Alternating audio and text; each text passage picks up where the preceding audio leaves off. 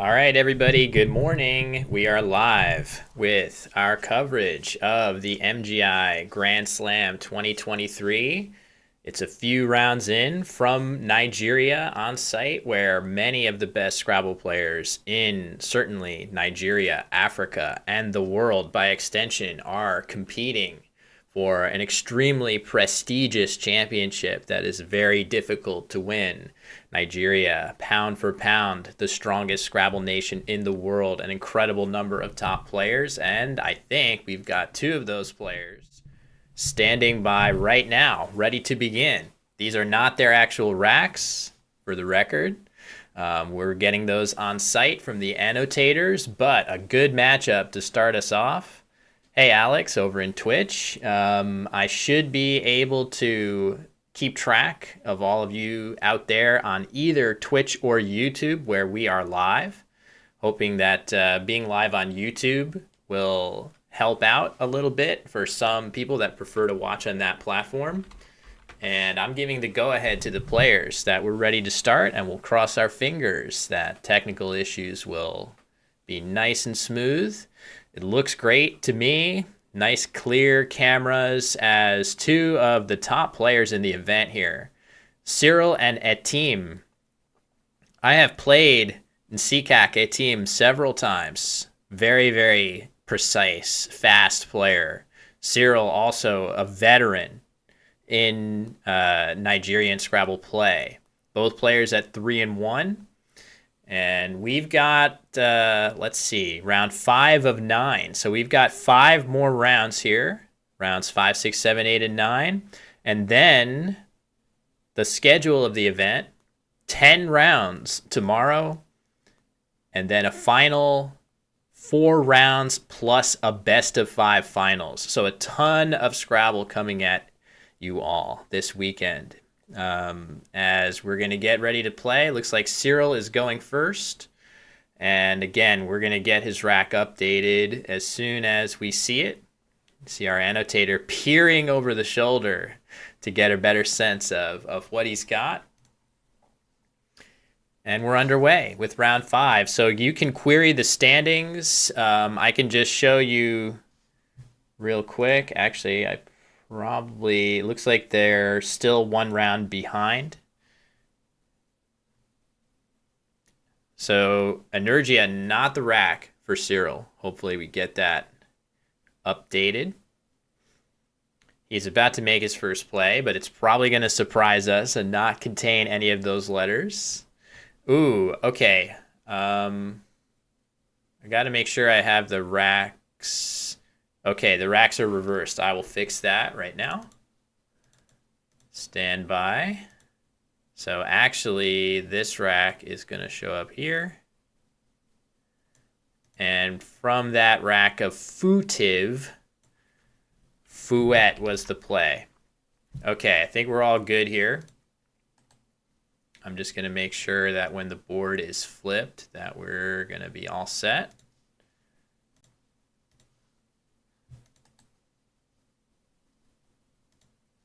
Okay, all good. Board is upright. I'm going to get the play in. I am handling the scores for the record. And we will see. Fouette. That looks like a pretty good play. And it is over to Atim. My first experience with Nsikak Atim was at the Alchemist Cup. And he plays Mo. Looks like a good play, getting that M in the most viable scoring spot, as well as keeping really nice balanced tiles for next turn. So like that choice for him. All right, some of the standings are updating now, so I can get that to you guys once the round 4 standings are up, and I'll be able to tell you how these two players are doing in the standings as well. Hello, Scrabble GM. It's a nice early morning here in the East Coast of the U.S. Players a little bit further in their day over in Nigeria, where this event is taking place. And if you aren't familiar, Nigeria is a Scrabble powerhouse on the world stage, an unbelievable number of strong players hailing from this nation and from Africa more broadly. but certainly this is a nation that has built itself steadily into a powerhouse of Scrabble, and it's quite inspiring to see a model for the rest of us. So Cyril has that V and a P on his rack together. These are not tiles that we love, but the rest of them look pretty good. ERS, a couple nice places to play. An S here. Let's see if my telestration effect is working. Actually, I should probably change it to a different color.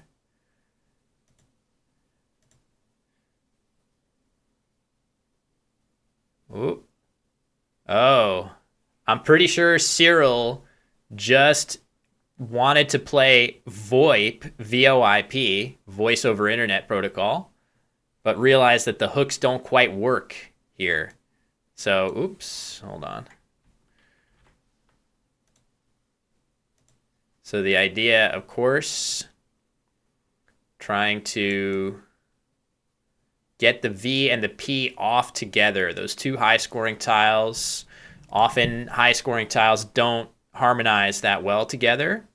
So being able to use them up and leave the rest of your tiles, your good bingo tiles, is a good idea. And he is going to play off his V here, which makes a lot of sense.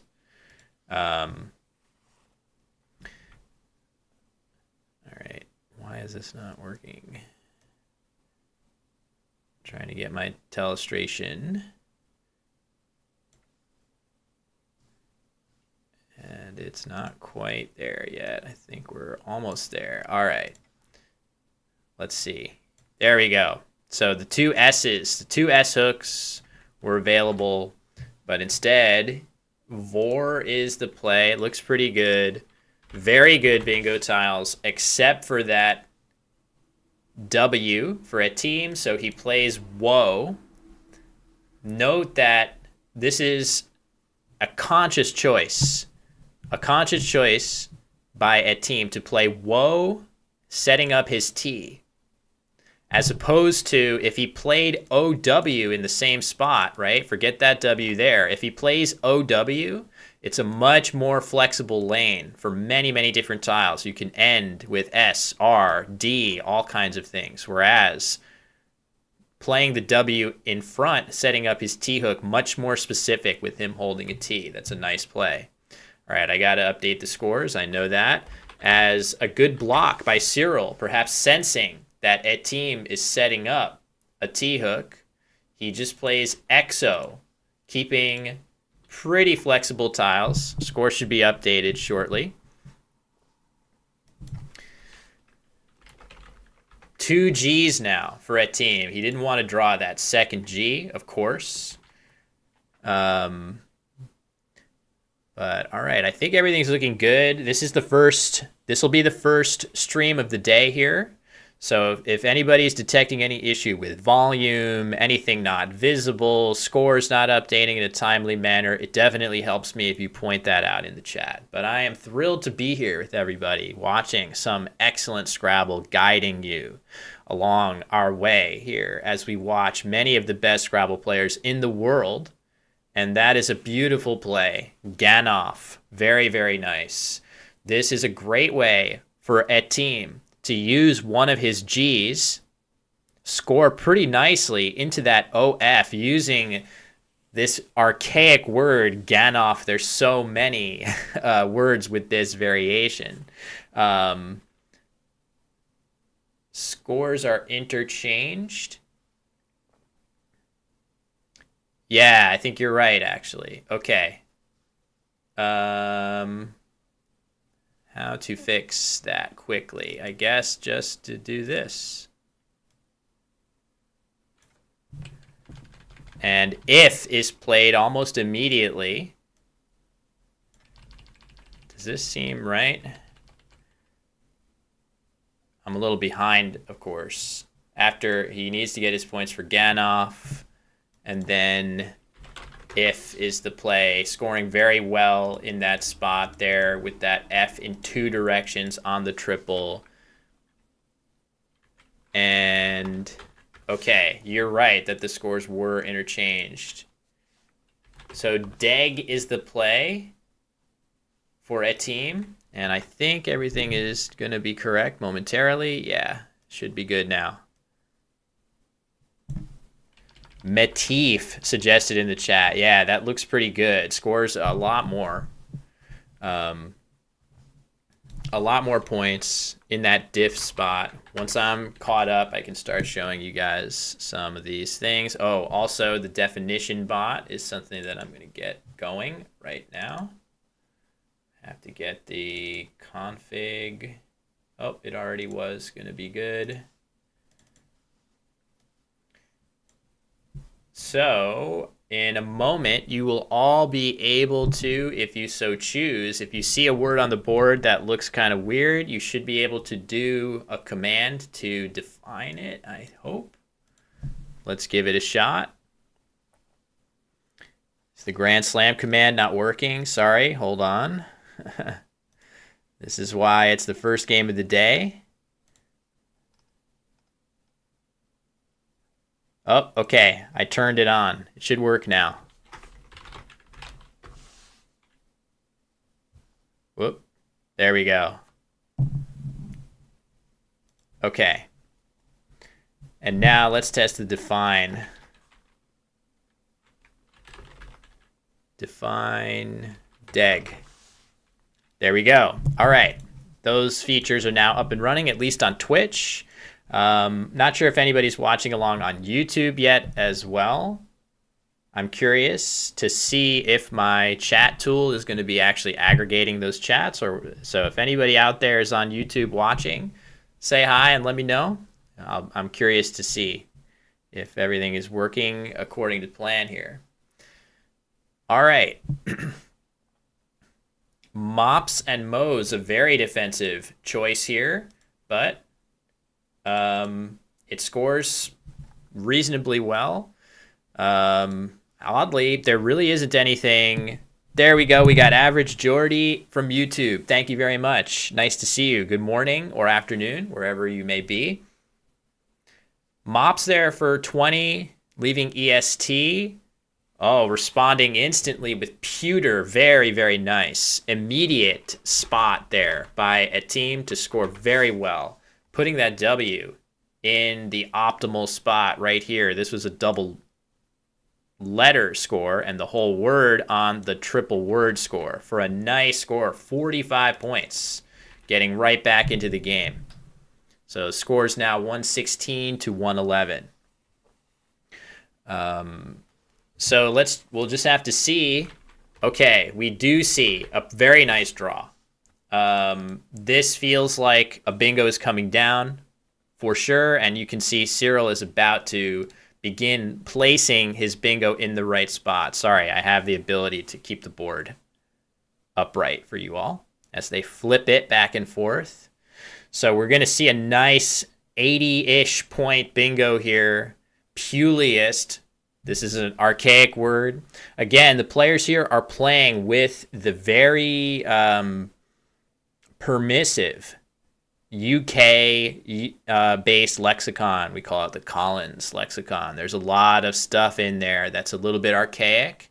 Players will be expected to have done a little bit of homework, memorizing some of those words in the dictionary that are not in common parlance. But once you do some of that preparation, some of that work, there are some pretty amazing plays that you can make.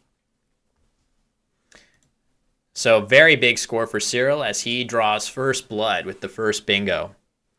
But Atim is an absolute veteran. Again, I was telling the story before I got... Yeah, yes. Very good point. As opposed to NWL, which requires no memorization. Yes, the Scrabble dictionaries in common usage in tournament play, whether it be in North America or around the world, do have some surprising stuff in it. What a nice play by a team here. Caval. Look at those overlaps. This is a beautiful play. Definitely his highest scoring. The best part of this play is that it really, even though it is so close up there to the triple word scores, it really doesn't give very much back. Vug in this spot here does not hook. Can't put anything there. Lee does not take any hooks, so you can't go across. And the only thing that hits here would be a word ending in O. So it's technically possible. Maybe you get an OR word that goes across, but that's not very likely. So not only does this play of Kaval score 42 points, it also gives back very little to Cyril. Gets a lot of good things done. As Cyril responds with Jay-Z for 44, that's also his top play here. Of course, that Q lingering on his rack along with the blank. So of course he's thrilled to draw that first blank, but let's just see if he can get any help for the Q. And Atim has drawn the second blank. So this is a big swing here. If Cyril does not draw any help for that Q, Atim is likely to be bingoing here, and then we'll just have to see what Cyril can do. He does have this J to use, but he's not going to be able to use the Q if he plays off of that J. So will this Q linger on Cyril's rack long enough to give Atim a chance to bounce back in this game? That is the question here, with Cyril up by nearly 100 points. He's likely, in Atim's shoes here, he is likely thinking, is it worth it for me to just play something like Jin and keep my blank for next turn? If I play Jin up here, is that good enough? Enough points to forego playing a bingo? Doesn't seem... I feel like I would probably prefer playing a bingo, and it looks like he is doing that. Blanks. Blanks with a blank. Very nice. All right, good find here by Atim. He plays Cinnarin, making that blank, the second blank, an I. This is a nice idea just because it creates a new threat. Atim likely realizes that he's still going to be losing after this next play of Cinnarin. In fact, he'll still be down by about 20 points. So the best option for him is to expect that he's going to need another bingo. He's going to need to bingo a second time. And as a result, playing a word in this spot is very nice just because you now have a spot to this R and now a new hook. That could be really useful. That being said, I wouldn't say there's a ton of space on this board. And a very, very nice immediate answer of niqab for Cyril. This is a word that actually we just saw yesterday. T in the chat, nice to see you, by the way, suggests maybe burning the blank with squab here. So a blank U for squab with an 84 point. I mean, that's definitely worth burning the blank to score 80 points. What's the blank for, after all, right?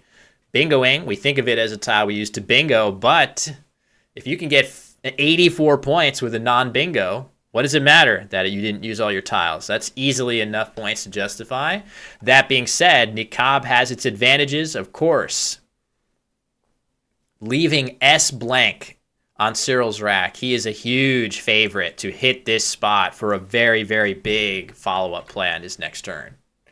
So we'll see how things break down from here. Cyril will go up by a solid amount. I would definitely expect Atim to be worried about this opening, but he can't worry too much. He's trailing. He has to hope that he draws an S and that maybe he'll be able to play in one of these two spots. But I expect him to play to this J instead. He's probably going to play join or something like that in the upper corner. And the only question for Cyril, how many points will he get for can he put his H here? And the answer is yes, he can with something like Daleth's. Even if he doesn't spot that, he's going to hammer this spot for an enormous score. So I think The game is mostly decided, barring something crazy. But the nice thing about Scrabble is that crazy things happen all the time. You never know. You never know the stuff that you will get in any individual Scrabble game. Yeah, he plays Jan. Not sure if he has a reasoning to play Jan over Jin or Join. I think there is an issue. Oh, check this out. I'm gonna bid you all adieu, and now you can see the unseen tiles. I am now an ethereal, ghostly voice. Nobody needs to look at me anyway. But the eyes, you can see so many eyes unseen. That's probably why Atim chose Jan over Jin. But at this point, oh, I'm back. Now I'm gone. But at this point, Cyril is about to absolutely crush that spot with Niqabs. The game is close right now, but something like wealths or healths is going to be fine. Latches the play instead.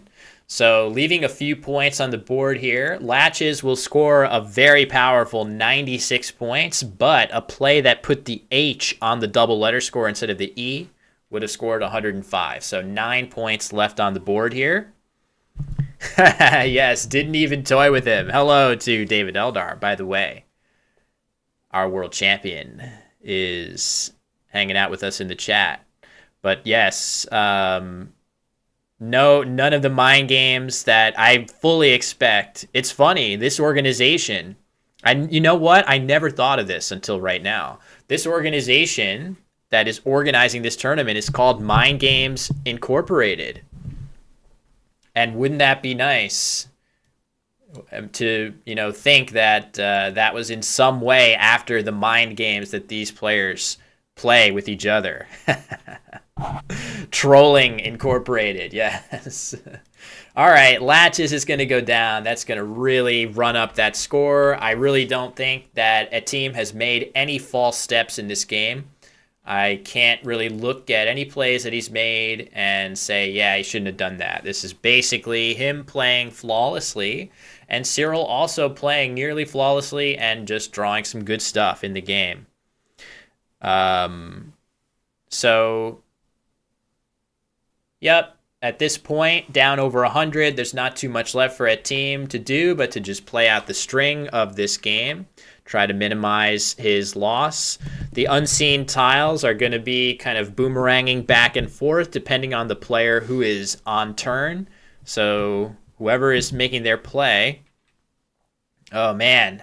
And now another nice big play for Cyril as Biz hooking by scores extremely well.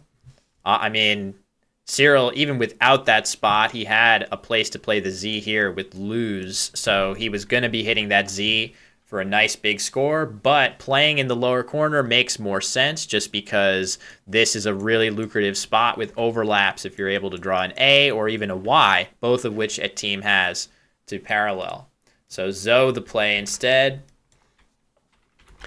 And he is going to play Gay in the spot parallel to Mops for 24. Again, just playing out the string here and trying to get the unseen tiles nice and up and updated for everybody. In fact, in a game like this, maybe you all would prefer to see me on screen than the unseen tiles. But it's fine. I'm here. I promise. All right. 100-point deficit. It's back over to Cyril. These decisions are very difficult to focus in on sometimes because you're up by so much. The game is decided. Looks like Cyril is going to play something like to the L. He's going to play into the L of Latches. The idea here being there is one S unseen to him. So he wants to block the Torx hook and block the 7's lane here. You could play a 7 on top, hooking onto the L and A or however many tiles of latches. So he wants to block both of those. The only thing he would give back with this play is bingos through the I, which are considerably less likely than a 7-letter word ending in S or a 7-letter word ending in ED or something like that. So it's a defensive move.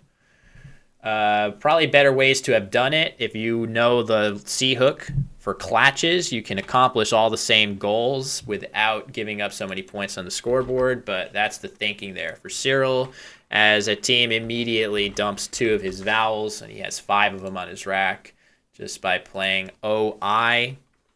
And wow, look at that, drawing the H for torch, even better. So that is going to be a very nice scoring play. 44 points for Cyril here on this move with Dutch. And that is going to bring us closer to the end of the game. Everything updated now. The unseen tiles are from Atim's point of view. You can see they're very good. Thank you, Oglehat. I appreciate the you know how to make a guy feel good. But I do, as they say, have a face made for radio. And a voice made for being quiet. But I'm the best you got to do this commentary today. So Atim has pretty good letters. Oh, sorry, I need to update. The letters are not right. Now, momentarily they will be. Changes things a little bit. If I was trying to get a bingo down, there are 2 tiles in the bag. I don't really know what I would do. I would potentially try to open something in the top left corner, but I might even consider my chances of bingoing to be so slim that I would just go for the best score I can get here and try to have good timing in the end game. It doesn't really, even a bingo at this score is not going to help Atim much. So I don't know. I'm not really sure. Fish E for O. Yes. Auditor. Is there any other stuff that fits nicely with that? Just trying to see where that even fits. Maybe there's some good stuff through the R of pewter I'm thinking about as well.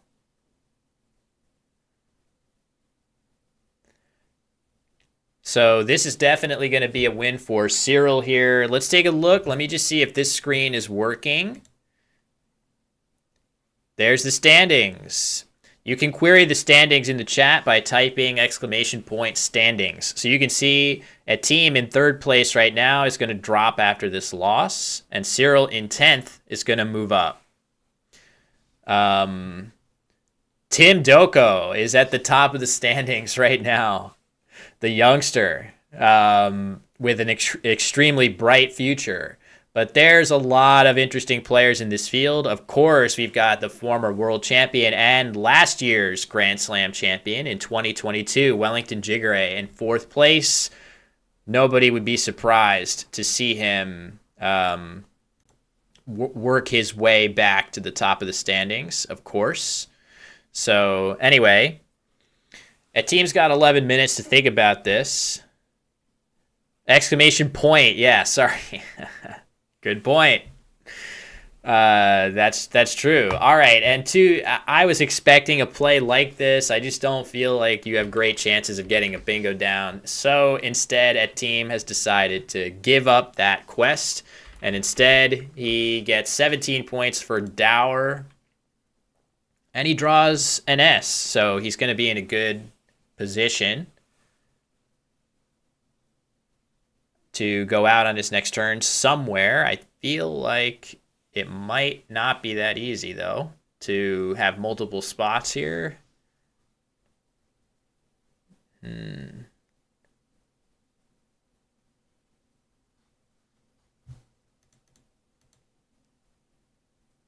looking around for the best endgame sequence here. Is there no way to... It's going to be tough to block plays. So my eye is drawn here as a spot to go out. What else does Atim have?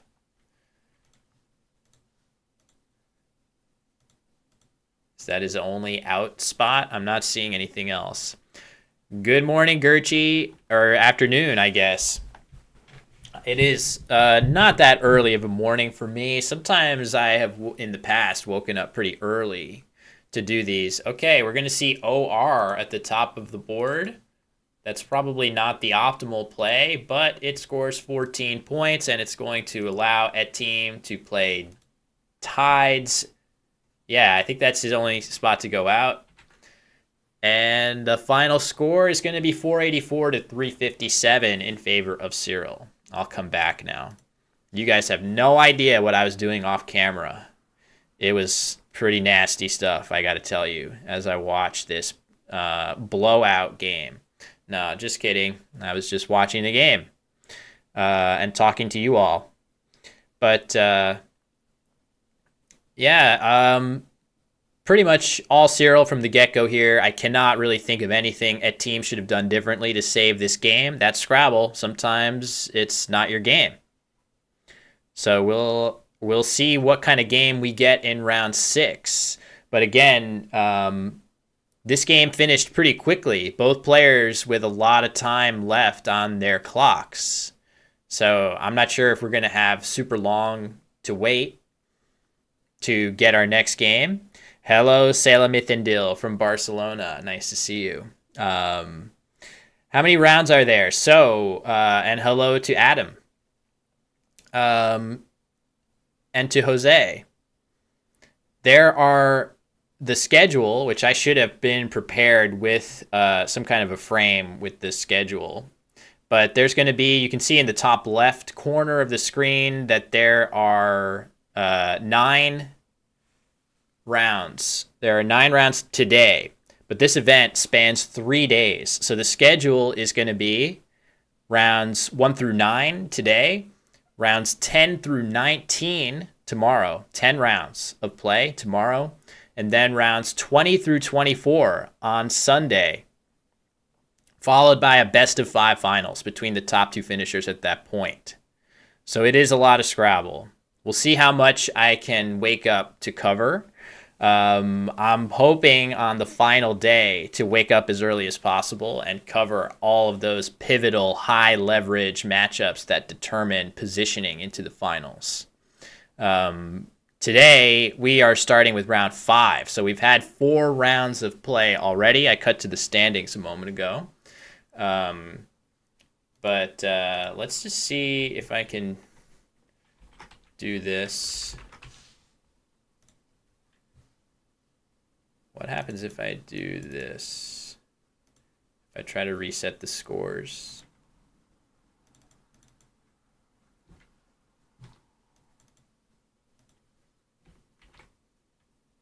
Do they reset?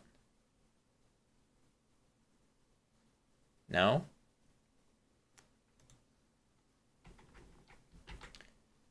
I'm trying, for some reason my little script doesn't work when I try to save the Quackle files for later.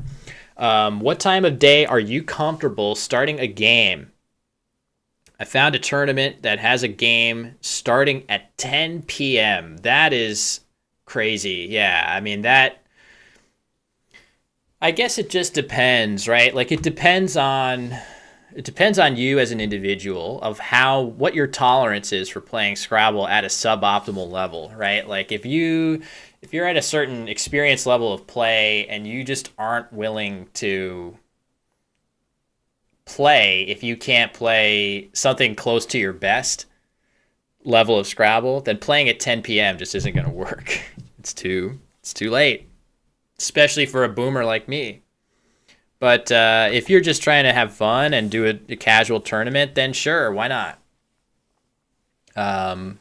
So, all right, I got to figure out what's happened here, though.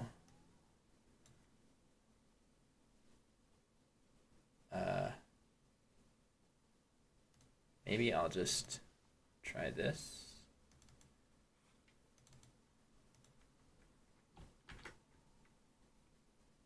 Okay, it does work. All right, I just have to reopen the Quackle file. Perfect.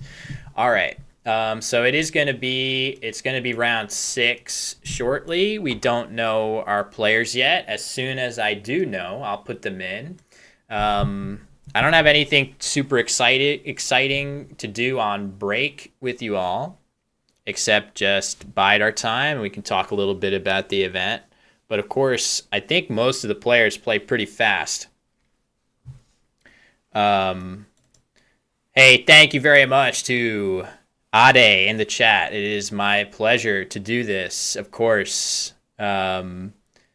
Very passionate to, it is definitely, ever since I started with these events, I feel very passionate that however I can, it is very, it's a mission for me to, it is a mission to bring Scrabble play from the African continent to more people, because what's happening there is pretty special. There is an amazing level of support and caliber of play coming from that continent right now. So it's awesome to watch, and it's awesome to bring that to the rest of the world. I'm getting, okay, so I think actually it's lunch break for the players. I think the players are actually going on break right now, coming back at 2:45 local time. So I know this is kind of a tease to have come on the stream and given one game of coverage only to go on a 45-minute break. But I think that is the schedule, unfortunately. Well, fortunately for the players, definitely want to get some food. David Eldar asks in the chat, here's a quiz to pass time. What are the 2 alternate spellings of unbruised? So I know the 8-letter one that just drops the I, very strange looking word of UNBRUSED, but I'm sure there's a crazier one that's longer than 8 letters that I might not have even seen. So yeah, I don't know if anybody knows it, but yes. Why is Scrabble so popular in Africa? That's a good question. It's not clear to me that there's some reason that I can draw on culturally or something like that. I just think that it has attained a level of status that is closer to what you would think of, chess in other countries as like, this is the game you play when you want to test your intellect, right? Like it's at that point. And definitely other countries, we've struggled a bit with that. I do feel that in Southeast Asia, there are some countries that are really powerhouses of Scrabble that originally they hook you when you're younger as a literacy tool to learn English. But of course, if you've ever seen any of these games of competitive Scrabble, you know that English, using this as a tool to learn English, you're not about to, go out there and say, hey, why have you rived my, why did you cut my whatever? Why have you, trying to think, what are the craziest Scrabble words? I don't abrook your behavior. Who knows? There's a lot of weird words in there that are hard to work into actual conversational English. So learning competitive Scrabble as a way to learn English, not exactly, I don't know, doesn't pass the sniff test for me. But I think people get hooked, right? You play Scrabble for a bit and then you get hooked and realize, well, this actually isn't doing what I thought it was going to do, but it's pretty good. It's pretty fun. It's pretty fun, and you get the maths and problem solving for sure. Yeah, chi, exactly. All right, I think we have a break. I don't know. I'm not really prepared. I am semi-prepared for the stream. Let me not say that, but I'm not prepared to fill 45 minutes of time. So I think what we're gonna do is just go on break for a bit. Unbrizzed. Two Z's. Oh my God. Yeah, so we'll go on a break. We'll be back in 45 minutes time. And when we do come back, we will have 4 games, one after the other. No breaks in between. And we'll bring you guys the best that MGI and Africa have to offer, and Nigeria have to offer in just a little bit. So break time for now. See you guys in about 45 minutes time for 4 more games today. And thank you very much to those of you who have stopped by so far.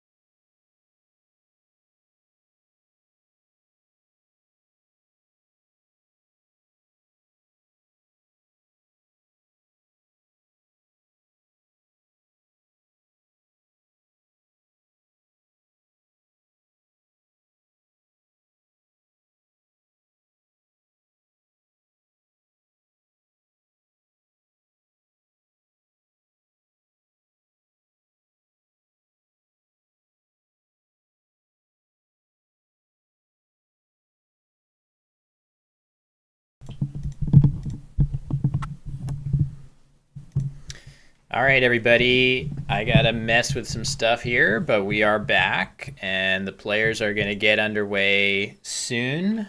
Let me just quickly adjust some stuff here. It's going to be Timi Doko versus Atim again. So Atim will be on the right. So I gotta fix, copy, paste. We're gonna get set up shortly. And the records are gonna be, it looks like a tie for Doko. It barely fits on my little nameplate. I gotta fix the board again.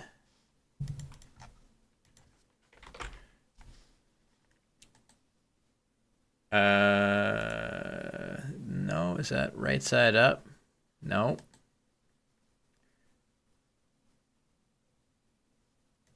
Gotta fix the board orientation.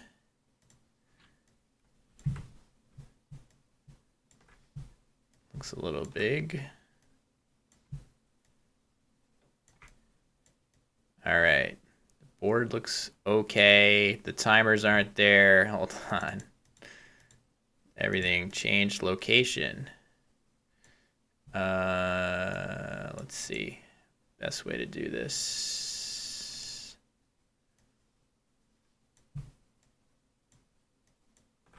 Whoops. Welcome back, everybody. Bear with me as I try to figure out what's going on.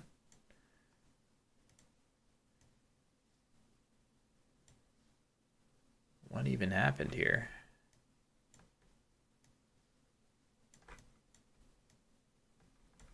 All right, I don't really understand why my timers are off. Atim is 4-1.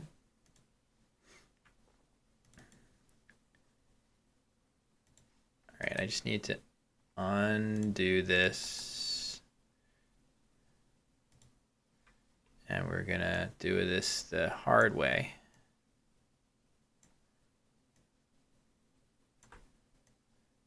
These might not be in the right place, of course. Sorry for doing this on the fly, everybody. I think the timers were reversed last time, so I'm gonna assume that they are again.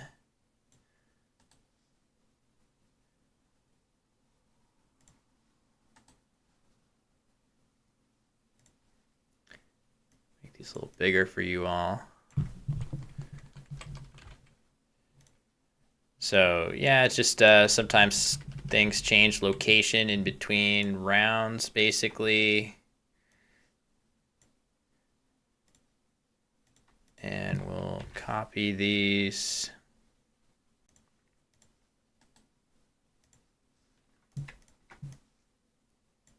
Put them there.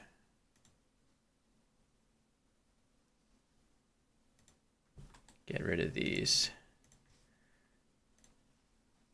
And then we just need to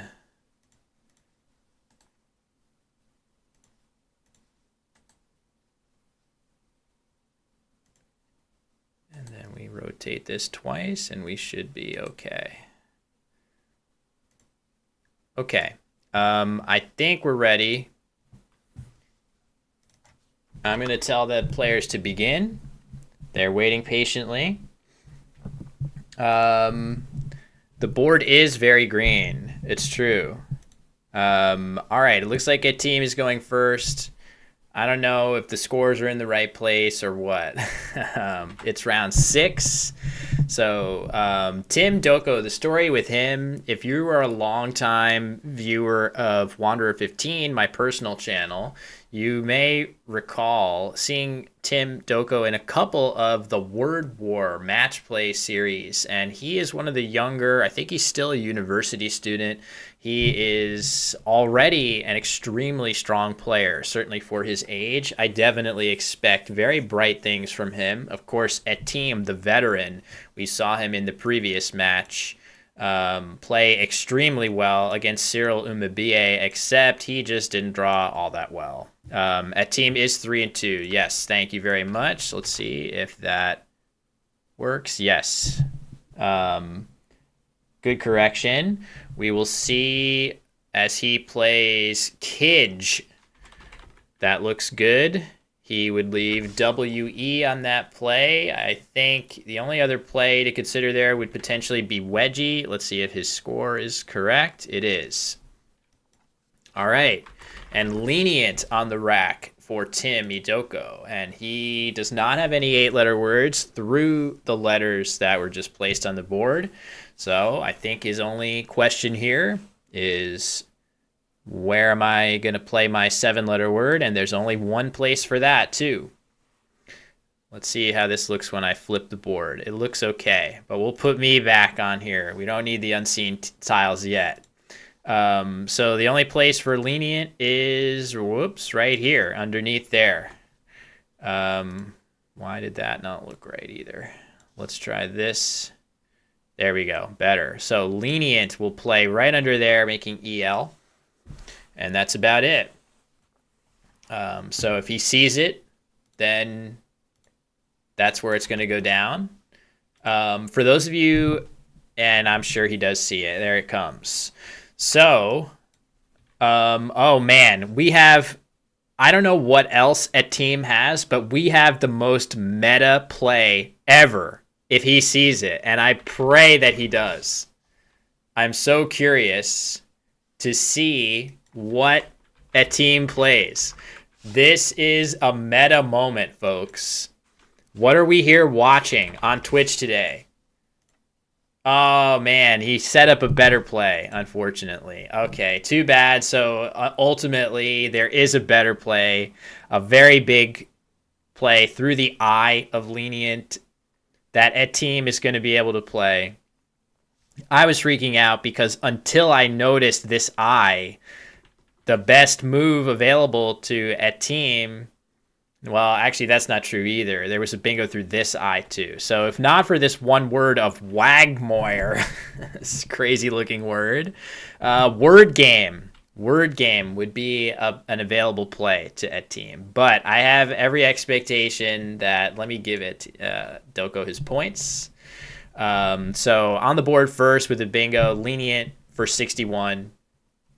But Atim has an enormous counterplay of the obscure, I think this word is basically equivalent to a quagmire. It's like an old-timey word for that. So he's got an enormous play here. 106 points if he spots it. Ooh, okay. Looks like a miss. He doesn't see it. If that rack is indeed correct, he's made his best non-bingo play, but 2 words would have been a bingo for him here that get past him here. So that's a missed opportunity for Atim, for sure. He would definitely want to play for the 100 points there. Yeah, that's a tough one. It's okay, Boomer, watching Scrabble at 3 a.m. I am a boomer, so I don't know if you're addressing me specifically. But thank you for your poor sleeping habits helping our word count here, or our viewer count here, I should say, not word count. We are playing a word game. So, all right, as a reward for Doko's bingo, he gets the first blank, but it pairs up with a W and a U. If you watch enough Scrabble, you will hear over and over that those 2 tiles are not very good together, and sometimes we need to make it very clear that the reason why is quite simple. There just aren't that many words containing those 2 letters together. It's nothing more complicated than that. Those 2 letters do not appear in very many words together, and it means that your options are restricted when you have them. So there's no need to pretty it up with terms, complicated terms or anything like that. It's just that simple with those 2. So what to do? I'm imagining almost for sure that Doko is going to play in this spot right here. If things get too blurry, I do have the ability to cut to a quackle board that hopefully will make things clearer, but that is not seemingly things are nice and clear whenever there's no movement. Suggestion of OWT, that seems pretty good in that spot. You could also see Yao be played. The upside of if you don't put the Y there and you play a T instead, of course, is that in Timi's case, he's got 2 T's. You'd like to use one. But Yao is also a pretty defensible choice for him here, I would say. So close, but I might favor out here just a little bit. The UTY combination isn't actually so bad compared to the TTU. I think it's probably worth getting rid of that second T, but this is a really, really hair-splitting play. Definitely the right idea to play in that spot for Doko. So TYU is 3 better. Okay, that's more than I thought, but I felt like it was better, but maybe not quite as much as that. So when you're watching, you're gonna hear us use terms like equity, and we're gonna be evaluating the letters that are left over on players' racks after they play. That is a huge component of Scrabble play.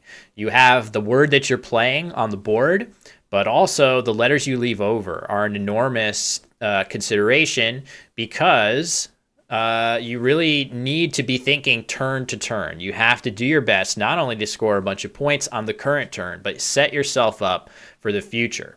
And if you consider that, let's say you're a player that has an average word score of 20 points per turn, you would be sort of an intermediate level player at that point, maybe a little bit closer to a newcomer.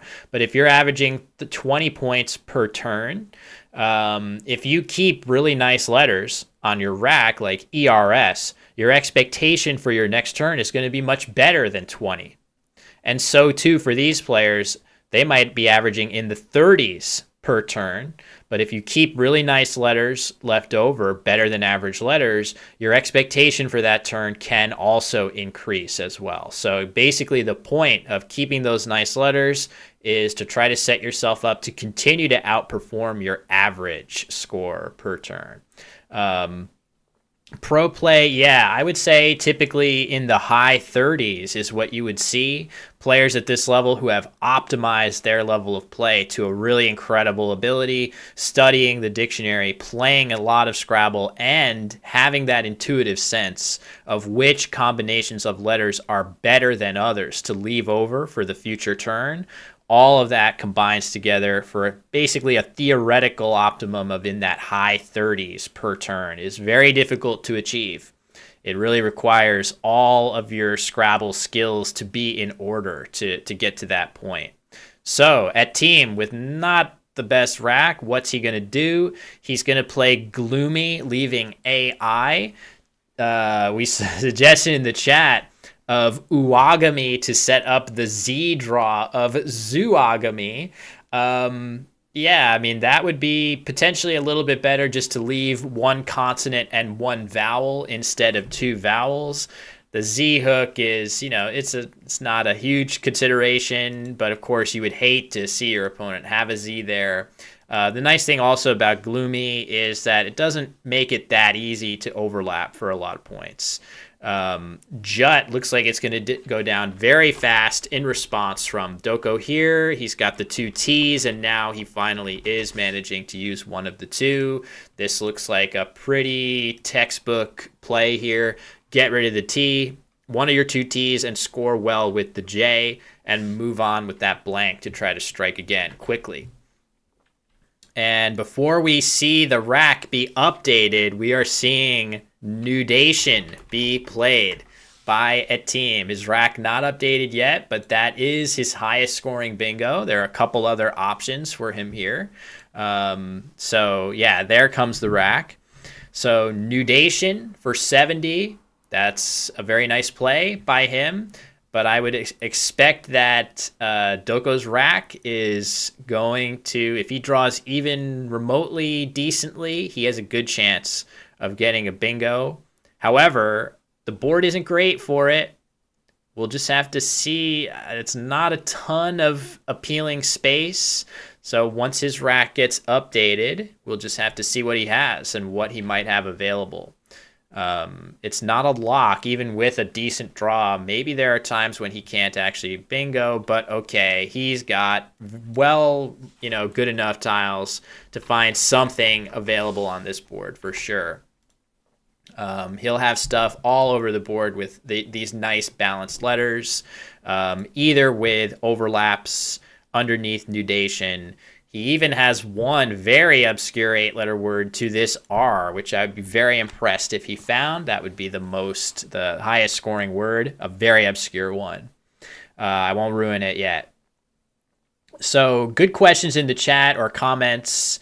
Used to think Scrabble was a word game. Then I realized it's just as much a numbers game. Absolutely. It really is. And we're seeing a really nice play. The obscure word that I suggested would be a great find is exactly what he finds here. Taberdar. Very, very impressive find here by Timi. 83 points for him. That is not an easy find. That's pretty high level stuff on his part for sure. Sorry if the commands aren't working. Hopefully they will work. Did the Grand Slam? I hope the Grand Slam popped up. I don't see it on my chat, but I guess it did. Okay. So immediately the response of the big Z bomb with 3 O's for Atim. He plays Zoo for 52. Definitely a good idea, popping that Z down. And we're just going to have to see. But yeah, this tournament is being held. I guess I should put that in the command, shouldn't I?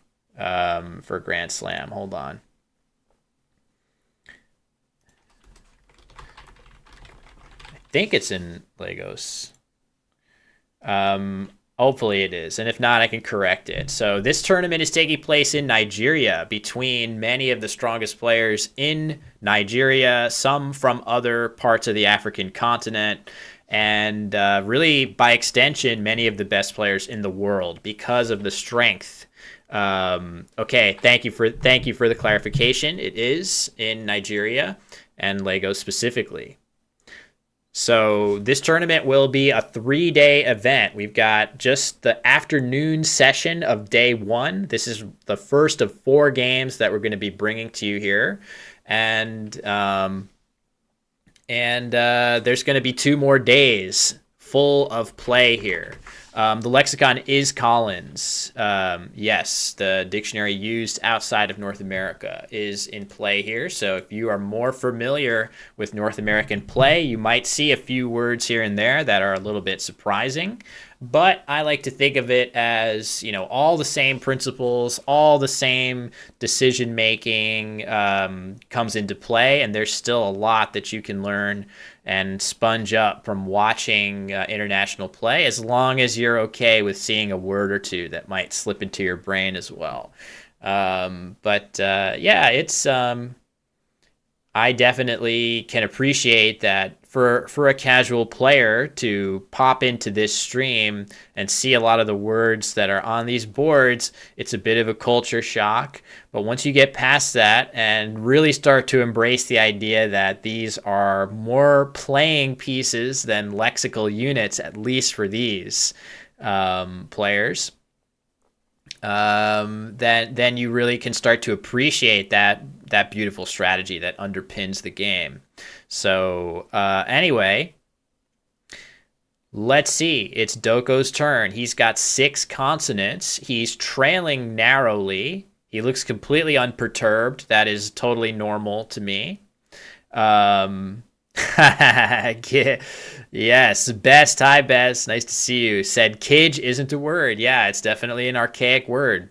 It's not one that you're apt to see very much in modern usage, but at some point in some English speakers' vocabulary, it was. So it really is kind of a mindset thing too, right? Like, what is your reaction when you see a word you've never seen before?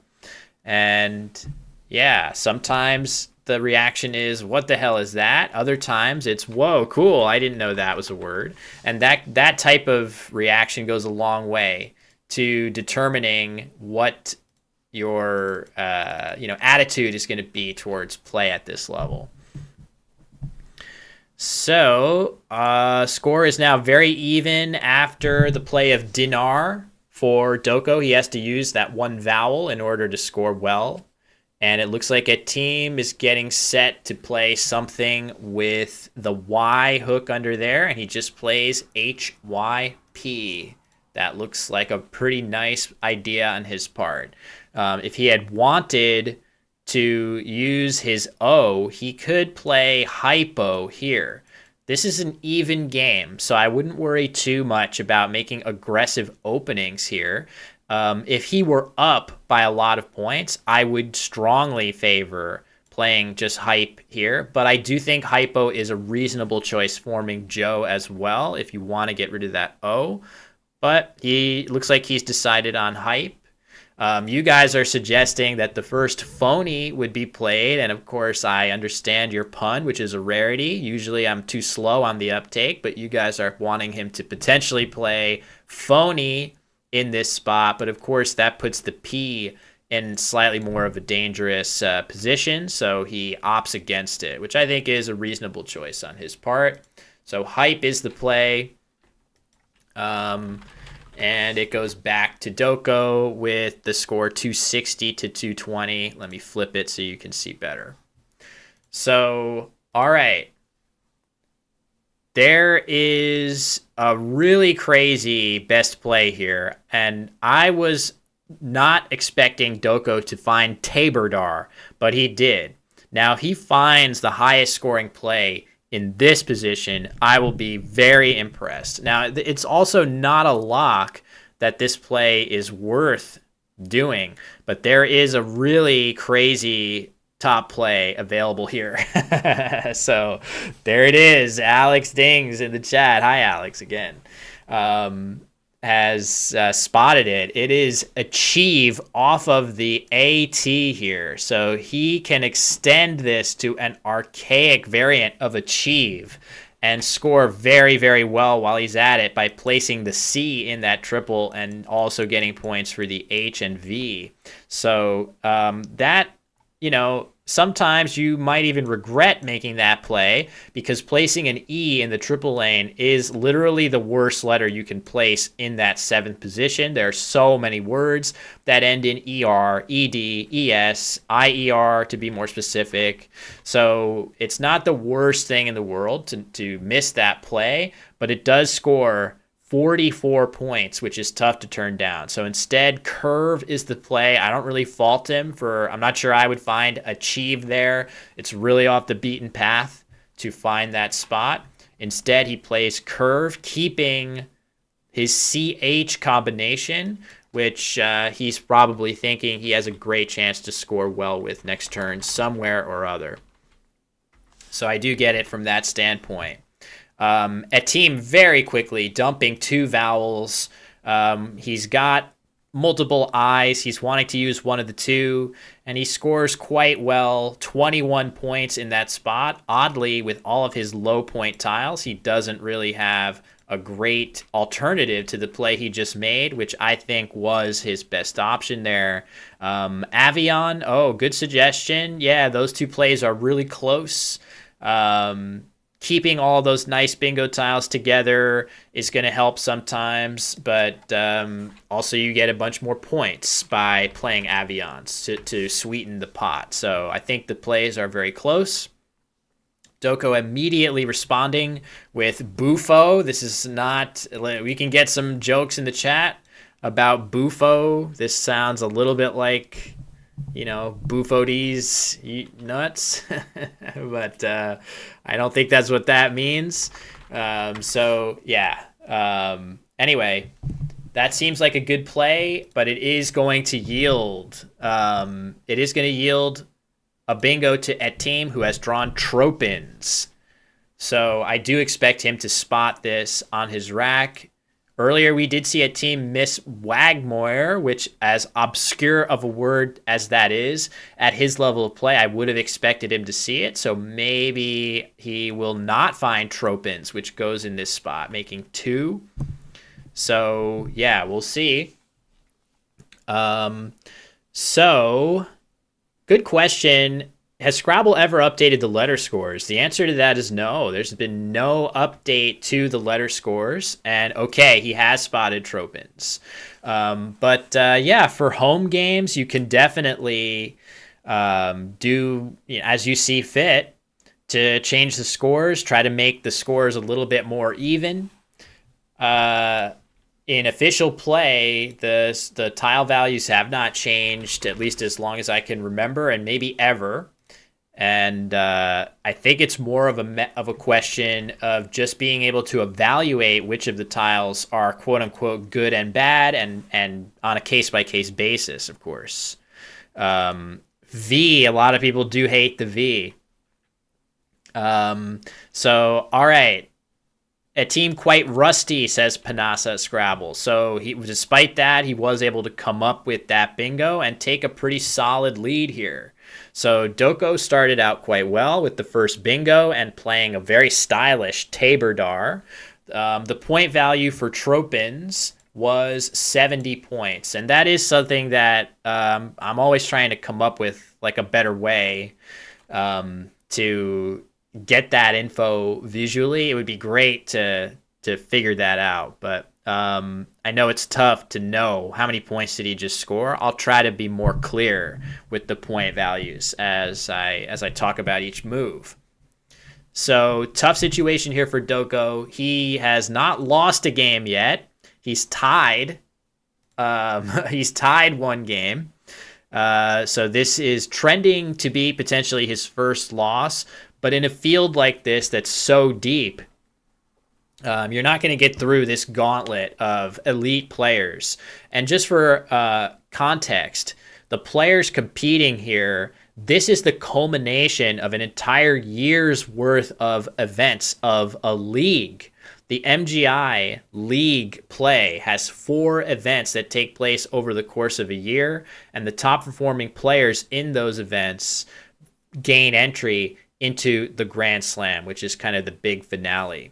So yeah, a couple suggestions of maybe Fief down from here to open some space, but also Chief in this spot, for 40 points, forming TOC, T-O-C, that is a valid word, and setting up your S potentially, although a bingo with the S doesn't quite reach the double letter score, unfortunately, but it still would go a long way to cutting that gap. So either one of those plays seems reasonable.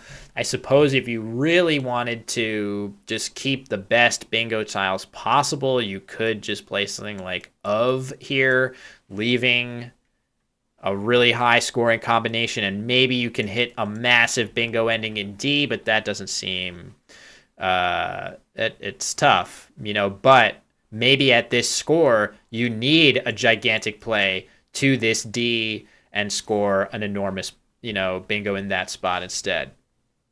So a couple different options that Timi has to sift through here to try to come up with his choice. All of those seem like viable pathways. So, let's get the unseen tiles up. We don't need me anymore. Let me cut to this other screen and do the same thing.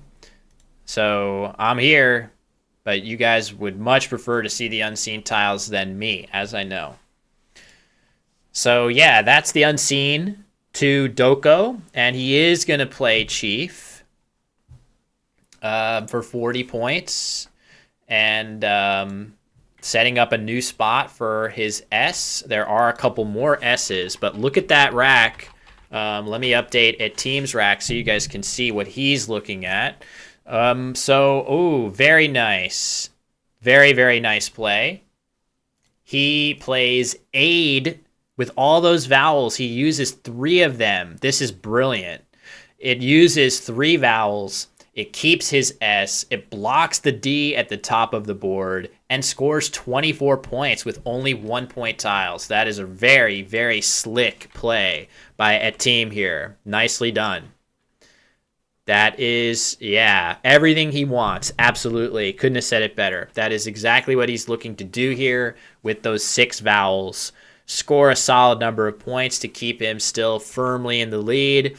if Doko does manage to draw a bingo here, the most logical place for it now after that block is going to be down here, which will give multiple triples back as counterplay. So even though a bingo is likely to narrow that gap by a fair margin, and we will update that rack. Ooh, there's the draw. Okay, so that is a nice draw for Doko. In fact, but he's got no bingos anywhere on the board outside of the Tox row. So this is where his bingos will all be playable, and pretty much all of them will give a triple back to Atim, and Atim has drawn an M, which is going to be helpful for him to hit a triple reasonably hard in response. Yes, the question mark. Who is good at fonts that can make a blank be a part of the Scrabble font? That would be kind of nice to have, actually, if anybody knows how to do that. I'm not sure. I mean, I could make a little image of that, but I don't know how to get that into a font. Anyway, after his next move, Doko is going to narrow the gap considerably, but it's going to be very difficult for him to do so in a way that doesn't give back a nice scoring option to Atim. This is a tough situation. The highest scoring play that is available is this. So let me just put Quackle up. Ammo Sight. That is the highest scoring play. So the issue there is that it creates a very, very nice spot to place the M in that zone. So anyway, that would be the highest score. It's not clear to me that that's the best play. Or the X. Yeah, the X could be lurking. Pass on a bingo. So I assume best what you mean by that is to play something else that's not a bingo as opposed to just passing your turn. So yeah, I mean, it's tough. You might consider it. There are some, I would be tempted to be looking in this spot too to see if I could get any nice overlaps here. There are some possibilities of overlapping under there for a pretty nice score. It looks like maybe we are going to see the bingo of Ammo Sight go down. Not sure if this is I think this is not a camera thing. I think this is just Doko playing a bit slow and evaluating his tolerance for risk here. It would be so much nicer from his point of view. Like, he's going to probably continue and place AMO here. It would be so nice if he could maybe threaten, like if the K hadn't been played or something like that, right? It would be so nice if you could threaten an option there and pray that a team doesn't have anything very good in this spot and then draw something that crushes that other spot, right? The K, the W, a really high scoring tile, maybe that would be nice to dream for, but Doko is still, he's going very deliberately. He's probably just thinking to himself how dangerous the spot he's making is going to be, and I think ultimately he's probably going to just hope against hope that a team doesn't have the X or some kind of bigger play in that spot. I think he's going to continue on, and there he does. 77-point bingo if he goes ahead with it. Let's look at his clock. You see his clock in the upper left above his score. Once he touches that clock, the play is finalized. No takebacks. And there it goes. Okay, 77 points for him. So temporarily, he's going to take the lead. And he's going to be happy to see that a team does not have the X. He has a good chance of drawing it himself.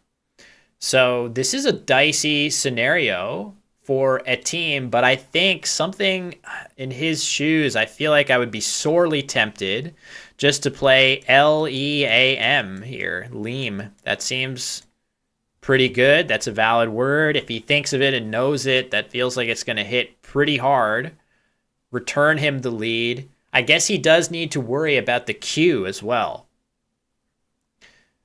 I'm curious to see. Doko's draw here is pivotal. If he draws the Q without a U, that's pretty much game over. If he draws the X and the U, and Atim can draw the Q without any help for it, now you're into an interesting endgame. That is the winning condition, I think, here for Timi Doko. And that draw is not going to get it done, unfortunately. So you can see the replenishment draw for Doko is not what he wants. Not a single vowel. Q, X, V, C, G, all of that clunk together. And yeah, yes, that's a rest in pepperonis for sure.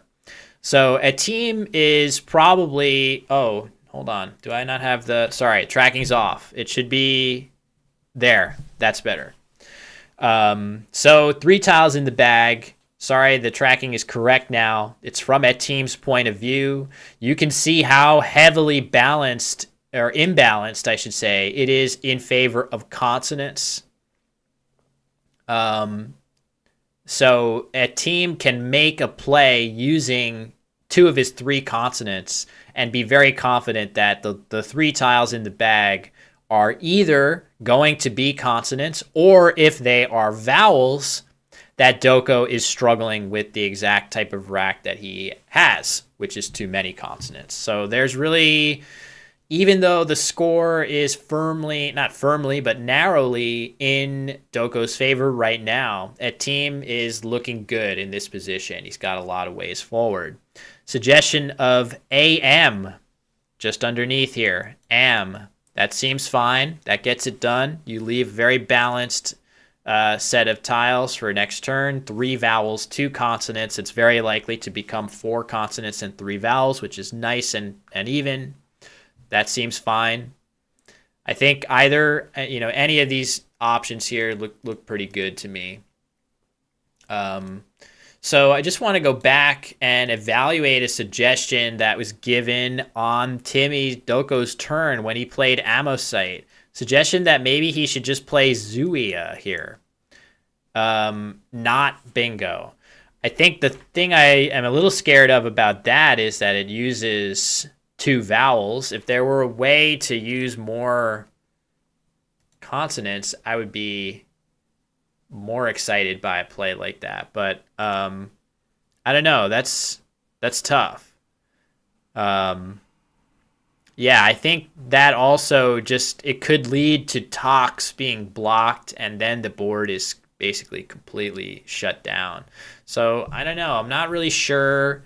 I'm trying to imagine, like, where would you play? I really wanted to play under here somewhere. I feel like something here, if you're able to reach into enough of the left side of the board to make a threat, that's where my eye wants to play, just because there are a lot of good overlaps there. But maybe there is no play that does that. So yeah, tough situation. It's a tough situation for Doko for sure. He ultimately went with the bingo and just did not draw what he needed. It's important to know that from his POV, it wasn't a lock that it wasn't really a lock that the bag was so consonant heavy, right? From Doko's POV, there were 2 A's, 2 E's, all the things that a team has. So, oh yeah, oh right, that's a good point. You can always draw the Q here too. That's kind of nice. So, that's a fair point. Yeah, I mean, I wish I could go a little bit further, because something like OES scores decently well and doesn't block anything. course, you would be using up your S, but don't forget that TOC does take an O as well, so it's definitely possible to hit some overlaps down there. Toko is a word. In fact, maybe he should have played Toko and Oi and just pray that Atim doesn't have the S. But I guess it's pretty blockable. I don't know. There's a lot of tough choices there. Either way, Atim ends up playing AM. That was suggested by Austin in the chat. It's going to put him up by a solid amount. And with the really poor tiles that Doko has, he's going to be pretty powerless to do anything. It does leave one tile in the bag. But there's just like nothing. There's nothing Doko can do here. Isotine. Oh, that's kind of fun. Unfortunately, it doesn't place that. Yeah, it doesn't place that I. I would love it if it placed the I here as another threat for this best suggestion of Isotine, which is going right here, making a lot of nice overlaps. But this I isn't quite far enough. It would be great if it made a realistic threat. So, in this situation, Doko is definitely doomed. I cannot imagine what he'll think of doing. Maybe he'll just try to pop the Q down here while he has a chance to do so, and then deal with the X later. Either way, he's definitely in serious trouble. Atim should be able to play something here if he wants to. Plenty of words with L that will reach all the way across. I'm wondering if there's a way he can get the A under there too. S in the bag. Nice. All right, Chi is the play. So it is back to Atim, who is winning by 3 points heading into this end game. The nice thing is that is there some? Do I have something off? Think. Hold on. How many S's are on the board? 1, 2. Yeah. Does Doko know there's another tile in the bag? If he hasn't drawn one, it's because he might not realize that there is one more tile in the bag. I think he would definitely want the S in a vacuum, but maybe he's not even thinking about it. Anyway. Not sure what's happening there. I believe that there it is. Okay, we got it on the rack. It just had to update. Okay, very good. So it looked like Atim was getting ready to potentially play Qua to the Q of Chi. And then I'm not sure where he's going to follow up necessarily with those letters. Oh, I get it. He's gonna play Qua and then follow up with SALUE is probably his hope. But yeah, that seems fine. I guess. Oh no, he can't do that. Lease. He would have lease. He's gonna follow up with lease. That's what he wants to do. Because he would be using UA, leaving lease. So that's probably what he wants as his sequence. So, yeah, I don't know if that does... Oh, no, wait. Qua would make UD. That's not valid. Only UDS. Maybe he forgot about that. This would be... a stunning error to make, but I don't think it will actually burn him if he plays Qua. I don't think he will. It would be a shocker to see a phony too. I didn't even think about like him placing a word that would be phony here, especially a 2-letter word. Yeah, I mean, if he sees it now, playing Zuia is a pretty good endgame move, especially if he wants to play something else. Are there any good places for Doko to play that X. If there were, then you would want to deal with that spot. I'm not even... Is there even any spot to play the X? Who can find a spot to play the X? Help me out. Help a commentator out. Is the X just totally unplayable here? At least to my eye, I don't think the X is playable. So that's going to be a nice extra bonus for Atim if that really is the case, and he's going to catch Doko with an unplayable X here. That's kind of rare, but I don't think I'm seeing one. So you don't see that too often. Plenty of times you'll see the Q have no home, which of course is almost certainly why Doko chose to play that Q with Chi on his previous turn. But maybe... I don't think there's a good place to play the Q somewhere else either, so yeah. Having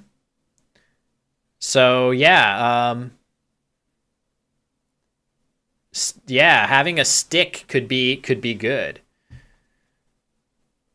Is the V also dead? Yeah, maybe.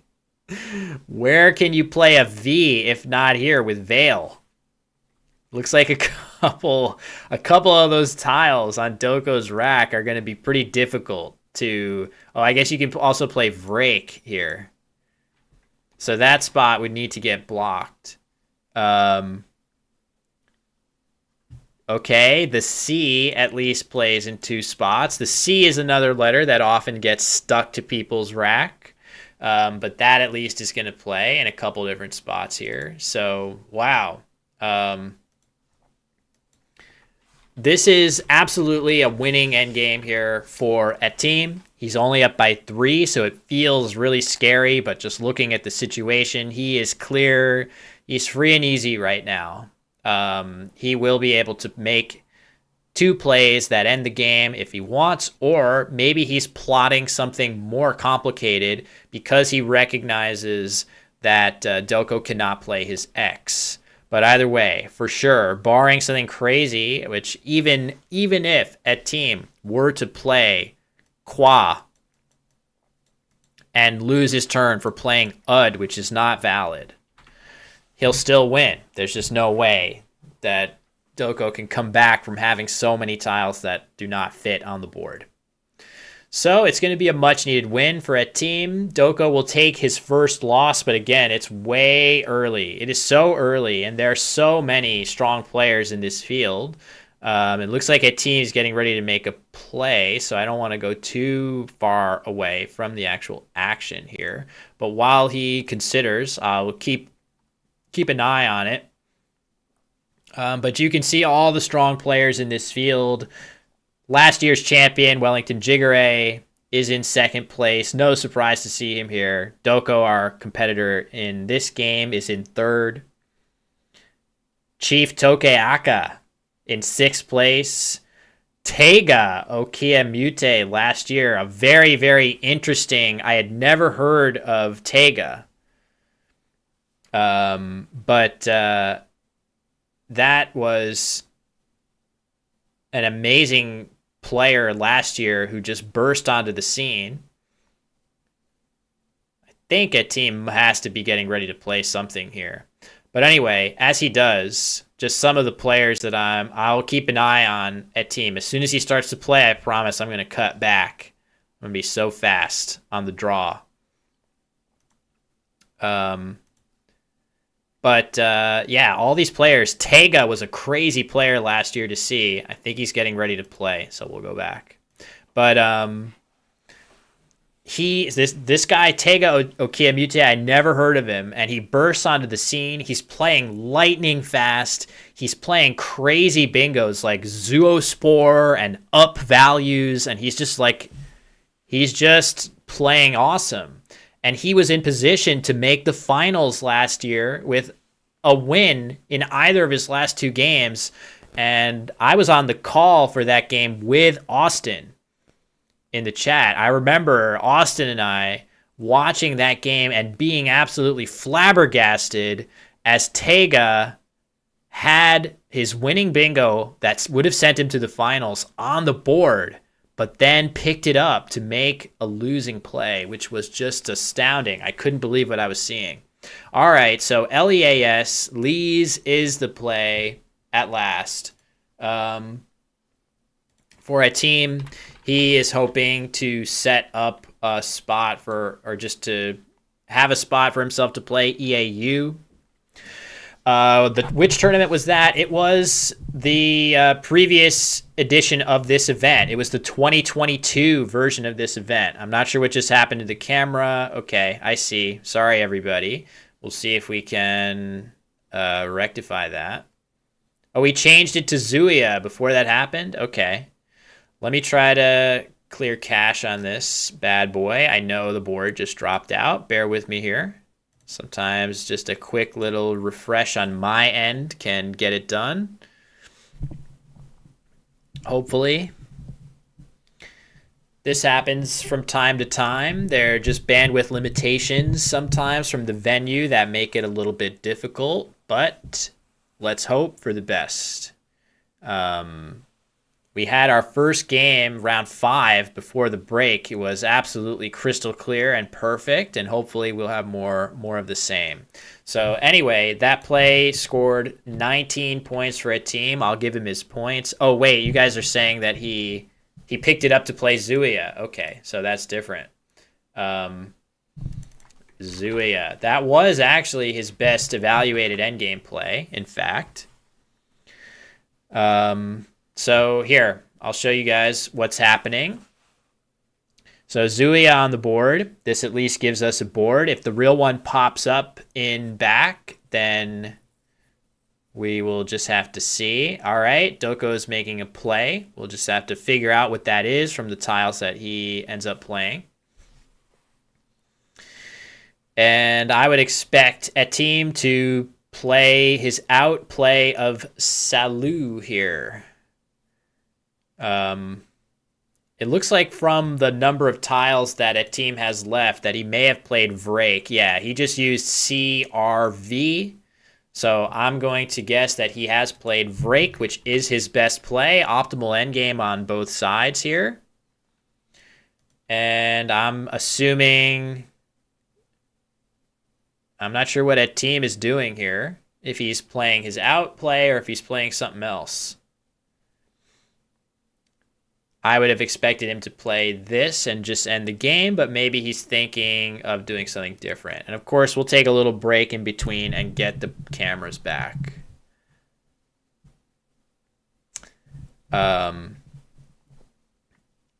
Yes, 23 points for Zuya there, just using the 2 vowels, which is very nice as an extension play, getting all those extra points. So I think Atim is well aware that he has Doko stuck with that X, and he's trying to really max out every last tile. It looks like he's finally made his outplay. So, all right, at some point we'll figure out exactly what the moves were.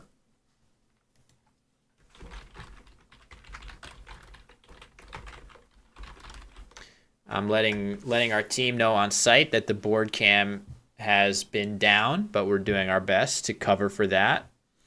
Austin made the same mistake I did. I thought about Qua. No, that's not why you're not commentating, because I made the same mistake. I made the exact same mistake. Yeah, so I think we're going to get that board cam back here. I see that on site. We're doing some management of it. And hopefully. Yeah. No, I corrected myself. I said, oh, nope, it was Atim too much credit. I gave him too much credit that the plays he would place on the board would at least have valid 2-letter words. So once we figure out what is the actual order of moves, we'll finalize the score.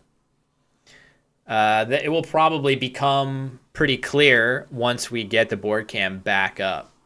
But yeah, while we do that, we can take another look at the standings, of course. I will continue to monitor and see that the board cam comes back.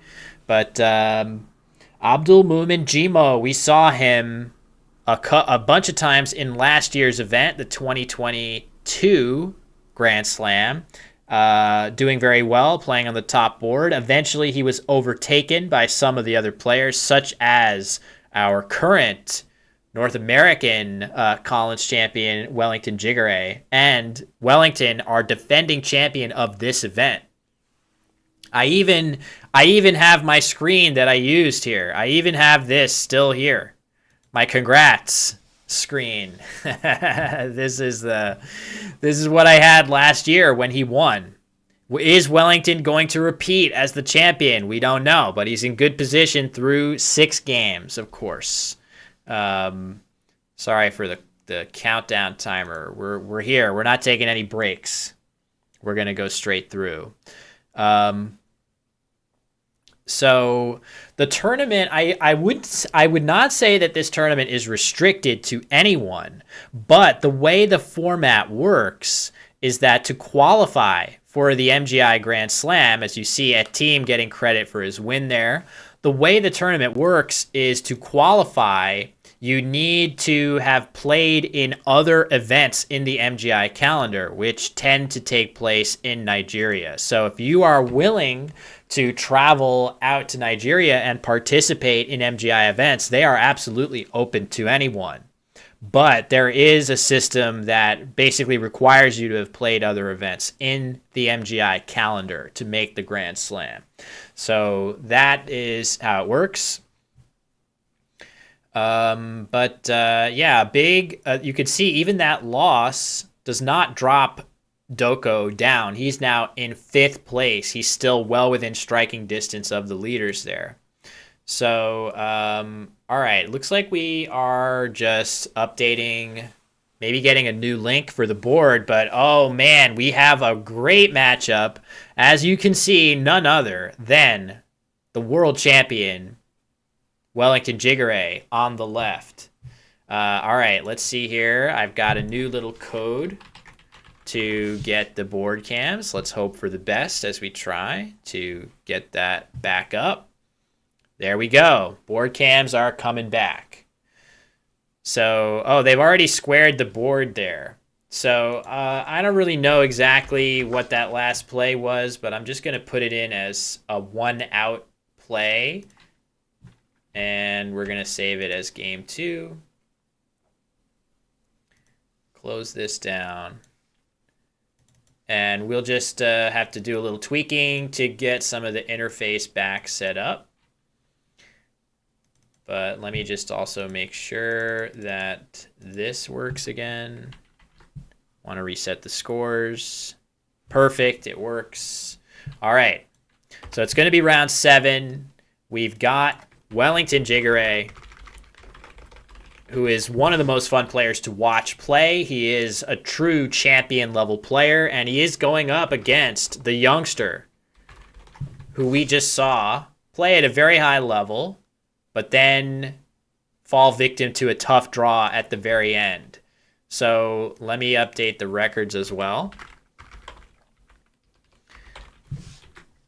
And Wellington at 5-1. So he is definitely in strong position in the early going here. I think everything is up to date. It's round 7 between Wellington and Tim. And we just have to get the boards and cameras back. So let's see. Board cam. This looks pretty good.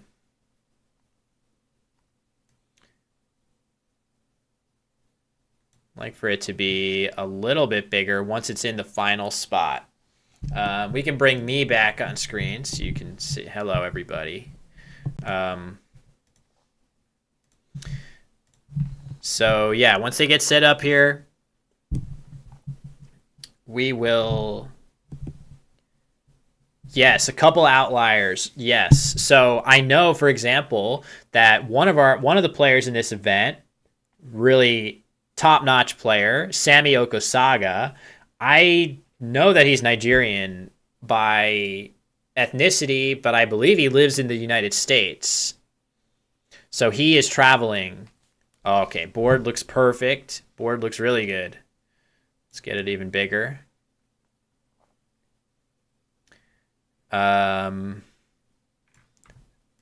Nice. All right.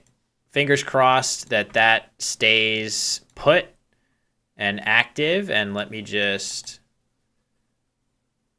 copy. So Wellington is a streamer's delight because he plays upside down. So depending on if the board is right side up, he doesn't even spin the board, I don't think. So for me, that's one fewer thing I have to do. Oh, hold on. Wait. Well, we'll see how they end up actually playing here. But yeah, let me get the board cam back here too.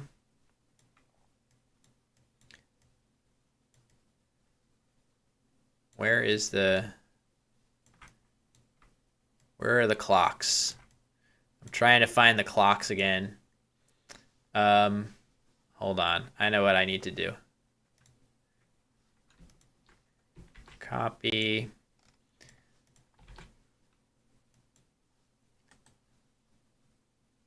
Just trying to get the clocks back, everybody, as we get set. I think the players are more or less ready to go if they need my say-so. But I don't know why oh, I know why. I think. No, that's not why.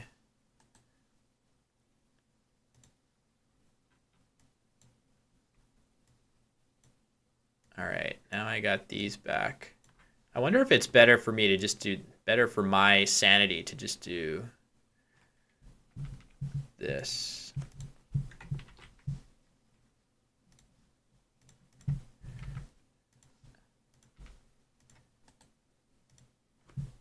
Like, just put these here. All right, I'm going to tell, yes, I'm going to tell, all good. I'm going to tell these guys they can get started. But how do I, like, I got this timer here. This one here. And I know this looks janky. I'm going to make it good. I promise you. Just wait. As soon as I see which timer is which. Okay. Got to get our quackle back.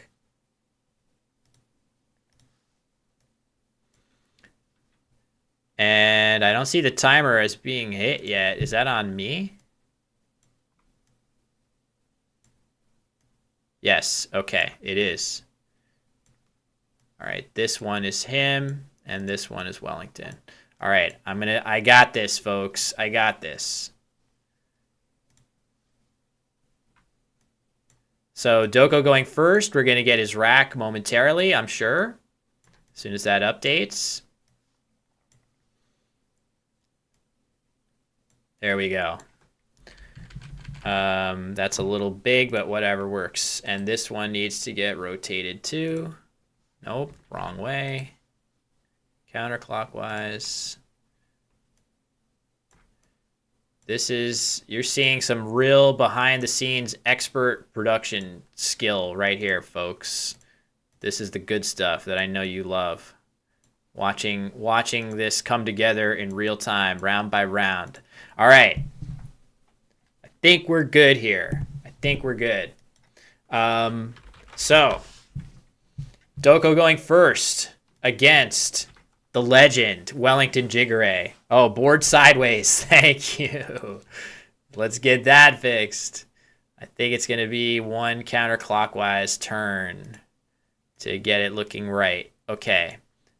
It may stay this way the whole time just because Wellington is an upside downer. So yeah, we'll see. So this is going to be hopefully the players draw nice and even and give us a great game. So Ancient Cosmographer, nice to see you by the way, says I would spend 5 minutes on this rack and make a really bad play. So Why? Why is he saying that? Because these racks are actually really annoying. They're really good bingo tiles, but there is no bingo available. So as a result, you have to make a choice. Do I play a longer word, even though it scores very few points? So something like Idola or Dolia or something. Or do you do something like, and he is going to play Idola, leaving EN. So the other tempting option there would have been just to do something like Exchange O. And what you are thinking when you make a play like that is, how am I going to draw into 7-letter bingos? How often can I actually hit 7-letter bingos if I exchange one tile, leaving 6 good bingo tiles on the opening rack?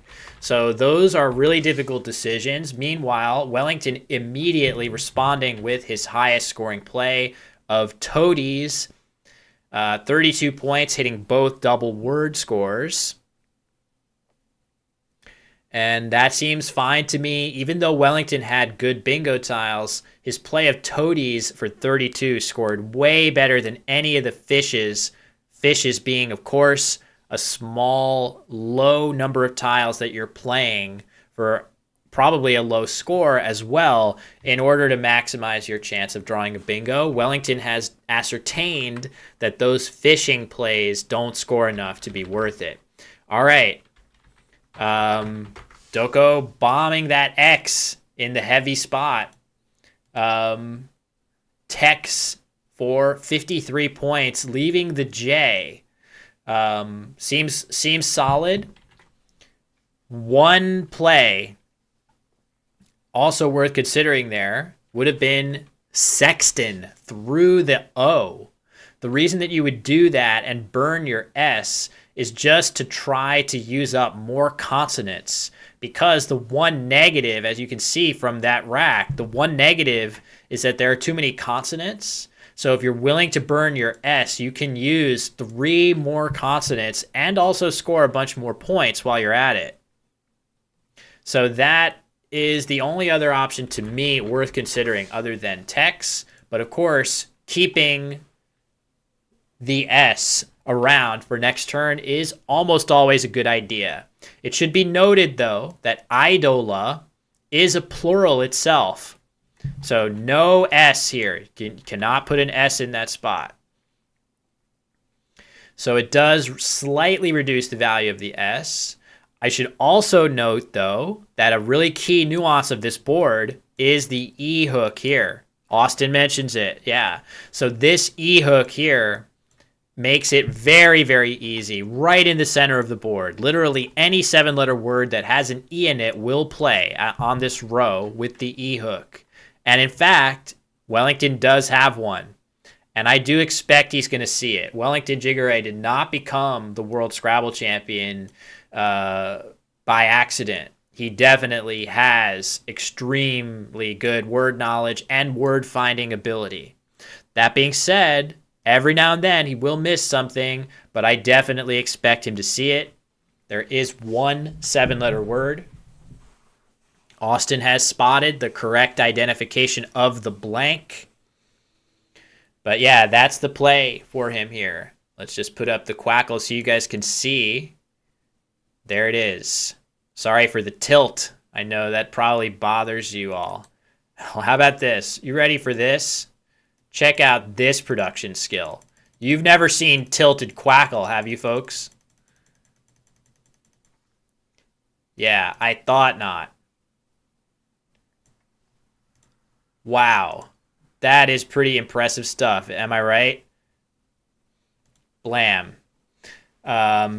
Just incredible. So, yes. Just kidding, of course. That was pretty easily done in the properties of that element. Make it spin as they turn the board. Well, first of all, Wellington doesn't turn the board. But I think I actually can do that. I think I can do that. Motion? Can I? What? All right. Anybody that gets motion sick Don't look in just a second. I want to see what happens when I do this. Nope, didn't work. Oh, I know why. I know why. I got to disable. Yes, in real time. Oh, in real time as the board is moving. That's a little that's tougher. That's tougher. That's tougher. I don't think I have those skills. That's a bit out of my depth. I was going to try to make the Quackle spin with the board as I turn it upside down, but I can't. Yeah, I don't have that level of skills, unfortunately. I will aspire to reach that level.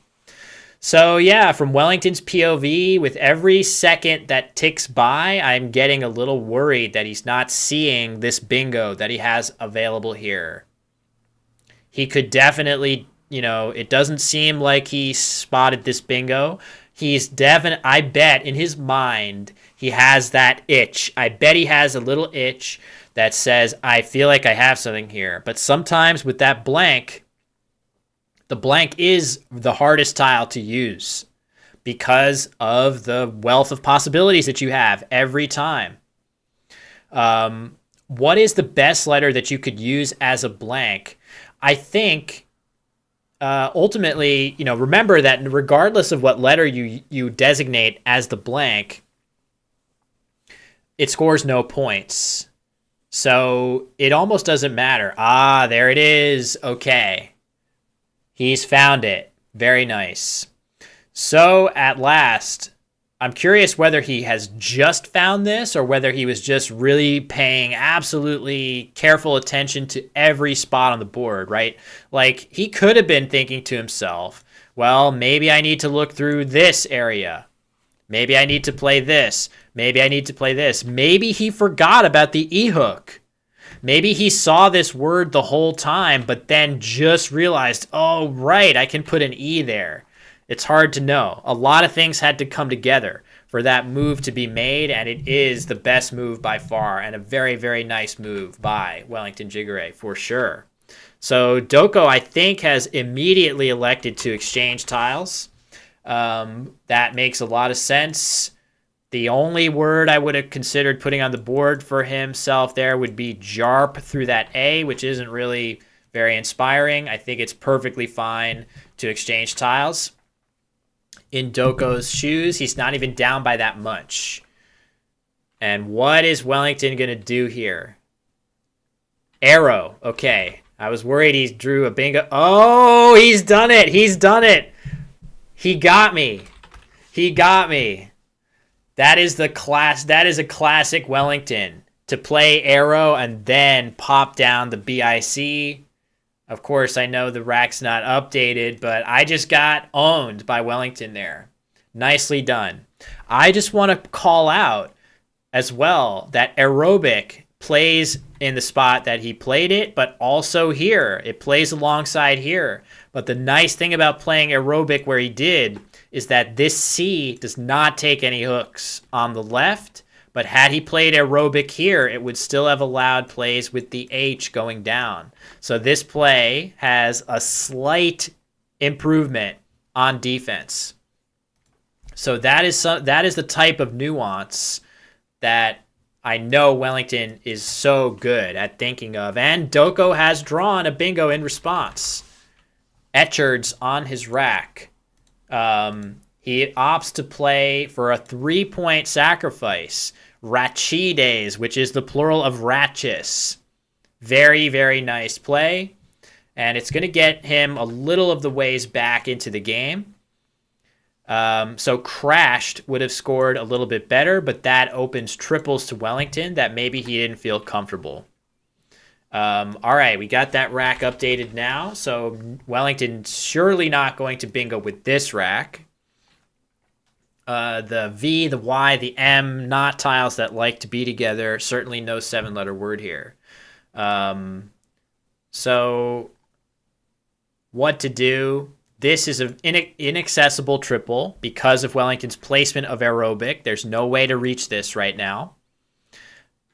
This looks like a good spot to play. Maybe something like Davy in that spot will get rid of his V and Y. Will Jigare turn the board upside down if Doko spins at the end of the move. I guess. I don't know. I'm not really sure what will happen if that occurs.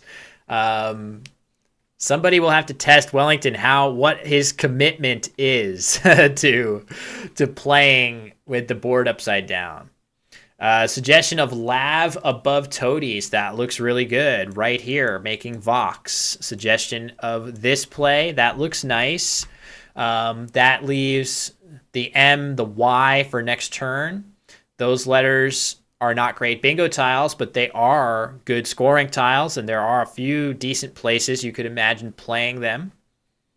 The M could fit here. The Y could fit here. There's definitely some options. I'm going to guess that Davey will slightly outperform that just because getting rid of the V and Y together will definitely increase that bingo chance. So, wow, nice pickup by Doko. He's got pretty good tiles there. The Q and the U together. So this is kind of fun because if now Wellington makes his play of Lav in this spot, he will be blocking Doko's potentially damaging play of Quota. I'm really sorry for my handwriting. How can I do better? Q, U, O, T, A. So this looks like a really nice spot for Doko to play is Q, U. But I do expect Wellington to play down here just because it's a little bit better for score. It scores more points. And I like the idea of blocking off this S. Even though you can't end a bingo in this S, it would run into Toadies. It's still nice to block the S, and even better, it's nice to block the E. So playing down in this spot, and I do feel like having watched a lot of Wellington's play, I feel that he is very attuned to blocking this type of spot, right? He really would prefer to not let his opponent play through this E. And the E is, there are a lot of racks, a lot of bingo racks that if you have an E to play through, they become powerful. And if you block them, if you block that E, there's not much else you can do. Good quiz question. One word with Timi Doko's rack that turns into a bingo. You guys have found it. Austin, of course, found a 9. Tota Queen. I've never even seen that word before. That's amazing. Yeah, that's very impressive. But yeah, Wellington's taking his time here. Keep in mind, this is still early in the game. Wellington is comfortable playing quickly. Oh, man, and there is the play. Wow, he's gone totally different. Instead, he's played Malva. This is an interesting choice. It is a defensible choice because it scores very well. 30 points, or 29, I should say. I am a little bit surprised to see that. And Doko is going to respond with a big Q play for sure. There's no way he's not going to hit this M. He can just play Maki in that spot if he wants to. Alternatively, he can just play Quim. So either one of those is going to be a good choice for him. I would expect Maki to be played here for sure because it scores 3 more points. And I think in general, the idea of if I'm Doko, I would like to play something through this so that I can now follow up with a bingo in the future. Whereas if I play Quim, I'm not opening any space except for this very, very improbable Q. This is not going to be easy to hit. Correct. Yeah, that is what that symbol is. I think that symbol is known as an octothorpe, which is a very silly word. But yeah, I expect Maki to be the play. It scores 3 more, and it's just positionally a little bit better to place this down. So we shall see. Hey, Jojo, thanks for the kind words. There is a great chance that if any of these games really stand out, I would love to feature them on YouTube. I feel like last year there were a bunch of games that I could have seen doing that, doing that with. So we'll just have to see. You never know. Wellington has, for whatever reason, he is totally comfortable opening triples today. I was surprised to see him open a triple word score with Malva. This time, I think it's more defensible just because he's drawn that second blank. So the board being open in this way with a lot of triples and good scoring opportunities definitely favors him. So I like Wedgie a little better than Malva. Both of those plays were fine, of course. So we'll just have to see what Doko drew to get that updated and Dropbox. I don't know if that's on me, that it could be something I have to fix. But all right. Duration he was thinking of, or sudation or something like that. But it looks like despite these nice tiles for Doko, there are no bingos for him available, which makes sense. I feel like you would see them quickly with this rack, like Nudation. We saw that be played in our previous game by Atim, or one of our previous games. Not sure if it was the previous one, but yeah, Nudation, Duration, Sudation. So we'll see. But yeah, Wellington is in good audition. Very nice. Wellington drawing that J to go with his blank. That's going to slow him down a little, but he's still in very good shape here with that second blank in hand and with a solid lead. And Doko doesn't have a great way of scoring a ton of points here. He's going to look for bingos. And when he doesn't find any, looking through this Y is going to be his next best bet to try to score some points, I think. In his position, I would love to play something down here that places a good letter as a threat for me to bingo again. But yeah, it's not. Oh, sorry, left as an exercise. How does it work? Does he tie? So a tiebreaker involving tiles left on your rack. The tiles left on your rack is something that is assessed at the end of every game. So what that tie means is that after the tiles left on rack were adjudicated, the game score ended up still tied, right? So typically, what that means is that you get a half win and a half loss. And typically the tiebreaker that is used when players have the same number of wins is the cumulative margin of victory. But when you have a tie game, now you no longer have to worry, for the most part, about your margin of victory.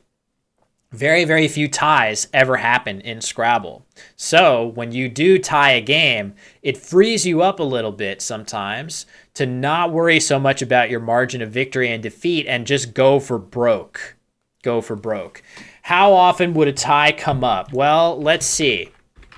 I'll use my own record as a barometer here. So I have played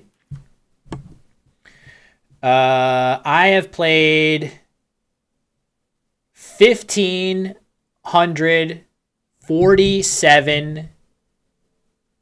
I have played this many games. I've played this many games of tournament Scrabble, and I have tied 5 times. I've tied 5. So 1 in 250.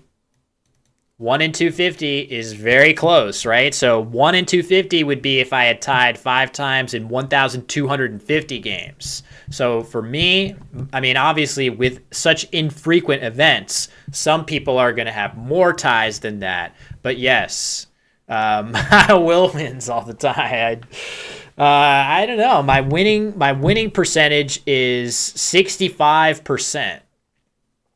That doesn't feel that much higher than 50%. But in Scrabble, it actually is. That's a pretty good winning percentage. Nigel Richards' winning percentage is like 74%, which is insane. That's crazy to win that much. But then again, we all know if you're coming here from my YouTube channel, I bet you know all about that fact. All right. Udo is the play. That's a nice idea to leave everything open and score well, keeping good bingo tiles. I do like that choice. But immediately, Wellington pops Jury down for 42. He actually had one bingo available there, shockingly. I'm very surprised to see that he had one bingo. I know the board is a little fuzzy. I'm sure it's going to stabilize. But the board that the bingo that Wellington had on this turn with those tiles were for Judge. He could have played for Judge, apparently. So anyway, Jury is his play. It seems like a pretty good one to me. That would have been a tough one, and it's not clear that it's better anyway, because playing Jury for 42, leaving the blank for next turn and not opening triples like this easy triple in the top of the board, just to make clear what I'm saying, for Judge in this spot makes it very, very easy to hit this triple or play parallel to the J. So I think Jury might be better anyway than this play, but just noting it. So back to Doko. He's down by an increasingly large amount. He has, oh, wow, anti-porn through the O doesn't quite fit. That's a shame. So there is an 8-letter word through there. I'll let you guys have at that word. I'm not even going to touch that one. Wow. Nice play. Look at that. Cantrip. That is a really nice play by Doko. So many overlaps. That's definitely his best play. Scoring very, very well. That's really impressive vision on his part to spot that play. I'm impressed. That's a good play. He didn't have to find that play. There were other solid options for him there. He could have played something up here with like Pint or something that's pretty reasonable in that spot, making Peds and ISO and Nye. Instead, he plays Cantrip, which is very, very impressive. But Wellington is definitely poised to hit a bingo nice and hard here. Olefins and Aerobics, that will get the job done for sure. That looks quite nice. There is one bingo that scores a little bit better, which is also pretty defensive of an option. But either way, Wellington in good shape here, already up by 40 points and poised to go up by well over 100 as he hits a bingo here. So still, I got to give Doko props for some of these moves. I'm very impressed, as I have been consistently. This is a young player, still a university student, if I'm not mistaken, and his future in Scrabble is as bright as can be. I expect to see much more of him over the next couple days, but there are a lot of really good players in this event that we have not seen yet. So when you pit this many top-notch players together, as tends to be the case in Nigerian events, just too many good players all have to go up against each other. So it is a lot of fun for us to watch, but nerve-wracking as a player. And it actually says a lot about Wellington's consistent results in events like this are really impressive. There it is, offline. That is the play that scores more right here. Offline will score even better. So is Wellington going to spot it? No, it looks like he's going to just play Olefins in this spot instead, potentially, which is a small point sacrifice. I actually think that playing it with Aerobics is slightly more defensive as opposed to making this really nice overlap for scoring. There's not a lot that you can do after Olefins here because the L is in this spot right here. It's not possible to put a consonant in that spot. But either way, this is going to be a very strong play for Wellington. He goes up by over 100. 369 points. Nice. What can you say? It's nice, folks. So, tough one for Doko. I really don't feel like he's made... I mean, I guess you can go back to the beginning of the game and maybe he shouldn't have played Idola and he should exchange O instead, but that is the hair-splittingest thing ever, and maybe it's fine to play Idola. I don't know. I haven't really looked that carefully at it. So if that's your biggest thing that you would change, you're doing just fine. I really don't think Doko's made a play I would do different.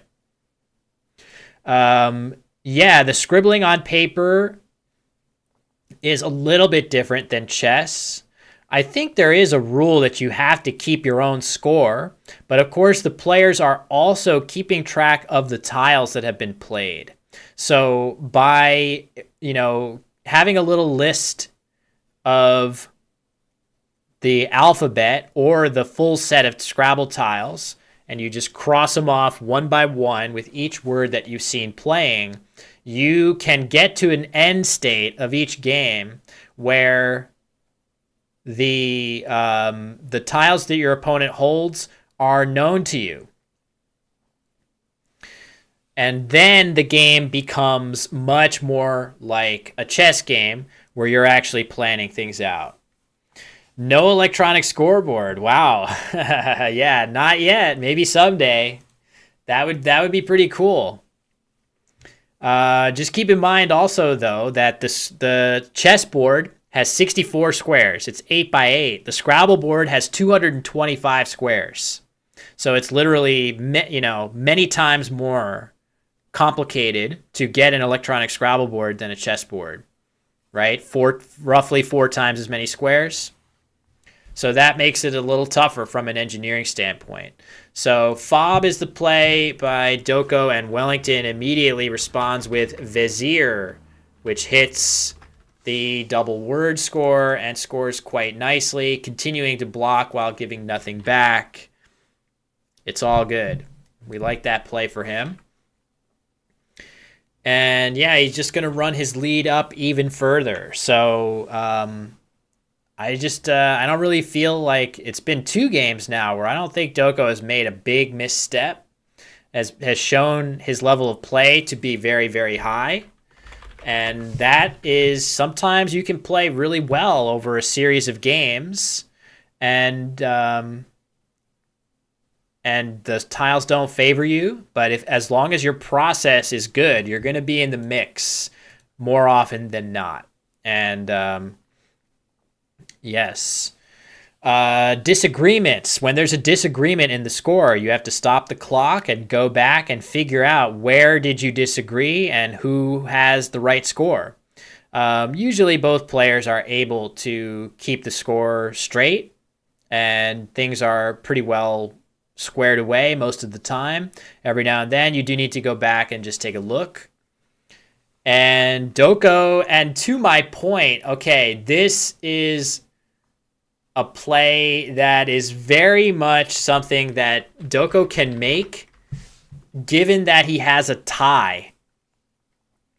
Because his record is 4.5 and 1.5, he doesn't really have to worry about his margin of victory being unappealing. The odds of that mattering are quite low.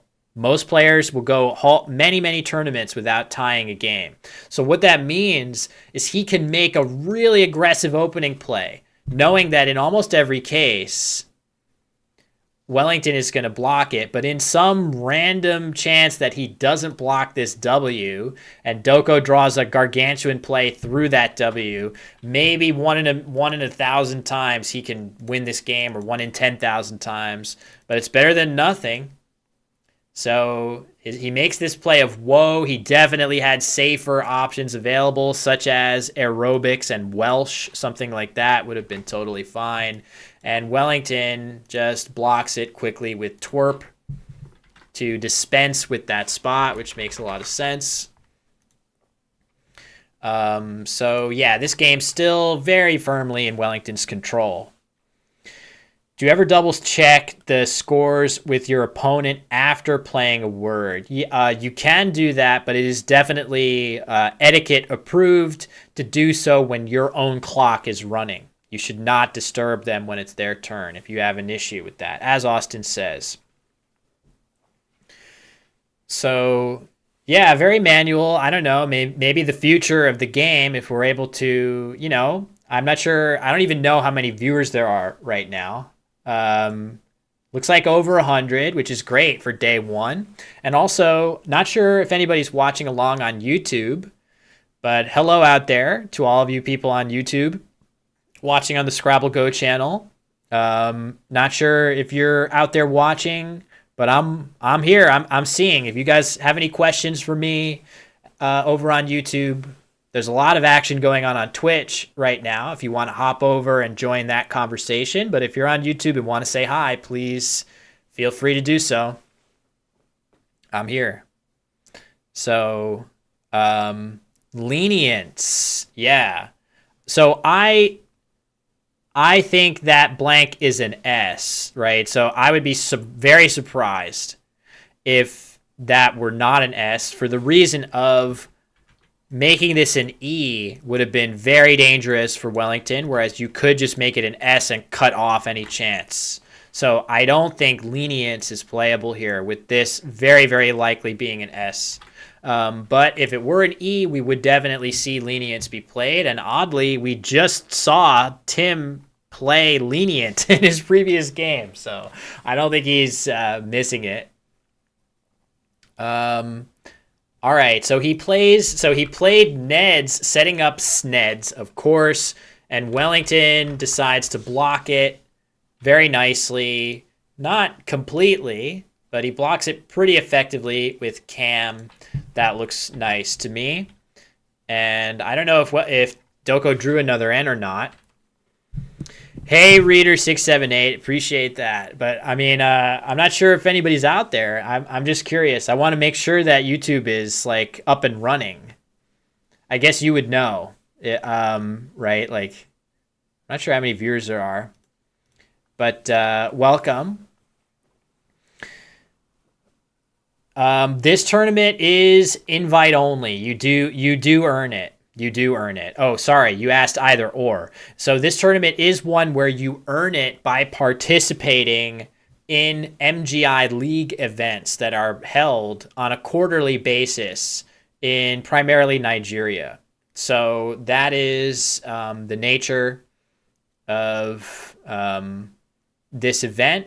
The top performing players.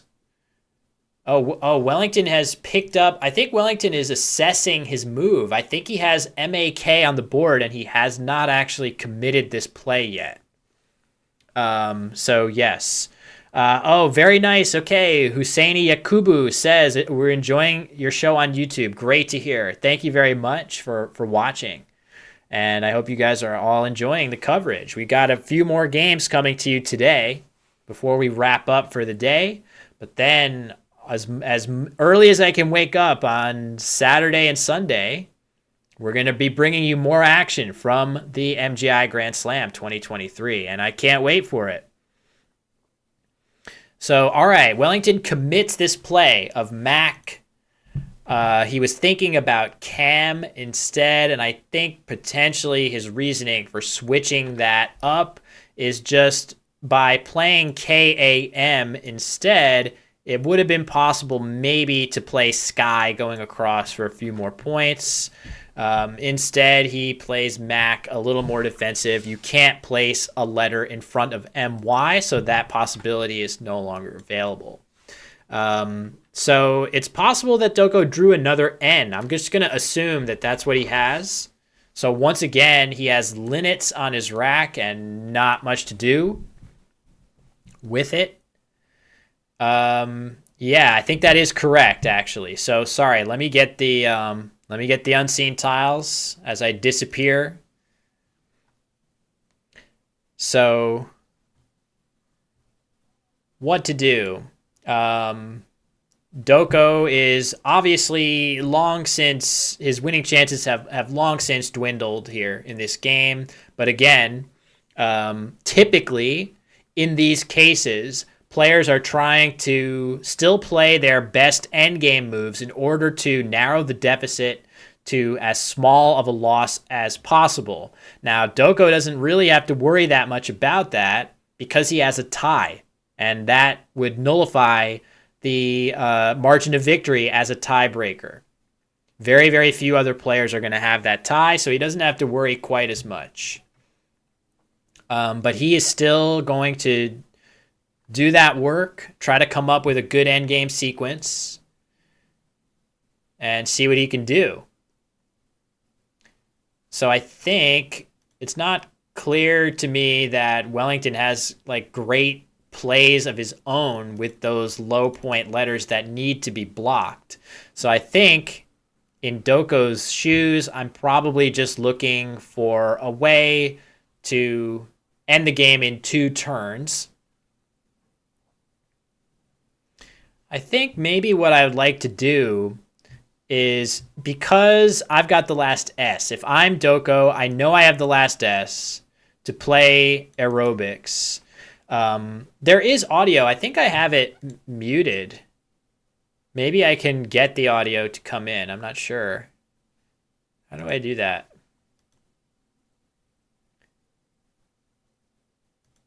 Would this do it?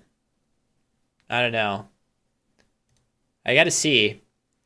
I know that sometimes you can get audio, but oh, look at this. Nice idea. Sklent. That is a nice score. Sklent for 33 points, leaving IN. That's quite nice. What I was thinking, I didn't really see that, but I was thinking that Wellington's best plays are likely to be paralleling the Z. He does have a really nice play. If he spots this, I will be super impressed, of renege with this weird spelling. He could play renege here, which actually is so many points that maybe it works out better for Doko to block that. Cool shirt. Doko shirt is very cool. I gotta say that for me, when I started my Scrabble career, I would just show up to these tournaments wearing a t-shirt and mesh shorts every time, just for comfort.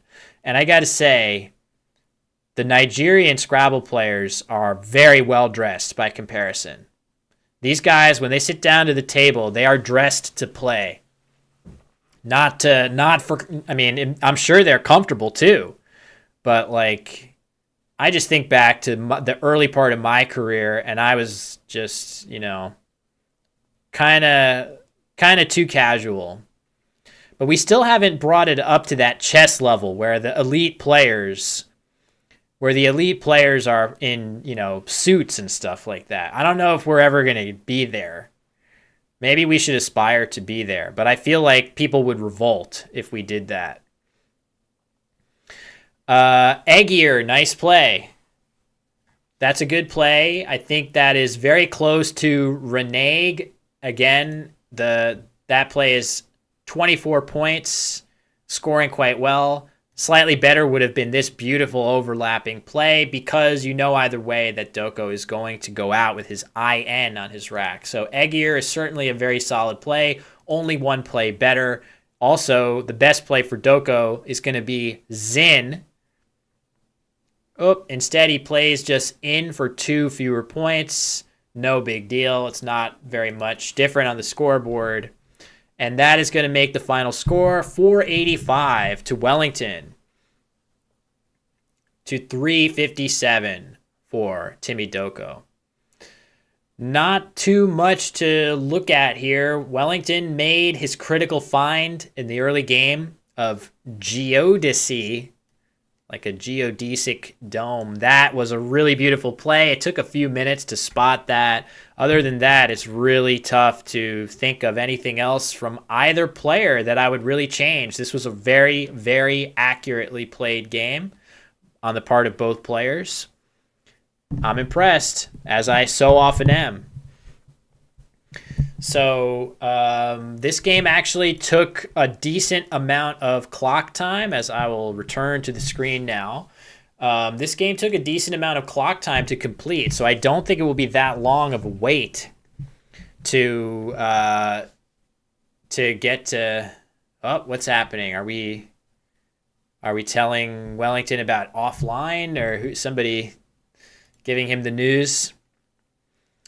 Quaggle liked exchange O on Doko's first rack, but it doesn't account for how Wellington's strategy changes. So just for the record, Quackle is our current standard, which may soon be slightly obsoleted by other AI, such as the Woogles.io Macondo. But currently, Quackle is our gold standard. It is the stockfish of Scrabble, essentially. If you're a chess player, you've probably heard of stockfish. So what Ancient Cosmographer is saying is that very, very early in this game, in that very, very first start, and we don't need to see tilted Quackle anymore. We're gonna set this back to normal. So the point here, and maybe I'm able to show the rack too. Yeah, there.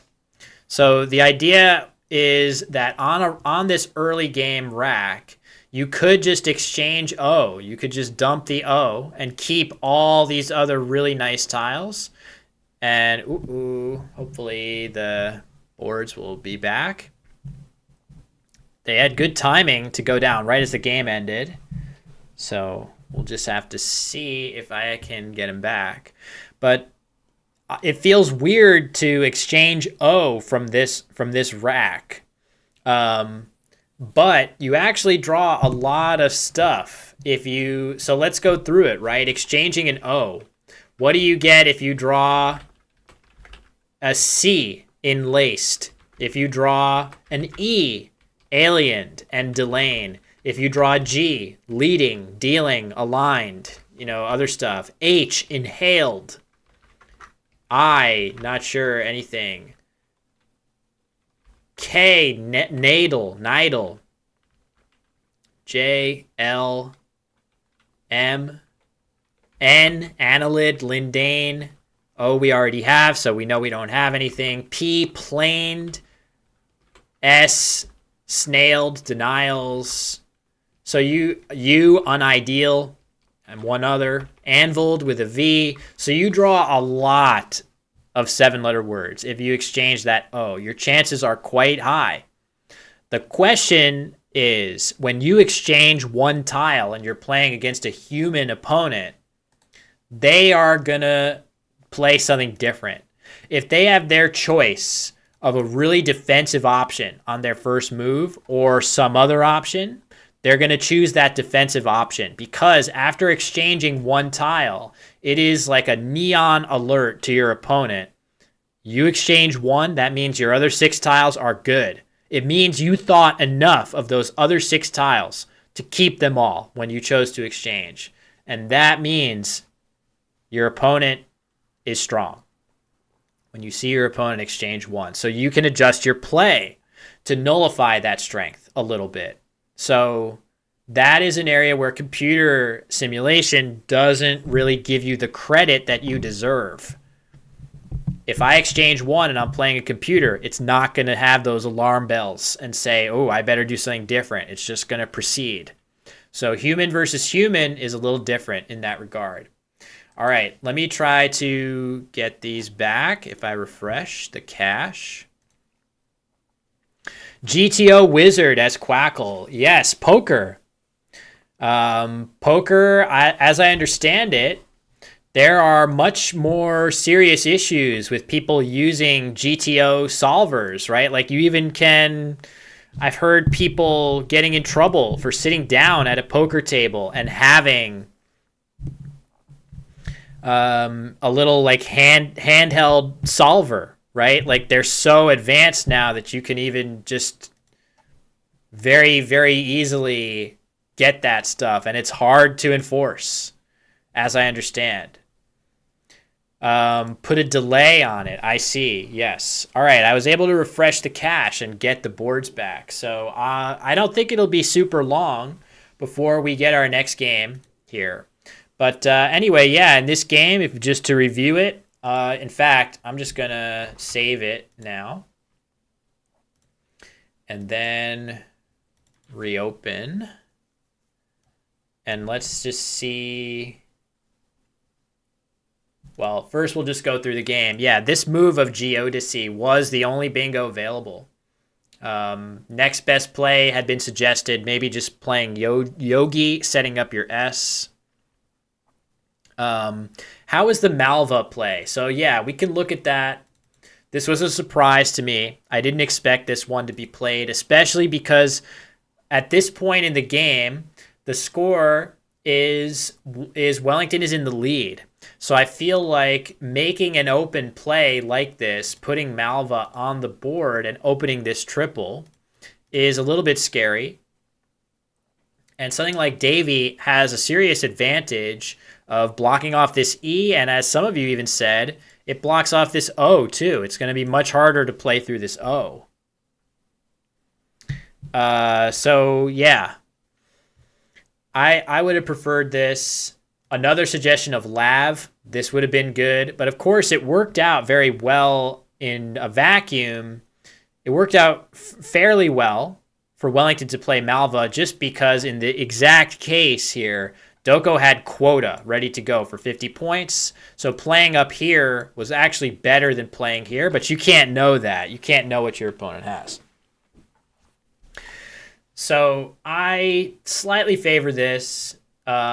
Maybe there might have been other considerations, like for Wellington, just having talked to Wellington before, he's thinking and feeling the game at such a high level that I really hesitate to say that I understand a position better than he does. So I guarantee you he probably had nuances for playing Malva that I was not even thinking about. But I'm doing my best at least to access that. Let's see what we can do here.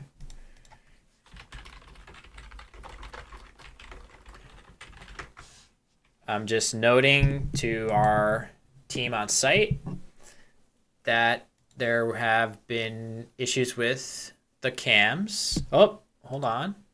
We got the board cam back. I don't know why that happens. It's kind of weird. Why is it so good for so long and then it starts dropping out between? But, okay, question. How many 7-letter words were played in this game? So if we go to the very end, we can actually count them up. Words played by Doko. He played this one.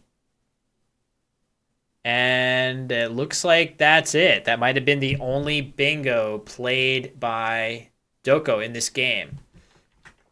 Wellington, on the other hand, played this one, Geodesy, Aerobic, and Olefins. So he played 3 of them, which certainly accounts for that nice big score gap. All right. Okay, getting word that it is going to be Wellington again in the next game, which I am always happy to see him compete. We like that. Round 8. And his opponent, he moves to 6-1. Not sure yet what his opponent's record will be. It was 5-1, whether or not he won his last game. But his opponent, ooh, the motion transition. That looks really jank. That was what I was trying to do to get the board to spin correctly. Sorry about that. Oh, that's kind of funny. Look at how all the stuff just flies out into space. That doesn't look very good. So this looks nice and, smooth, the fade. All right, it looks like he's 6-1. So both players 6-1 heading into the next matchup. I'm proud to say that when I was testing my streaming setup beforehand, I used these 2 players to check whether my nameplates were the correct length. So I had this in my pre-setup here. So, Jose, I would say that in general, you are probably averaging about 2 bingos per game at the elite level, where you literally know every word in the dictionary and can reasonably expect to play it. You might be averaging a little bit more than 2 bingos per game. It's not easy. It's not easy to do. Yeah, if Prague, hey Alex, if Prague did that, I'm just putting it in as Prague. Hell no. I'm putting it in as Prague. Plenty of room for Prague. Right? Look at that white space. No problem. That's what I would do. No way am I doing. I guess I could probably do Pragnananda.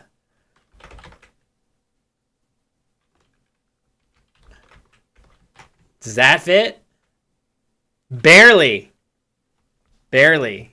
It barely fits. Anyway, we are not having Prague playing Scrabble. But yeah, we got to get these cams back. I'm going to try to refresh the player cams. Refreshing. See if we can get them. Looks like the board cam is okay. Oh, all right. I just don't know. They're up now, but they keep dropping. So hopefully we can go. We can go. I'll just do my best. All right. Everything looks nice and crisp now. Go ahead. Players are going to start. It's going to be a great game. I see the timers are not quite right, but hopefully they can be adjusted quickly. Oop. That one is not... I don't think I can get that one. This one I should be able to maybe get. They're slightly off camera. All right. Unfortunately, the timers are off screen right now, and we can't see the full info, but that's all right.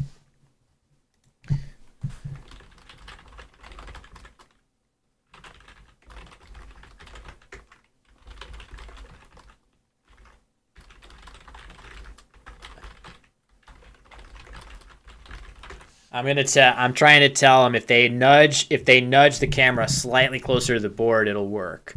The guys in back are the ones that I believe they are the ones that are updating the racks.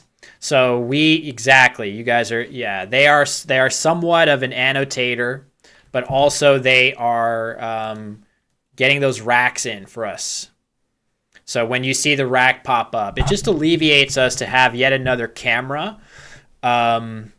So yeah, no, the players aren't lazy. It's just that they need to focus on playing. They should not even be thinking about the stream. It should be other people's job to think about the stream. Yeah, Ancient Cosmographer, that's why we're using this method. It's just better. It's better to see the tiles even at a slight delay.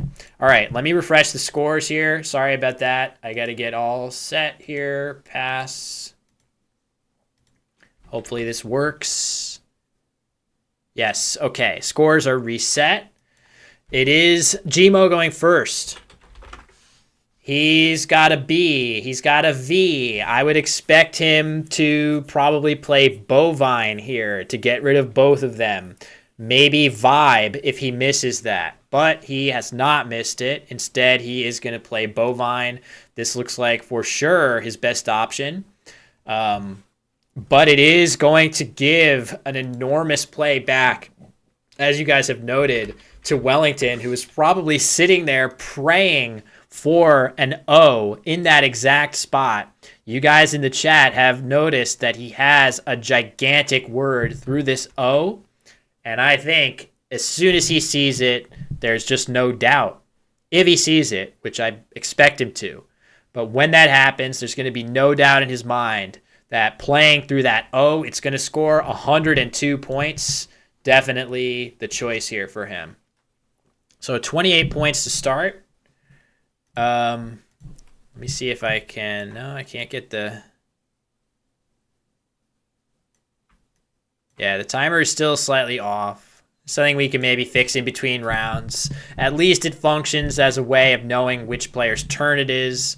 Sorry, you can't see the exact score. Whoa. Oh, it's a miss. Obviously, okay, we see a U be played. So obviously, that's not the right rack. So Wellington has not missed a gigantic bingo here. I think that V is actually a U. So I'm going to assume that's the kit. Yeah, that's it. Yep. So actually, Wellington did not just miss a gigantic bingo. Instead, he played his best play for sure of Muni. So that's a shame. We were waiting to see the big bingo, but it was not actually available. Tolerate. Yeah, totally agreed, Ancient Cosmographer, about the rack cams. You can see people's thought process. All of that is definitely helpful.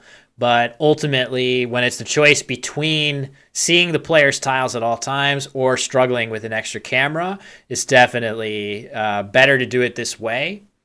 So, yeah, that's just the way it goes. All right, let's see. Tolerate. Okay, so Tolerate for 66 is a very nice play. It was suggested in the chat, though, Battler by Panasa Scrabble. That would have played for a few more points from this B. And Tolerate takes a couple hooks. I don't think it takes an R hook. I don't think it can be a tolerator, at least with an E. But it does take a D and an S hook, and Wellington has an S. I'm not sure he has a great way of doing much with it. He is going to pluralize tolerate here. Weos, leaving IE. That seems well worth it for 45 points. I think that looks pretty good to me. So that is a play that could potentially have been alleviated with a better option by Gmo there, playing Battler. And again, I can go back and show you as we get the score up to date. But the situation there, Tolerate, the same letters would have played Battler in that spot. So that would have been 6 more points there. Again, that's obviously Tolerate is a much more normal word by far. Like, I don't even know why I need the air quotes for that. It's just objectively more normal. Oh, man. Oh, no. Wow. Molder making ob ovine. That is not a valid word. There's no way Wellington won't challenge that, and he immediately challenges. Oh, man. Okay. Big swing. So yes, there are definitely words like this that start with that OBO combination. This is not one of them. So this is a big swing here because remold is available in this spot. You could play remold here. And Wellington is now going to have the option to potentially block that. He's going to look and he's going to say to himself, can I play boozy here? Right? Boozy in this spot would block remold. So you see the play comes off. Gmo loses his turn. He had an option there to score 86 points with some good overlaps by playing in that spot. But remold is the rack. And I really think that in normal circumstances, Wellington almost for sure would have played ooze in this spot right here. So ooze, very, very nice play, scoring over 50 points. But now he's just seen Gmo's full rack, and he will know that it's pretty likely that even though he missed remold playing it on this turn, he probably just thought that ob ovine was valid. I very much expect Wellington to know that he will need to block this location to play remold, and I do expect him to play boozy as a result to block that spot. It's a big, big, big swing. That was an opportunity after that first bingo for Gmo to really seize command of the game. Had he played remold instead, Wellington didn't have an S. Wellington would likely have just played ooze in this spot unless there was some better thing. And then, who knows? Maybe Gmo plays, maybe he draws an S and plays something down and takes command of the game. So, big swing, big swing. Let's see how Wellington handles it. These situations are especially difficult. Hold on. Okay, we can see a little bit more of the timers. Yeah, it's almost there. Once it gets into single digits. All right, what is he getting ready to play? I'm so curious. Just Bozo, maybe. Is he considering playing Bozo? Boyo. Boyo would be very interesting too, keeping that Z. I think all of those work pretty well. That's pretty clever. If he opts to play Boyo, the Z is definitely very strong here. Yeah, I do think that, especially if he's choosing between Bozo and Boyo, Boyo is considerably better because if you play Bozo in this spot, the Z is just face value. You're not even getting that much extra for it. All right, but I think we are seeing Boozy go down here. Yeah, after a bit of a hiccup. Yeah, Boozy looks great to me. That was my first instinct. It just scores really well, doesn't give too much back. You score 43 points with this play, leaving IE. If you're able to draw some consonants to go with it, things are going to work out pretty well. So, yeah, that's a big swing. Let's see what Wellington draws. Can he draw something really nice?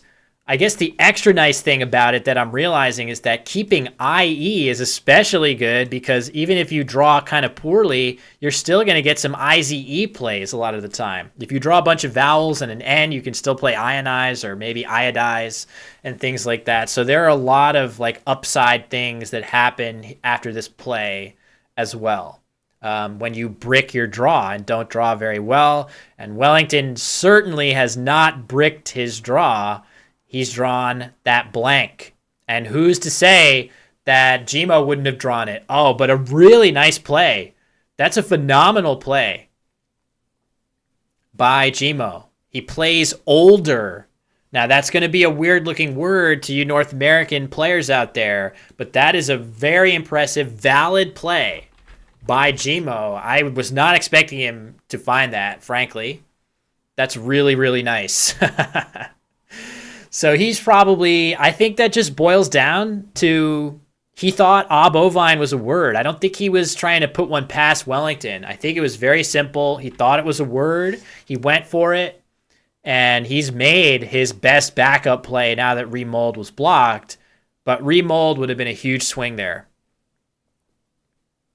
So Wellington with that first blank in hand, no question in my mind that he is either going to bingo or maybe if he wasn't going to bingo, he could consider something like HET here. I don't really expect that to happen. I need to turn off my Slack updates. You guys are hearing my Slack probably. Let's turn that to no new messages notifying me. All right. Ovoid for sure. Yeah, sorry Slack people. If you're Slack users.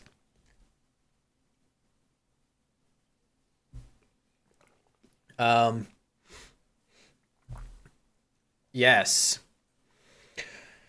Random question. Can I find my highest scoring game? Yes, I think I've scored 690 something in a game. I've never scored 700, and certainly not very many people have ever scored 800.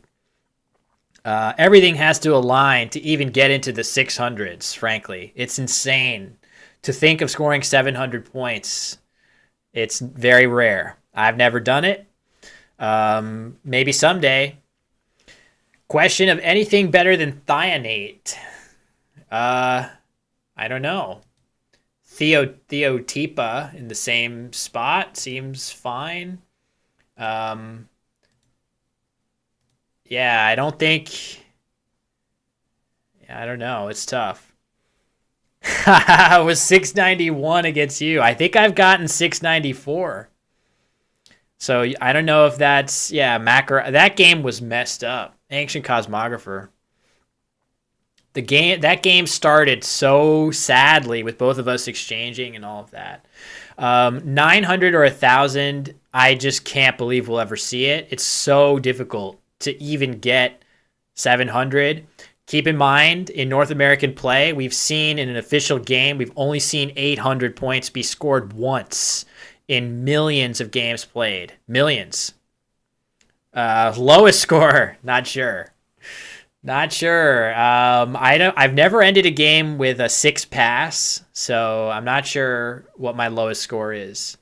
But it's probably in the mid 200s. I've definitely scored something like 250 before when things are just terrible.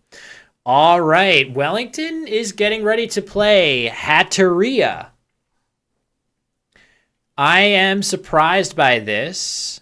It does make a really nice big S spot here. He has options that don't do that, but maybe he's just gambling that obviously Gmo didn't have an S when he played older. So maybe he's saying you didn't have one here. Even though you drew 5 new tiles, the odds aren't that great that one of those 5 new tiles was an S. So I'm going to play this and not worry too much about it. I think that might be what Wellington's thinking here, having just seen Gmo's full rack. But yeah, I don't know. I'm surprised by that. I'm surprised.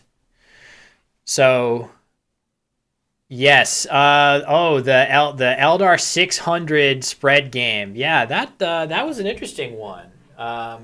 It ended up oddly not mattering that much because he tied a game later and nullified his spread quickly, in fact.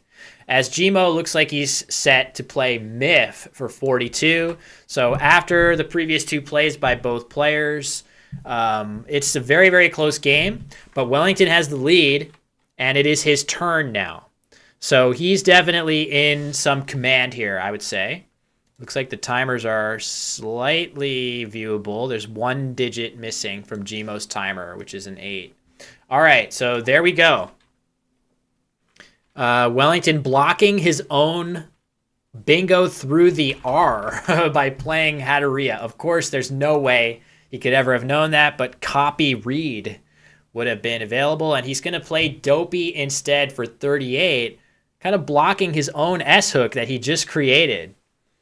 Ninjutsu Shi, welcome. Scrabble is kind of a thing on Twitch. It's not like chess or other games, but we're trying our best to make it more of a thing. This event is taking place from Lagos, Nigeria, between many of the best players in Africa, Nigeria more specifically, and in the world more broadly, because Nigeria is such a powerful Scrabble playing nation. So really, really high level Scrabble being played. Copy and Obi being suggested. That looks pretty good to me. That looks like a good choice as well. But Dopey can't be that far behind. All right. Second blank finding its way on to Gmo's rack. Score after Wellington's move, 220 to 174. There we go. We got those timers up. Perfect. There is 1 bingo available here. I don't think I would see this. I think I would miss this one. This is insane. There is an unbelievably low probability 8-letter word available on this board, and I would not see it. I don't think. It's not through the Z. It's through the Y. Not a place you would look. Maybe I would see it. I know the word. I don't know. I sometimes surprise myself, but I don't know. I don't think I would see it. It's the word. I will show it to you now. Austin spotted it. It is penny fee. Penny fee. That's it. So if that gets spotted here, that would be absolutely amazing. Yeah, if you know it's through the Y and that the blank is an F, you might think of it then. But to think of this word is absolutely insane. So yeah, anyway, I think we have, hopefully the define bot works still.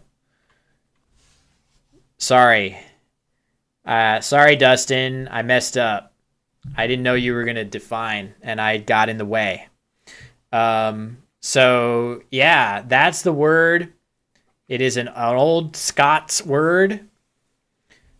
Yeah, not your everyday word. So let's just assume that that's not going to get played here because I feel like very, very few people would see that word here, myself included. So if you're not going to see that, you do have a bunch of other decent options. You've got 3 E's and 2 N's, so you probably want to use up some of those duplicated letters, but something like P, you could consider playing P-E-E-N here, peen.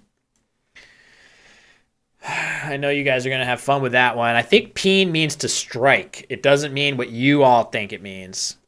But this one is also available if you want to spell it slightly differently. You can play here for a good score, and both of those plays are fine, I think. Of course, the issue is that holding that blank, it's not that easy to find a spot on this board, certainly without an O. This would be a really nice place to play something if you can draw an O, but other than that, the board is not that good for playing longer words. Just look at it, right? Like where could you play an 8-letter word on this board? Well, here, here, and here. Somewhere here. That's it, really. There's pretty much nowhere else. Maybe you could get incredibly lucky and play something with overlaps through the B, but that's never happening.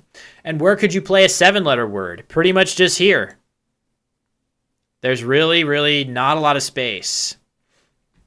Unilobed could play, exactly. Right? Oh, no, OT.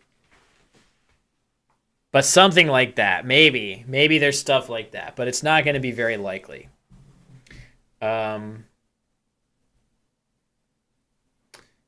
So, just checking, see if anybody's having an issue on their side. No, I think we're all good. All right. So, yeah, basically we just kind of sit and wait and see, is Gmo going to make this absolutely crazy find? Is there a most commonly played bingo? Great question. So, yeah, but first, let me respond to JoJo. So, like, would you, if you're watching a chess game and they use Stockfish to help analyze the game, do you consider that to be cheating? And when you answer that question, then I can give you my answer. But is there a most commonly played bingo? I would say that it's hard to know the answer to that. So there are bingos that can most commonly be drawn out of the bag, which we can calculate. We can know that based on the tile distribution in Scrabble. However, there are words that are really, really common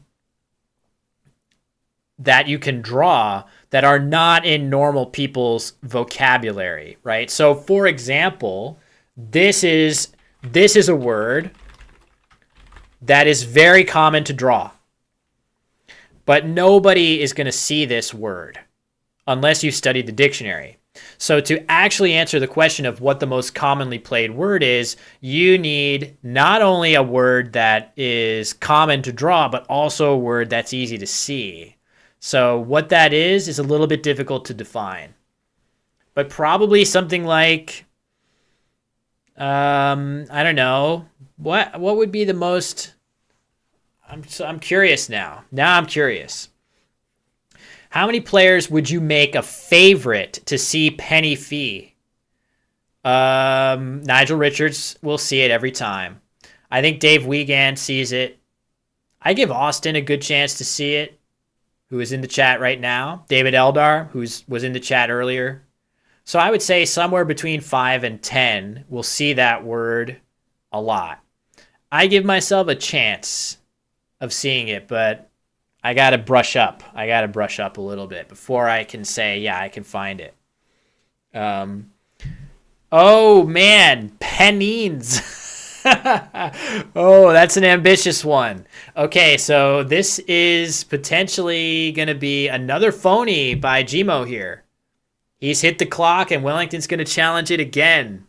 So I get the reasoning behind this play. So there are a couple. So Austin Austin is shouting out the two words that he's probably conflating together to play this word, venine and pinine. And you might as well throw in this one too. You might as well throw penine too. So there are a lot of words that are close to this, but this word is going to come off. Yeah. Will Wellington see the possibility of penny fee? I mean, that would be amazing. It's hard enough when it's on your own rack, and it looks like Wellington is just going to quickly go ahead and play something that he probably hoped would stay open here. So anyway, the phony of penines, let me catch up here, is played. It is challenged off the board. Wellington going ahead and playing cared for a very nice score, 40 points, leaving J.I. Pretty good. There were other options that he could have considered there. But yeah, penny fee is still available, but I'm not expecting that to be played. Okay, if Stockfish isn't cheating, is me using Stockfish to help you understand the game better cheating? That's what I need to know. So obviously I would never use Quackle when I'm actually playing a serious game. So me using it is cheating, then yeah, technically I'm cheating. The problem is I'm also using it to keep the scores up to date. So I'm using it to make sure the scores are up to date and also to give you guys the unseen tiles. So I have no choice. But I think there is some, as we see Nene be played. I think basically I lost my train of thought. We are seeing, well, whatever. I'm just going to start a new phrase now because I don't even remember what I was saying. Oh yeah, the penny fee thing. I was going to talk about penny fee. Whatever. It's pointless now. Penny fee has come and gone, and that's fine. I would be shocked to have seen that be played by basically anybody. JoJo's letting me have it pretty good. I feel like I'm doing a pretty good job, but apparently not. But so it goes. Anyway, it's back over to Wellington. He is looking good. He's going to continue to feel really good about this board having almost no opportunities to do anything. He's up by 60 points on this board. It just feels really tough. IUUW. Thank you very much. W's in the chat for me. I appreciate that. Yeah, it's been fun. I know you're teasing. I'm teasing back. It's totally fine. I feel very comfortable with my approach here. Uwu to the dictionary. Yes, I was just saying that on some YouTube comment or other, or somewhere. I was talking about how much uwu is needed. But yeah, we on Twitch need to make that a thing, clearly. So, all right, from Wellington's POV, I don't really know exactly what he'll do. I expect him to just play something maybe as simple as through this E of tolerate. This isn't too threatening for Wellington, but I would be a little. I would consider trying to block this area somehow. Instead, he's gonna play Kiter. That's interesting. So the reasoning for this is likely he wants to use up more tiles.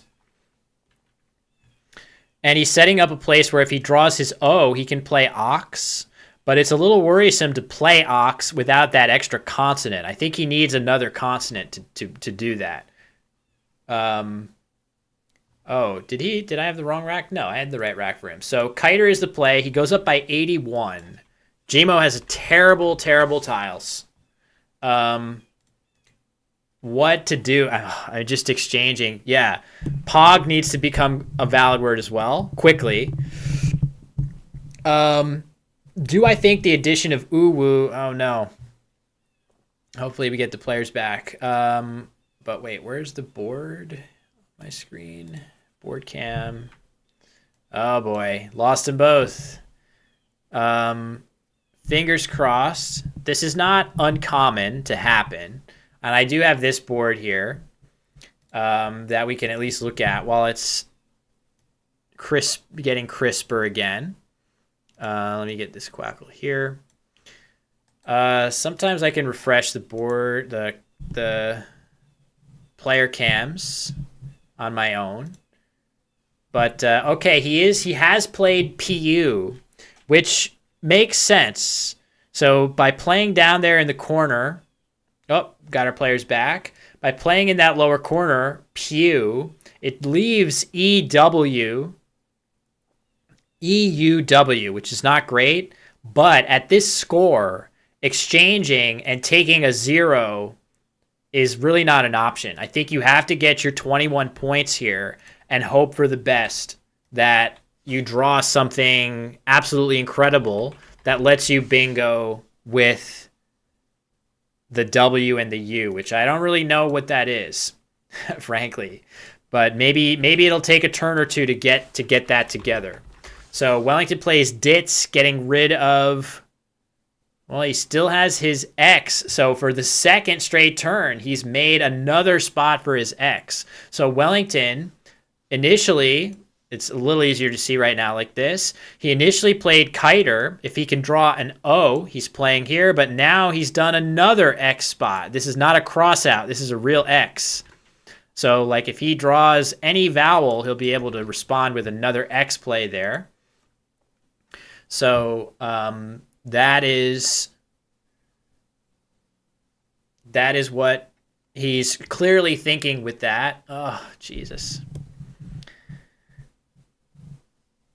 Maybe in between these rounds, maybe we'll try to refresh these links.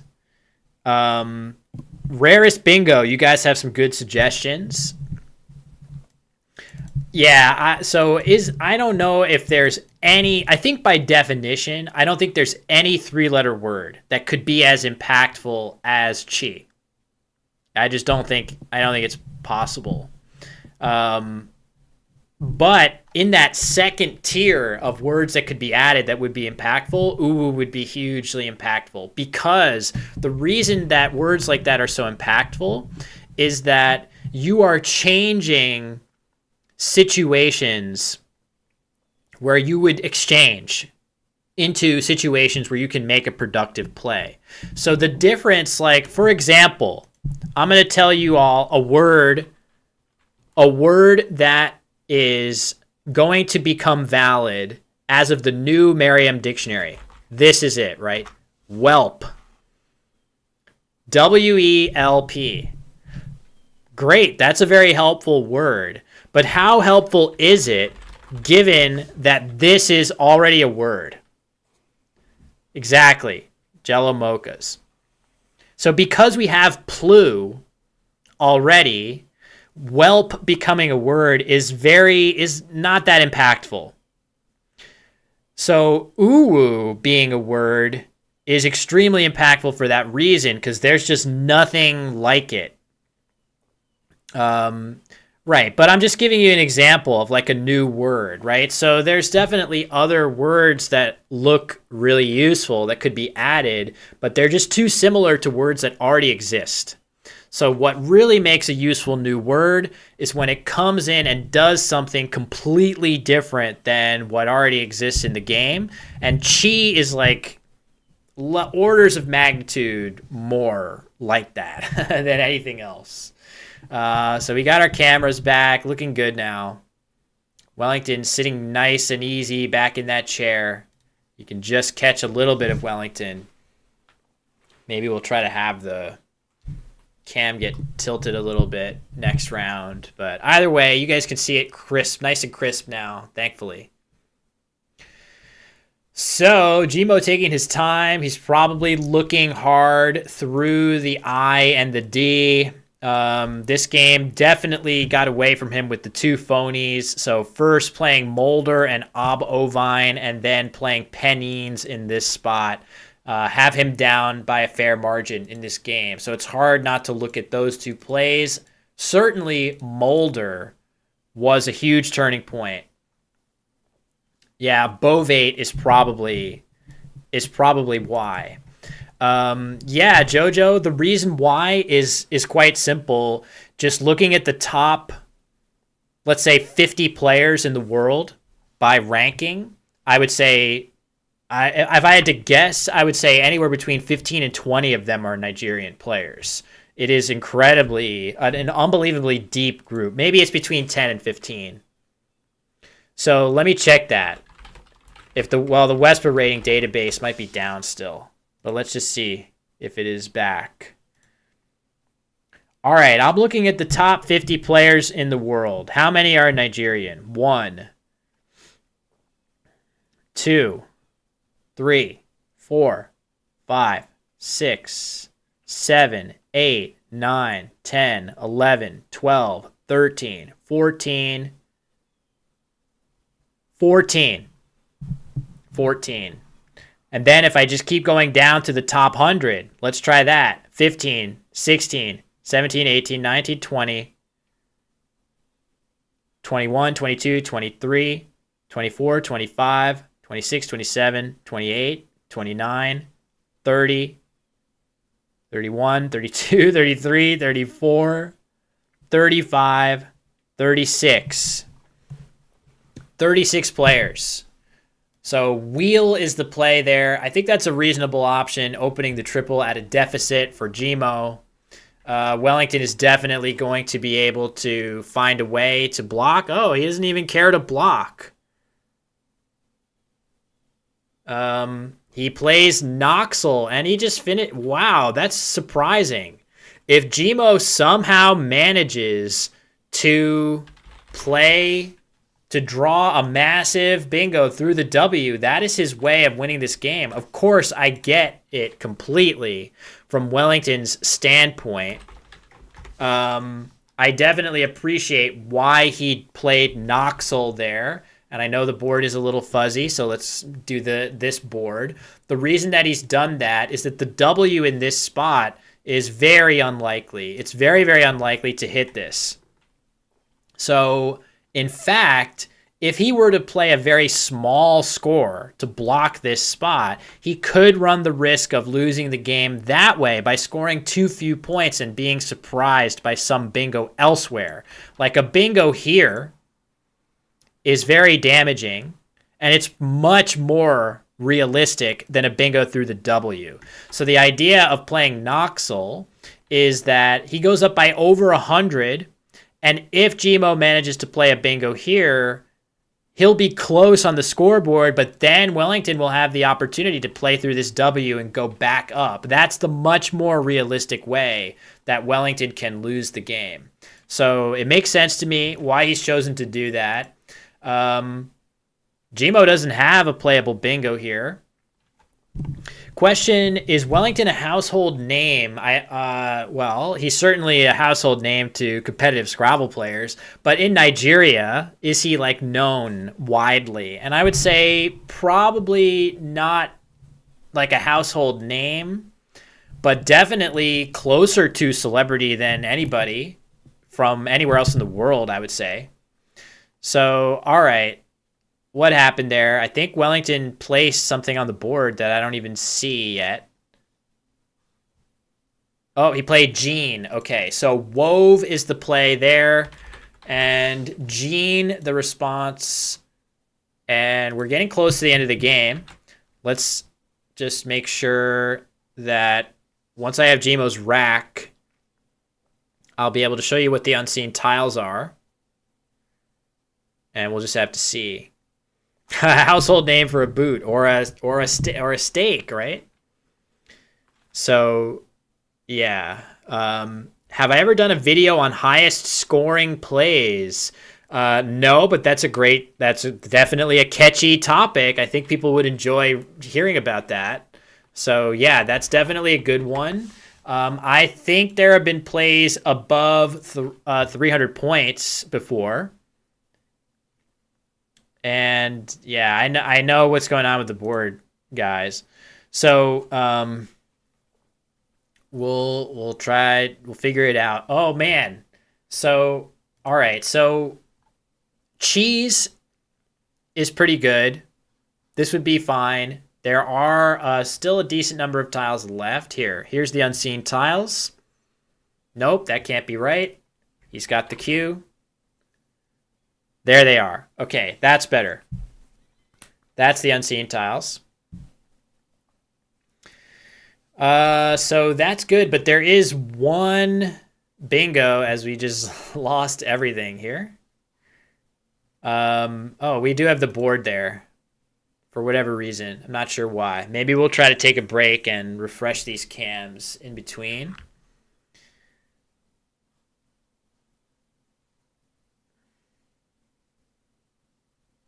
But there is one playable bingo here. It's not going to help Gmo win the game, but it would be nice if he spotted it to play squaling. Yeah, squilling was suggested there by Ollie No Look. Very, very close to the valid play of squaling here. So that would have been nice. I know it's like on the fritz back there. I don't know exactly why it's so inconsistent. But in fact, squaling is not as good of a play as cheese, just because with 6 tiles in the bag, if you bingo now for 80 points, you're going to be in Gmo's shoes. You would be down by 30, whereas at least you preserve some chance here of scoring 43, and then maybe Wellington can't score, and then you can still potentially get your gigantic bingo here. That's what you really need. You got to have a bingo here, and maybe if Wellington can't block it effectively, you can get a bingo here or something like that. So, good point, though, by T. Clearage will be ready to drop for Wellington, and that's just going to end it immediately no matter what Gmo draws. Wonder what's going on with these cameras, why they are so on the fritz. Oh, Gmo just went overtime.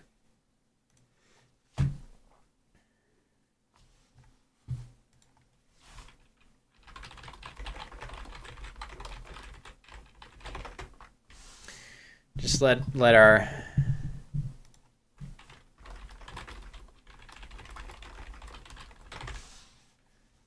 So, yeah, Kazeek's for 400. That's going to be tough to beat. It might even be close to the theoretical optimum. All right, I think a play was made here, but it's hard to know what that was yet.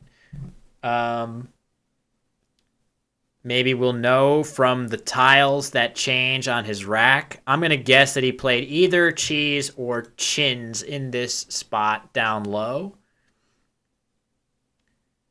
But when the board comes back, we'll probably have a better idea.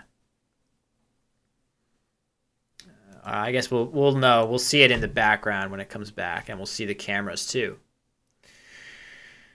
Oh,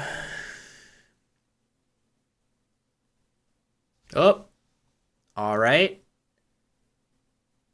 Oh, Quinnas. Okay. So basically just throwing in the towel or Quinnos, one of those things. Wellington looks like he's getting set to play Clearage, which I think is going to be an out bingo now, meaning a bingo that ends the game immediately, because by playing 6 tiles, Gmo emptied the bag. So Clearage, the play for Wellington, is going to put him up by a pretty huge amount. By my count, a final score of 455 to 318. So that's going to bring him to 7-1. Wellington, our former world champion, also the defending champion of this event. He won the event last year. I still have my congrats screen. Oh, what's Wellington doing? Oh, it's the classic. Oh, man. He... Did he commit that?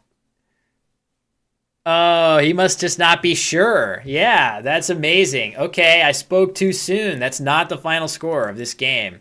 He put clearage on the board and then picked it up and played cigar. It's not a slow roll, though. If I'm Gmo, I'm thrilled to see that he did not play the bingo that he's supposed to play.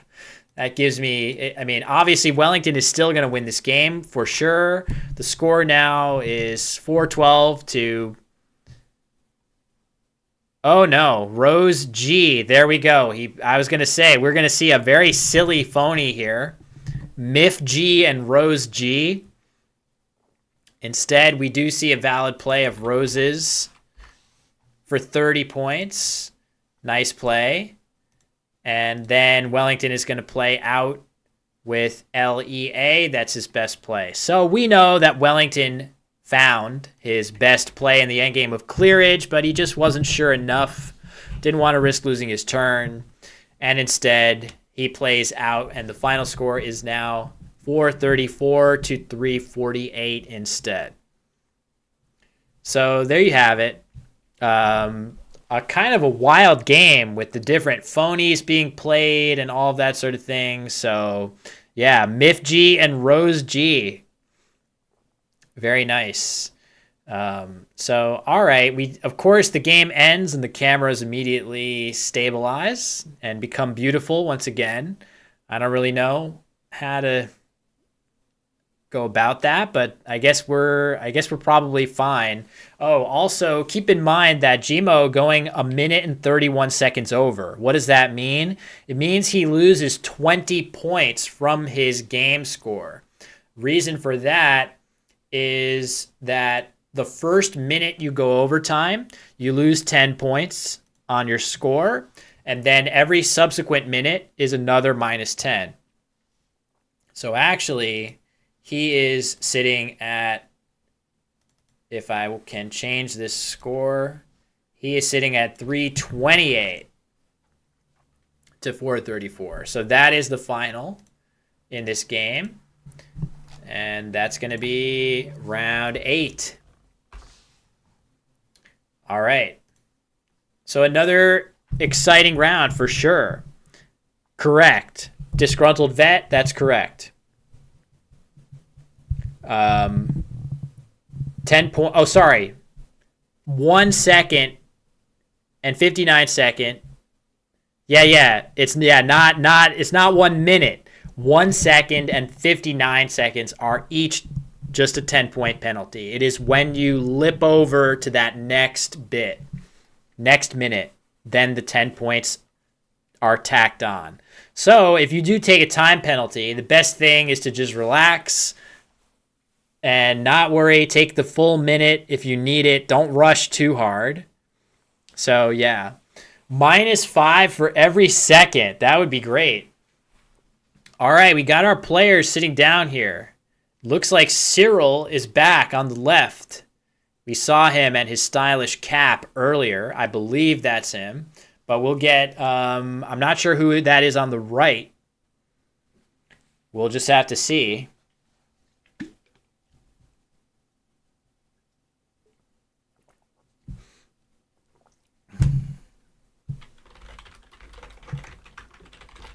I'm going to ask.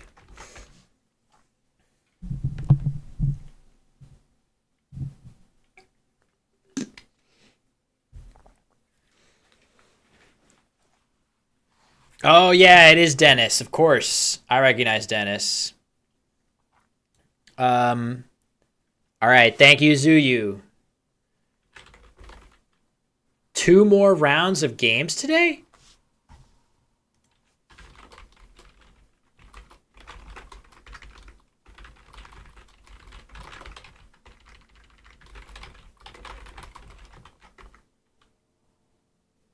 Two more rounds. I thought it was 10. I mean, I thought it was 9. But we'll confirm that. All right. So it is Cyril. I'm getting this all set up. We saw Cyril in a game earlier on.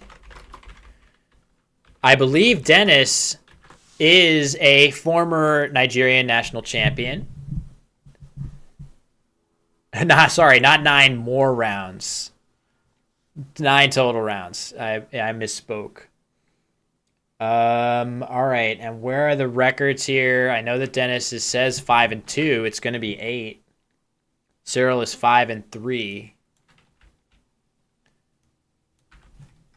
Whoops. See if that looks correct. Yes, it is.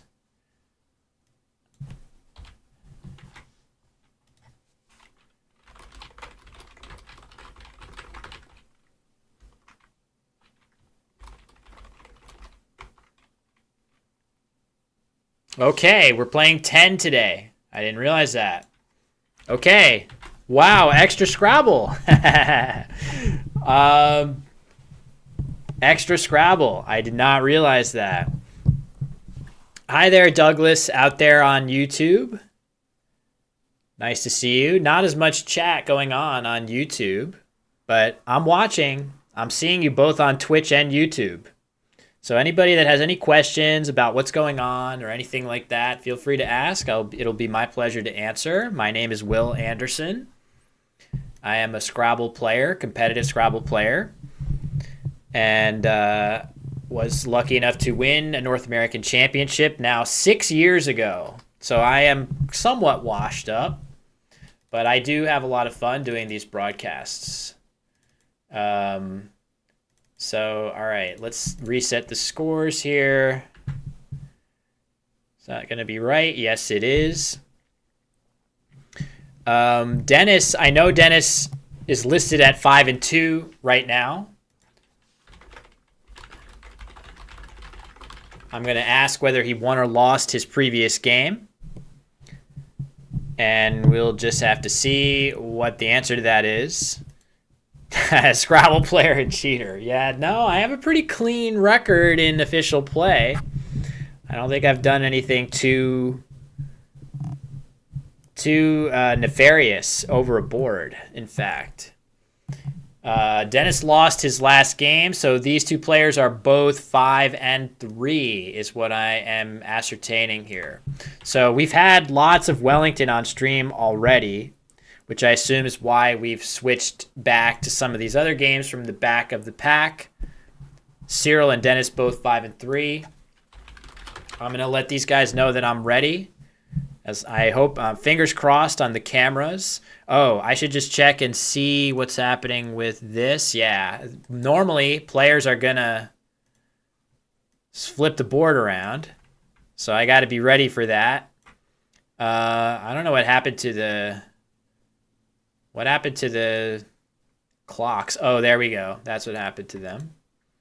So we'll copy these and get rid of this and paste these here. All right. Yeah, board is... I see the issue with the board, everybody. I don't know why it's such a struggle. Plays the game only well enough to know what he's talking about. Yeah. I mean, if you guys want me to go... You know what? If you guys want me to go without using the engine, I can. I can do that, if that's what you prefer. I definitely can go engineless. I don't have a problem with that. I think it adds to the broadcast if you guys know what's available. But if you guys want me to go... Why don't I do a poll? Let's do a poll. Should Will go engineless? Can I do that? Poll.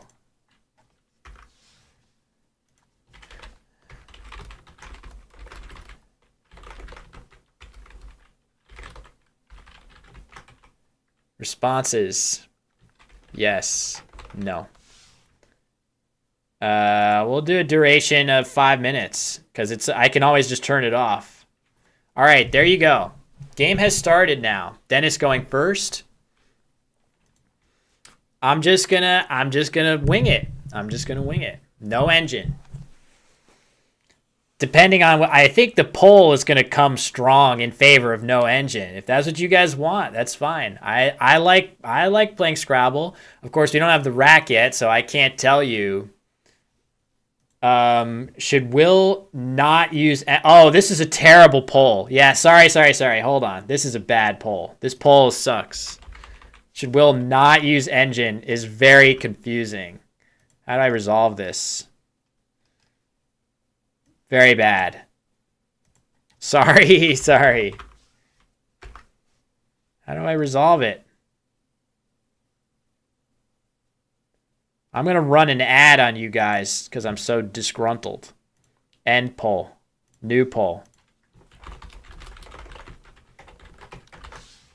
It's coming. There. I made it easier. All right. Baffiest. So in my mind, you could play Fib. That looks pretty good. Or you could play Befit. I think Fib is totally fine. I am going to have to use the engine to enter in the plays, but I cannot, just so you guys can see the right score, but I definitely cannot use it until the play is made. So, all right. So for example, here I've updated the score and I've updated the rack, but I haven't looked at the plays yet. And Cyril looks like he's getting ready to play Gel. I don't love this. I would love to have seen the U get played there. But that's okay. Gel makes a nice tight board. Without an S, it's going to be difficult to score very much. But of course, Dennis has one. And he is easily going to be able to score with that. However, I think he's gone too fast. I saw a better option. Yeah, as Jello Mocha suggested, I see FEY, which looks really, really good right here. Fey. That looks great. The reason that would be so good is it scores even better than Festy. And it keeps both S's with 2 good spots available if you have that. So I think Fey would have been a sizable improvement there. All right. Back over to Cyril. Got the scores updated now, I think. Okay. So he might be thinking about playing Humpy to the Y of Festy. This is not the easiest board to score on. Instead, he's going to play just Pa. That seems all right as well. I guess I worry Perda is way better. Yeah, just in general, keeping the U any longer than you have to is something you definitely want to avoid. The U is just not a very good vowel. Of course, you can draw a Q and you'll be happy, but yeah, not great to keep a U if you don't have to. So at the same time, Pa does score very well. So you're going to get a bunch of points for this. You also have an O hook here, which is a little scary. Sometimes your opponent will use that. Anyway, I do like Perda there a fair bit better. And with 3 A's on the rack, Dennis playing just AD on top of Gel. That seems all right. I guess I might have wanted to see Data be played here just so that you don't go into the next turn with 3 vowels, and Jello Mocha suggesting that too. All right, these guys are playing fast, really fast. It's going to be tough to keep up. Vum is the play now for Cyril. I would say that this word of Vum is one of those words where a very high percentage of the time, when you have those letters on your rack, Vum is a good play. That's a really helpful word to know. Again, just like we were saying about uwu, W-U-W-U. I could barely even say that. Just like that word, VU is similarly difficult to use. So Vum becomes valuable because of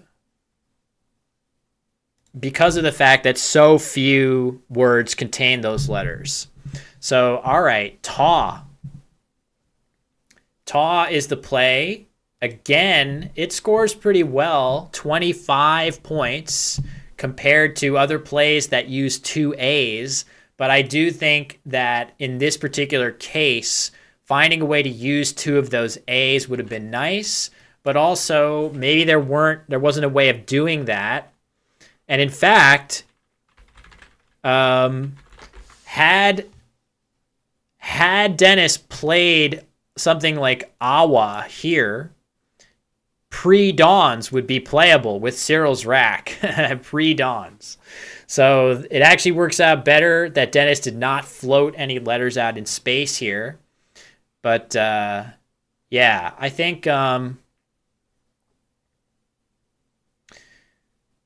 would still have been very tempted to play two of my A's on that turn in Dennis's shoes, but the more I think about it, it seems quite reasonable to really play a little bit tighter.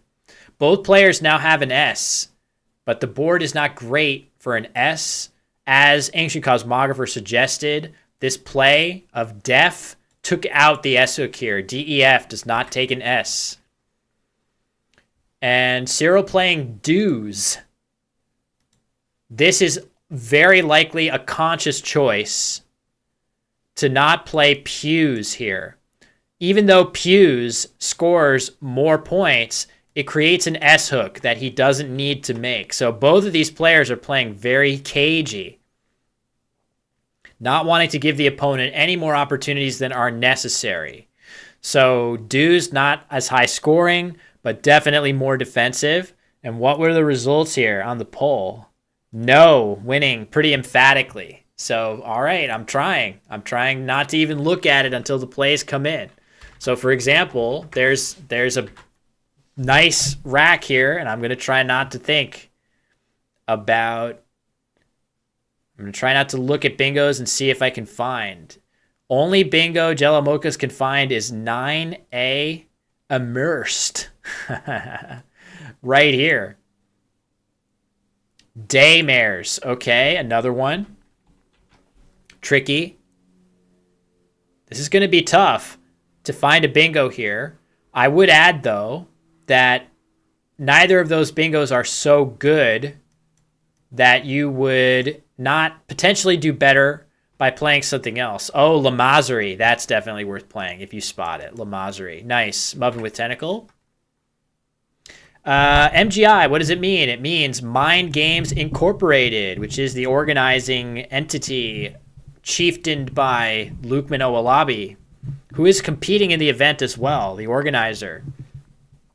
Yeah, I'm doing it. I'm doing it right now. I need all of you to help me. Sometimes I'll see a play before you, but rarely. Per day. Nice. No, I mean, I can't. It's hard to commentate and do that, but I should be able to find Lamazari at least if I look a bit. But yeah, this is a tough find. So Dennis has a few bingos. The upshot here is he has a few bingos that use all of his letters, but they're all very difficult. And this is definitely a situation where playing something else won't be that much worse. So he's taking a little time to think, as well he should. But we'll just have to see. A suggestion of like BAM. That looks pretty good, actually. Setting up another S. Oh, but he has found Immersed. Very nice. So one of the few playable bingos, and in fact, that is his highest scoring bingo. The scary thing about it is that this is a huge overlapping spot right here. This spot. Jello Mochas. Yeah, we're going to get canceled on Twitch because we're going to see porn on this channel. We're about to see porn, a lot of it. Something like 50 points worth. Is about to come down. Of course, Cyril has that cue he wants to play, but with such a nice big spot open, we're going to get 42 points of porn here. So yeah, we'll just have to see what he elects to do, because he does have the option to play his cue here, but I cannot imagine he'll let that spot stay open, and sure enough, we are seeing it, folks. Don't report us to the authorities. It is porn for 42 points.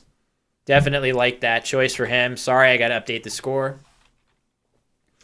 After that, after the two plays by Dennis and Cyril, score is 160 to 139, and it will be Dennis's turn. Why can't I get scabies? Question in the chat. I think that's probably a good thing. But if you're talking about it as a Scrabble word, then it's pretty unlikely to play any individual word. You got to play a lot of Scrabble to play pretty much any long word. The reason that players memorize those long words is not so much that they have an expectation that they're going to play each and every one, but more so that in the off chance that you need to know a certain one, that it doesn't get past you, you don't miss it. So it's a shame, right? It is a shame. You learn all these awesome words with the hope that you'll get to play some of them, but ultimately you just don't. You just won't. So Dennis had his tiles face down there, so that's not on the annotator. And you can see he's got 3 O's, which is not very good. But the O... Oh, he's getting ready to play Hoa here. That's okay. I was expecting he was going to try to play something with ovum. Is he picking it up? And he's playing 2 of his O's instead, which that does look like a better option to me. Is this going to be the play that he settles on? Seems all right.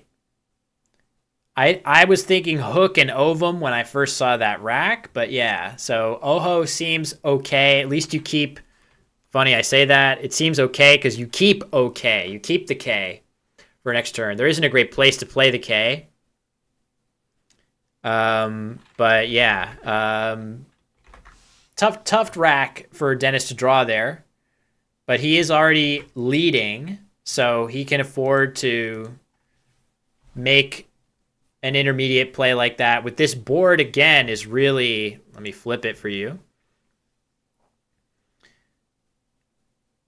Tet looks like it's coming down for Cyril with those 3 T's. He's got to get rid of some of them.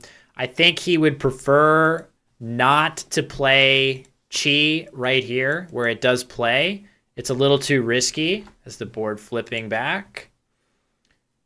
Just because if Dennis does happen to have an I, you just get hammered on that spot so often. So I think he's waiting for a better opportunity. But instead, we're going to see Beak be played, which actually does now make an easy opportunity for Cyril to play Chi in the upper corner and not give anything back. But Beak is a very, very strong play. Obviously, we didn't see his rack in time. I guess potentially, if he really had an O, he might have been able to play Boke instead. So, yeah. Tet is an offensive word. The Tet offensive. I get it. That's a reference to the Tet offensive. Yes, it is not technically an offensive word. I get it. It's a pun. So now we're going to see the Q come down. See, I can pick up on, every now and then I can pick up on a pun and not be totally oblivious. All right, so Chi does come down in the upper corner for Cyril. Playing with good pace, both of these two players. I'm just trying to keep up. Offer a little smidge of analysis when I can before they make their best play and before the rack gets updated. Ooh, okay. So corneas is the rack for Dennis. And I don't think there is an anagram of corneas that starts with an S, but there is an anagram of corneas that will fit right here. Yes, Jellamocas points it out. Ear cons will play right here. That's a little bit risky just because it places the S in the triple lane, but I think you should probably do it just because the game score is still pretty close. It's a close game. It's hard for me to feel like passing up bingos is the best option. So it wouldn't be squid because the Q was just played. It's just the rack had not updated yet. but I'm sure there will be some good play coming back. Like Dersey's is going to come back for a solid amount. So something good will come down. It just won't be super damaging with like SZ or something like that. It's not going to be easy to hit that. So I think ultimately this is an exchange that will work out pretty well for Dennis. Notable other parts of the board. Oh, okay. He's not going to play it. Scorn instead, leaving EA. Probably could do better as far as the 2 tiles that you leave over for next turn. But yeah, I don't know. It's tempting. It's definitely tempting in his shoes not to play off so many tiles, but maybe he just wants to grab a bunch of points, draw a few more tiles. So not to. I don't think that's a word. But that would be very nice to be able to hit that Z spot.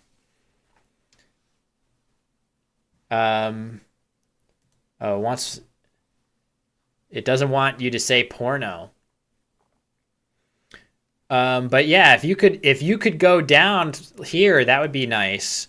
But yes, in Cyril's shoes, this Z spot is very tempting, but it's kind of difficult to see how it would be accessible.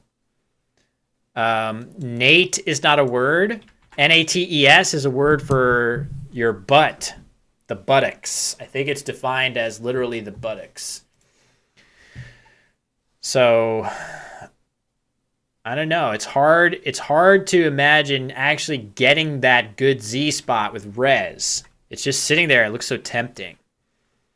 But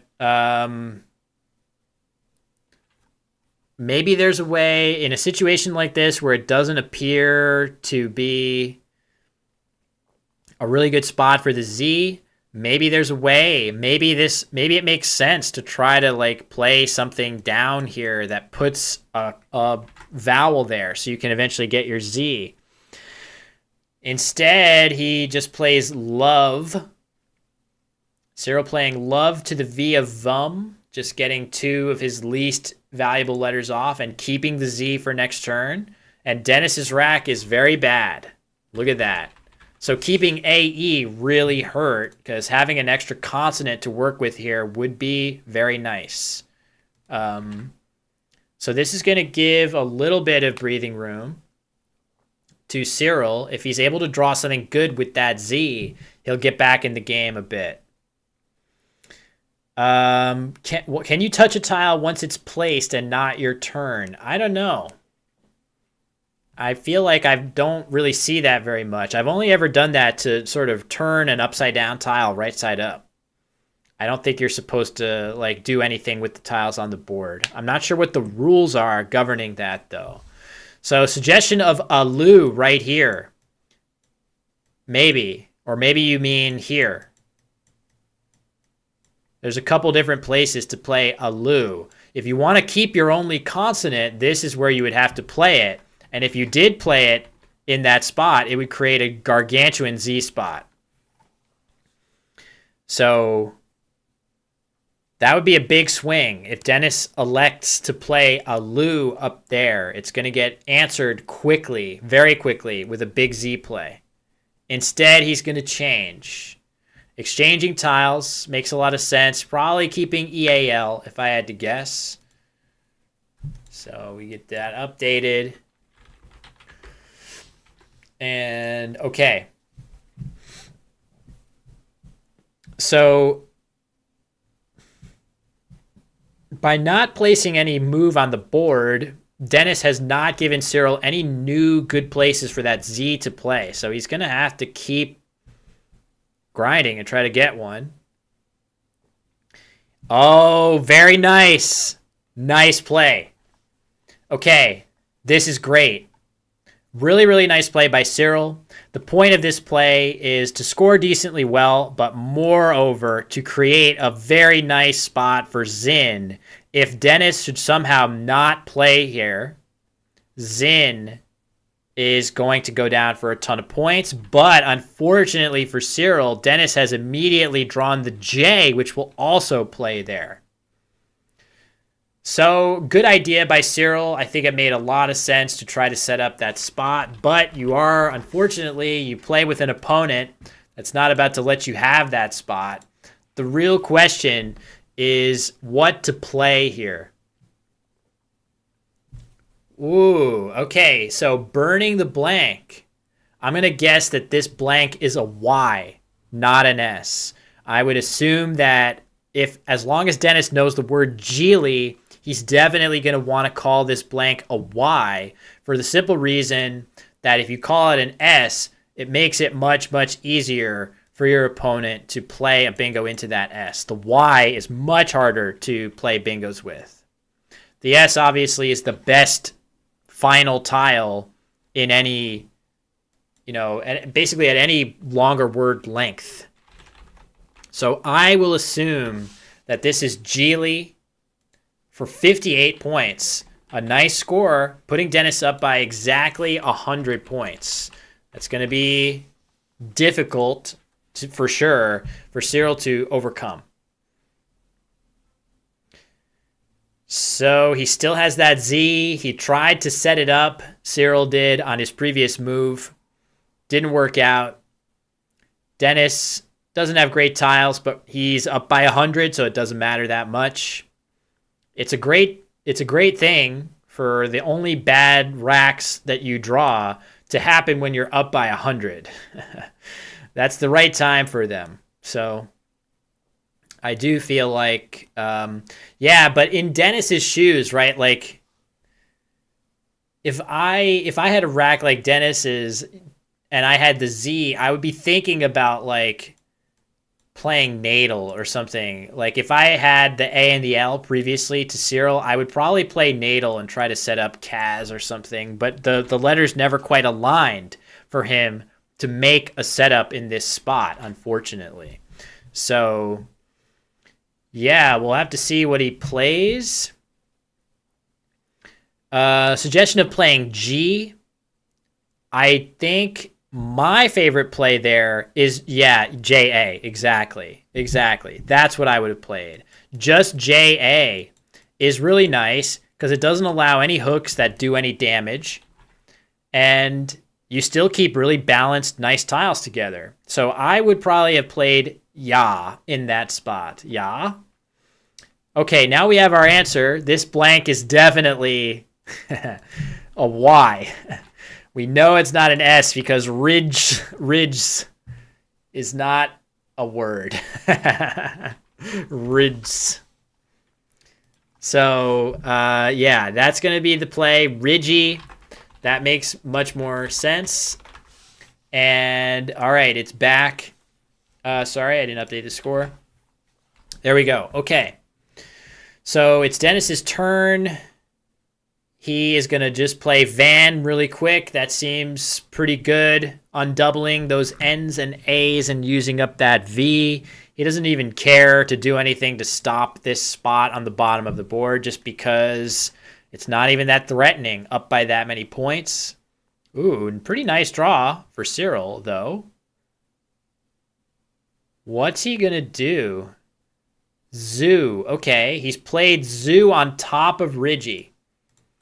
So he had Zoo, IER. There, that's a pretty nice play. But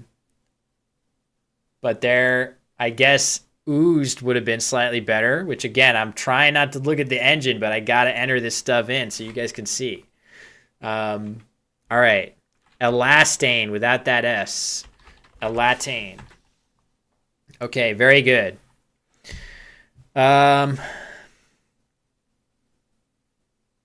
Yes, Zomo as well would have been pretty cool with ZO.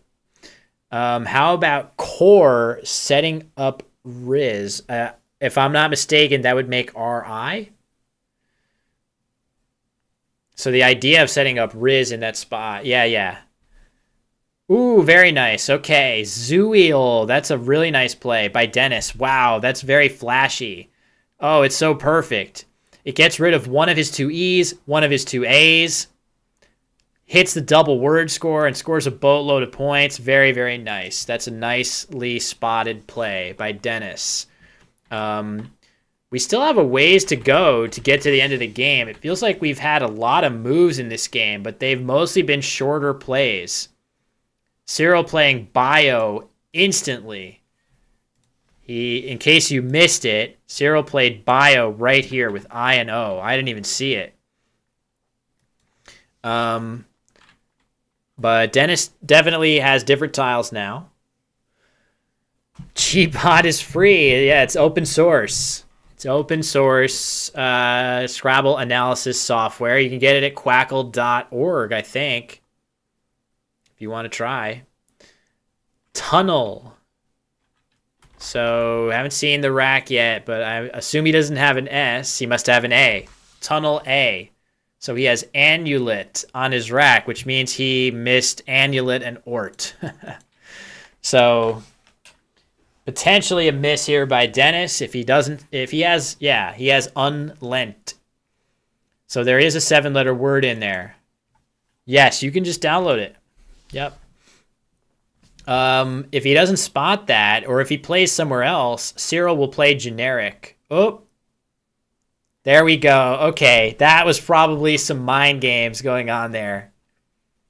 I feel pretty sure that Dennis probably saw this. And this is just...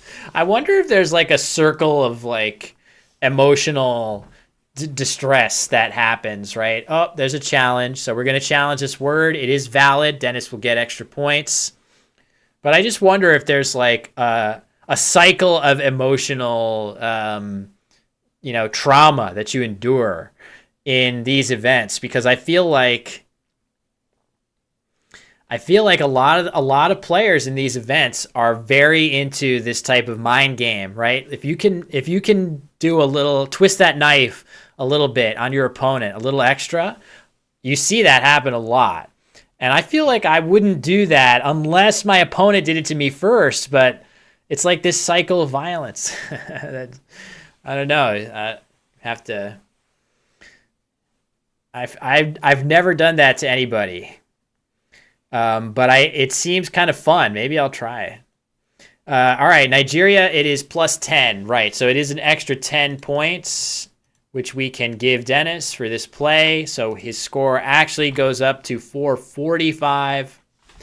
And Cyril without a really good option here. The bag is now empty, so you guys can see what we're looking at. Oops. So Dennis is about to draw 3 I's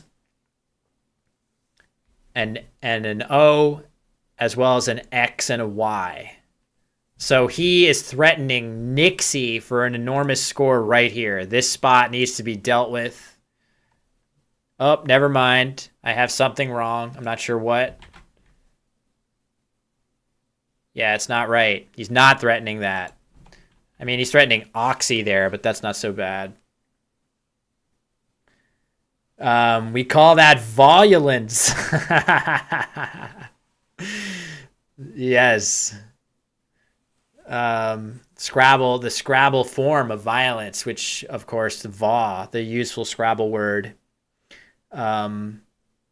So yeah, let's see what is still blocking Oxy is probably a good idea. Ox 15G, that's true. So the X is going to hit pretty hard.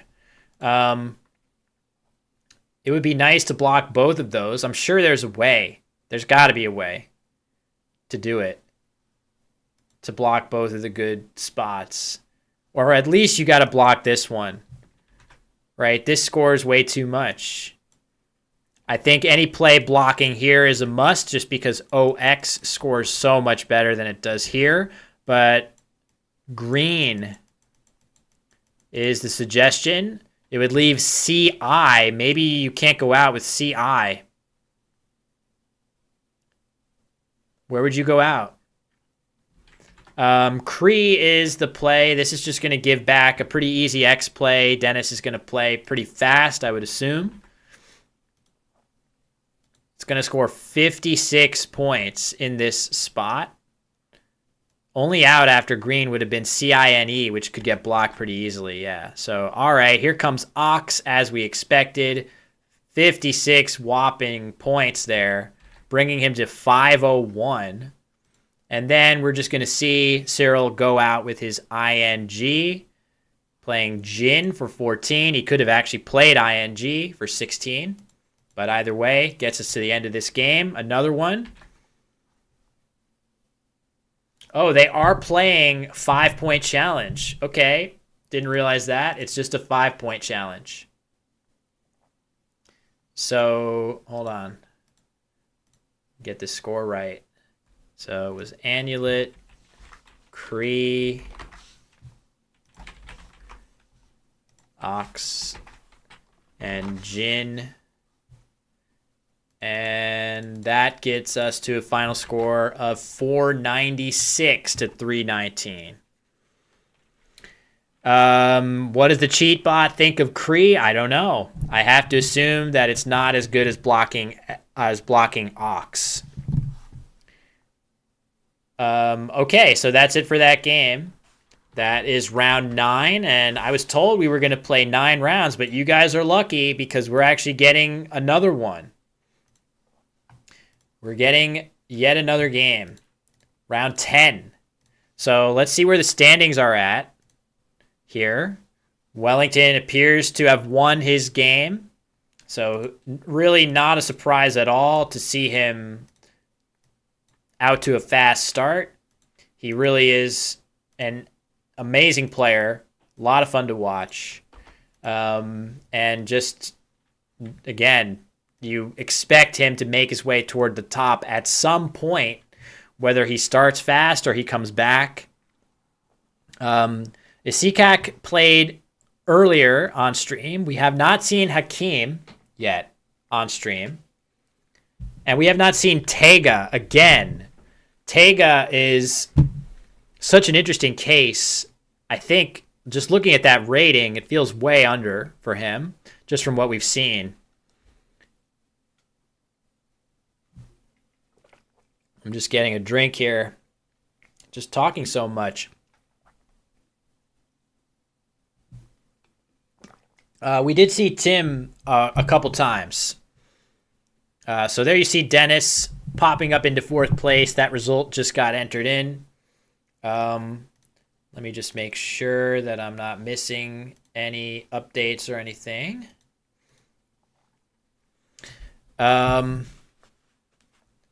Yeah, so a handful of players still that we haven't seen, but Tega, the scouting report on him is he plays absolutely lightning fast. I think the green is cash prizes. I think the green means you get a cash prize, typically. So the green zone, green meaning the money. So yeah, we'll see. I think we can reset all these scores and I can pop back on. Hey, everybody. Let's see if this resets. It does. Cool. So we'll see if we can get round. It looks like maybe. Who's it going to be there? Wellington again? Nope. It's Nsikak. Oh, and it's a great. Oh, man. One of my favorite Scrabble players, Sammy Okasaga versus Atim. This is going to be fun. Sammy is a great player. Sammy is one of the best players in Scrabble, in my estimation, who has never won a U.S. Nationals or Worlds, which is a shame, too, because a few years ago in 2014 or 15 or something like that, Sammy had an amazing performance at the World Scrabble Championship. He was like 3 games ahead of the next closest person before the bracket portion of the event. And in the bracket, he just got bad luck and lost a match. It felt so wrong. It felt so wrong. Yeah, Kremwen, exactly. Um, yeah, it was, but he was like so far ahead. He was crushing it. All right, Atim is 7-2. Sammy heads into this game at 5-4. I guess he dropped his last game, but that he is definitely one of the stronger players that you're likely to see. So I'm excited for this matchup for sure. His opponent played Kremwen. Did he not challenge it? I don't remember that story. Maybe that should be a Scrabble history. I got to book up on that.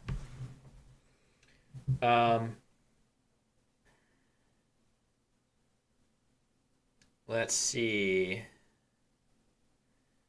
Just checking on my stuff here, making sure I'm not getting any messages. Oh, it stayed on?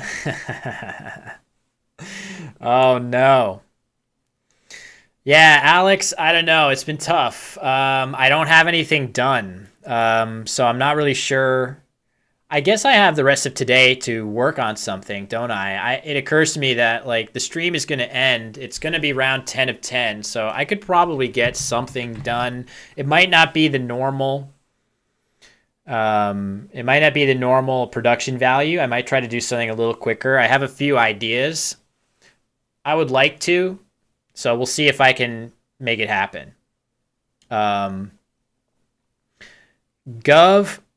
Thank you very much. I appreciate those kind words. I have really enjoyed making those videos. I'm very gratified by the response, and I have a lot more ideas to keep making them. Just got to keep finding time to do it is the main thing. It's been a weird road to like amass the skills required to make those videos. It's basically entirely been by accident. Just by accident have I taught myself the stuff that I need to do that. Thank you very much, Palumiote. All right, we got our players. I have not finished the Better Know a Letter either. I think every now and then I do get comments about that where people would like to see that series finish, but I'm not averse. I definitely expect to do them at some point, but certainly the response to the more recent videos has been way better than I ever got for Better Know a Letter. I just think that in general there are more people that like hearing stories about Scrabble, fun narratives about Scrabble. I think people just like good stories about anything, as opposed to if you're giving people content that's educational in nature. There's plenty of people that watch videos about Scrabble that don't really have any aspirations to play it or become better. They just are interested by the game and by its competitive subculture. So you are, I think, in general, almost anybody that wants to get better at Scrabble is still going to be interested in hearing stories about Scrabble, but it doesn't work the reverse. I don't think there's that many people that are like, well, I don't care about Scrabble history, but I'll watch Better Know a Letter, you know? So the letter Y would be valuable. Yeah, letter tier list. There's somebody, you know, if you're out there, I know this isn't you, hop up out the bed, but there's somebody, I think his name is Tyler Garrett or something like that, who posts that on every video. He posts letter tier list when? So, someday I can. Me too. I'm good to go. Sorry, I'm saying me too to my, Olumide, my production manager on site who does an amazing job. Got to shout him out, actually. I feel like I never give Olumide any credit for being the guy that does a lot of the work behind the scenes. Somebody on Reddit created and posted the most horrible tier list ever. Oh, I should definitely react to it. I should make a short reacting to it and cutting it into pieces. All right, we're about to start. Looks like Sammy going first. This is a good game for him to win to finish the day. We're at round 10, our final round of the day. Sammy O, former Nigerian champion. I think Atim might be as well. These two players might both be former Nigerian national champions. I know Sammy is, and I know Atim is at that level. If he has won it or not is kind of a technicality. So, Sammy going first. We'll see what he's got. Yeah, people like ranking things. I know. It's definitely, it's a compulsion. People like seeing those rankings in various games. I like watching fighting game tier lists, Street Fighter and stuff like that. I like seeing what, the tier lists, all the best players think the characters are. But all right, no rack yet for Sammy. He's going to just play Ha. All right, there we go. We got the rest of the rack. Makes a lot of sense now why he would play Ha there, leaving 4 really nice balanced tiles. So we'll have to see, and we're going to flip that board. Oops, I'm here. Oh, what's this? Vesting. All right, that's pretty clear what's happening here. It's vesting as a bingo. Interesting choice whether to place vesting on the left or the right. You could play HAHS as well. I think there is a subtle reasoning why you would do it here. So I think why I would like it is that when you play this here, the N actually really likes to be in this position, especially with ing words. But when you place vesting on the other side, this N is not nearly as big of a threat to play something long through. So I think that could be a major consideration for Atim with that positioning. So J.E. Jaren. Jaeger. Oh, yeah, that's true. The other vesting would get hit with Jaeger in a more damaging spot. So you could see, had vesting been played in the other spot, you would now be seeing Jaeger be... Oh, sorry. I don't want to... You guys aren't seeing his play. So he plays Jaeger there, but after the other positioning, you would be seeing it go down here for considerably more points, putting the J on the double letter score. So there it is in action a little bit. I didn't mention the G, but yeah, so that is the play. Vesting, and then Jaeger, which looks like a perfectly good play. And back over to Atim now. Too many vowels, but he's got that blank, which we like to see. And actually, he plays Toea. Yeah, Jaeger, sorry. Right. He has a bingo here, though. Toea. If he was patient, I think he would have spotted the bingo. So who can see with all those letters? There it is. Jello Mochas has spotted it. Arrow tone through the T in that same spot where Toea was just played. Not an obvious one. But yeah, that would have been a nice one to get down. Toea is not that much worse.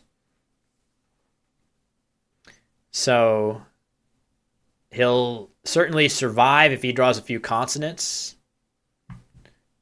So Jaeger as the booze is short for Jägermeister, which I think is probably a trade name. I don't think it's valid in Scrabble, although we can check right now. So, all right. I got to give Atim his points for his last play. So the score is 101 to 46.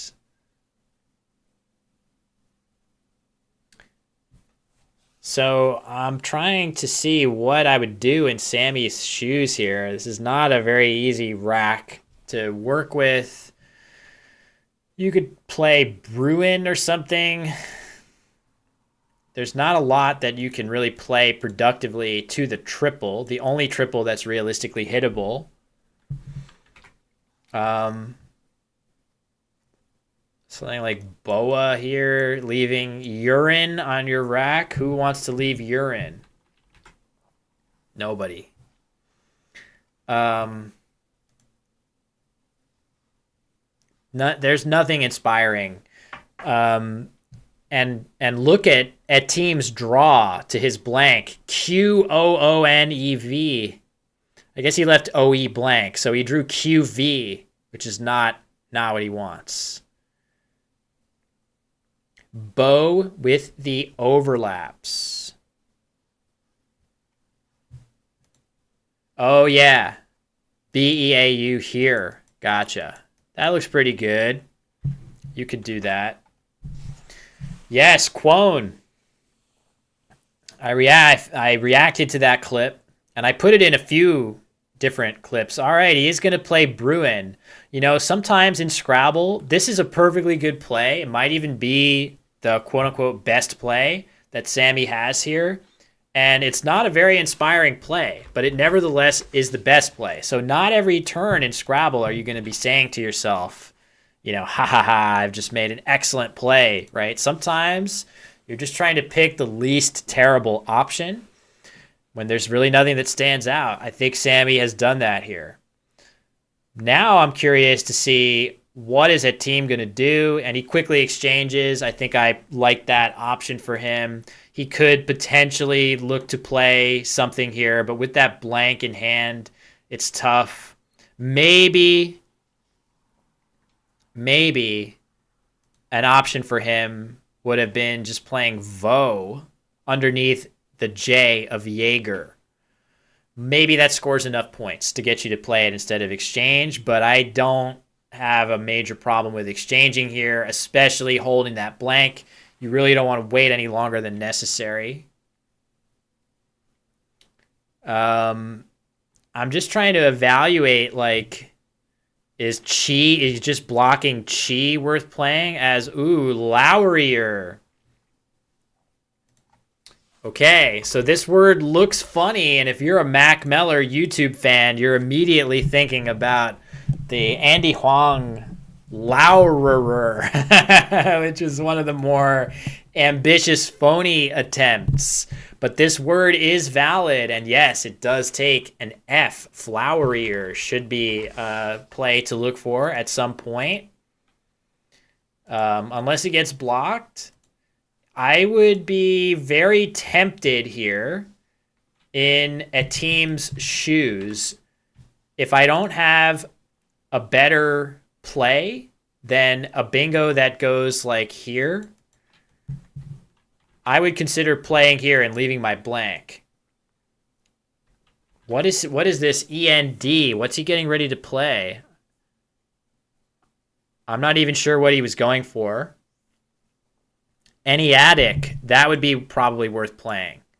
However, if you're just looking at playing a 7-letter word here that opens the triple, I do think that playing a word in this spot would be better than that, holding the blank in reserve for the next turn, right? You're still scoring in the low 30s, low to mid 30s. You're not opening very much. The resulting board is quite poor. And then you've got a chance of potentially playing something a little more safely on a subsequent turn.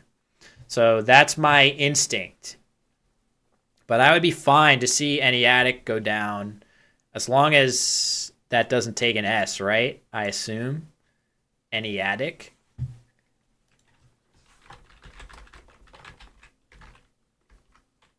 Okay, there you have it. So that answers that question. So yeah, that seems reasonable, but very tempting to play something like Stake Diane. Diane, that looks pretty good. If you happen to know, I guess I don't think there's that much value in knowing that any attic is an adjective that doesn't take an S. What I do think there's value is if you did know that it took an S. Let's say it does take an S. It really doesn't look like it does, right? So if your opponent isn't 100% sure, they're going to be scared to play in that spot. So if it happened to take an S, I would consider playing it on that basis. Okay. So Atim is going to go ahead and play this bingo. It's really hard to fault this too much. Is this going to be an M or an L? Good question, Jello Mochas. I'm going to assume it'll be an M if he's thinking about that. The M is a little bit more difficult. You know, you could easily see a bingo ending in LY really hurt if this was an L, and domain is valid. Yeah, ninjutsu, you're absolutely right. At this level, these players have studied up to a very significant extent, without question. You have to be playing Scrabble this accurately. There's no doubt that you got to be playing a lot of Scrabble, and you got to be looking at that dictionary a lot. And to a lot of people, that's kind of like, it feels like wasted effort. But actually, in almost every game, to play at this crazy high level, there is that. There definitely is that level of commitment required, right? Like I tried to show that in one of my YouTube videos, that chess players actually at the elite level devote an enormous amount of time to studying openings and endgames. So I would easily imagine that the requirement to really be booked up in chess to that level where you're not even thinking or needing to calculate in almost any opening you'd be likely to see from other top players is going to take a lot of time and preparation to go 15, 20 moves deep in a line. Starting at 5 years old also helps. Your brain is nice and spongy and you're able to pick up some stuff. Poker, many hours studying for sure, looking at hand histories, constantly knowing now what the GTO solvers would tell you and knowing when to deviate from that. There's a lot of effort, but I would say that people don't like that in Scrabble, the memorization starts quickly. There isn't that joyful period of time. And let me give Atim his bingo points. Sorry about that. So he's up to 169. So, yeah, I just think that in Scrabble, people bristle at like the very first thing you need to do, learn your 2-letter words, right? So already the first bit of advice you ever get is memorization. So I think in chess, it takes a little while to reach that point in your career where that level of memorization is necessary, and probably poker too. Yes, to be the highest level of anything takes a serious commitment, no question. Scrabble is definitely like, it is a mission. I am on a mission to explain to as many people as possible how complicated and how elegant that complexity is. I really do think the complexity of Scrabble is particularly elegant and aesthetic, and that it is a joy to watch unfold. So, yeah. In chess, you got a pattern. These guys have mumbo jumbo of letters. Yeah, it's tough. It's tough. There's a lot. Even generating the moves is a tough component, and then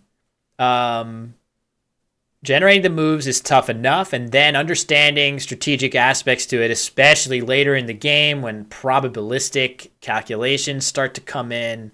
It really is activating a lot of skills at once. So, yeah, I mean, Scrabble also, because of the sheer size of the move set, right? Like, what are the actions that you can take in any given chess game? You know how all the pieces move. There's only a few of them, 6. And then in poker, there's only a few cards in the deck, and there are a ton of permutations, but you do see the same patterns, and your options on any turn are to bet, raise, or I should say raise, call, or fold, or check. So you only have a few options, but in Scrabble, the options can get pretty scary pretty fast. Yes, check. I got there. I remembered. You know, the check. So, yeah. But it is very interesting to break down these games. I did a video about Scrabble versus chess on my YouTube channel. Didn't perform that well by view count, in fact. I was surprised. I thought it would do better. It's one of the worst performing videos I've released lately. But I kind of stand by it as a good piece of content. And it definitely got more newer viewers to the channel than some of my others do. As we see Sammy play Eating, This is interesting because you could easily see that be extended to the triple. There's going to be plenty of extension plays possible. I do think that Atim is not going to play pleading here, holding the Q. I do expect him to play something with the Q. There are a couple options here where he could burn his blank if he wants that are reasonable. He could just play QIS here. That would be pretty interesting. Yes, you burn the blank, but you score 50 odd points and you keep another S for next turn with Shahs waiting to get hit. That's not going to be blocked often. So, yeah, another option would be to burn the blank and play here. Keys, I think you would pronounce Quay as a key. Quay is not, I think, how that's said. But yeah, either way, this would not surprise me to see the blank get burnt here, just because it scores so many more points. I didn't give Sammy his score. The score is actually a 13-point lead for Atim, so scoring 50 is quite nice. It means that even if Sammy is able to get a bingo, it won't put him up by that much. Ploy. That's interesting. My issue with that is that I just hate keeping the Q if I don't have to. I just think that if you can get that Q off while you're burning the blank, it really helps. But I do respect blocking Flowerier. It's not going to be that easy to hammer the F hook here. Nice play. That's really, really nice by Atim to have that confidence to be able to burn the blank on this play.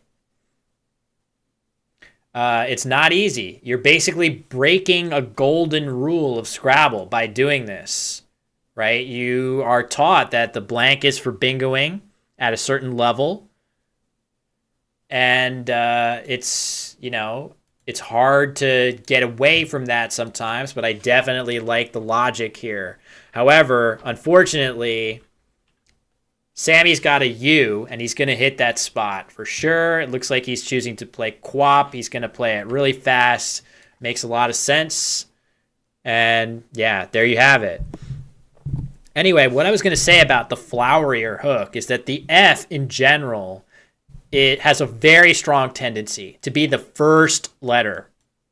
Like, I would love it if I could hit this spot like this with my F. But it's actually not going to be that easy to get a good letter in this spot going down. It's not impossible, but it's going to be tough. So most of the plays with Flowerier are much likelier to be something like 4-letter words with an F in them. And that's not like so terrible, right? Like, how much worse is that than an average play on the board? If these guys are averaging in the high 30s, it's not even that much worse. All right, now Atim has an F. He has an F, and he just plays Flowerier by itself. Wow. That's interesting.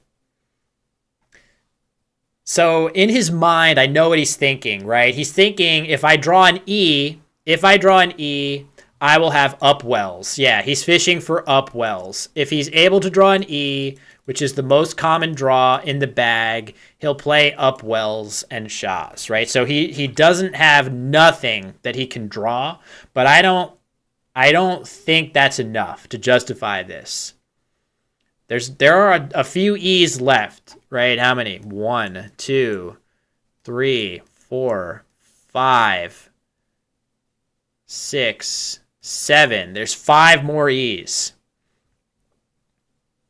I would add, as you guys are saying, that it does have a nice effect of making it much tougher to hit this spot. By placing another letter here, it makes overlapping just that much more difficult to do.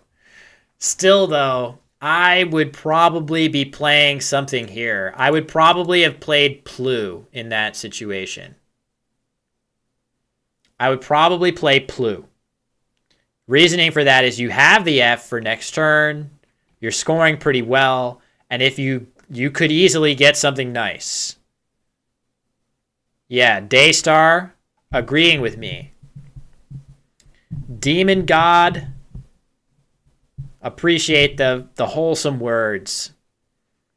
You know, perfection. You're right. What is perfection after all? Is it scoring the most points in a game of Scrabble, making no mistakes? Or is it having a wonderful attitude towards life? Look at that. He drew the E. That's awesome. That's amazing.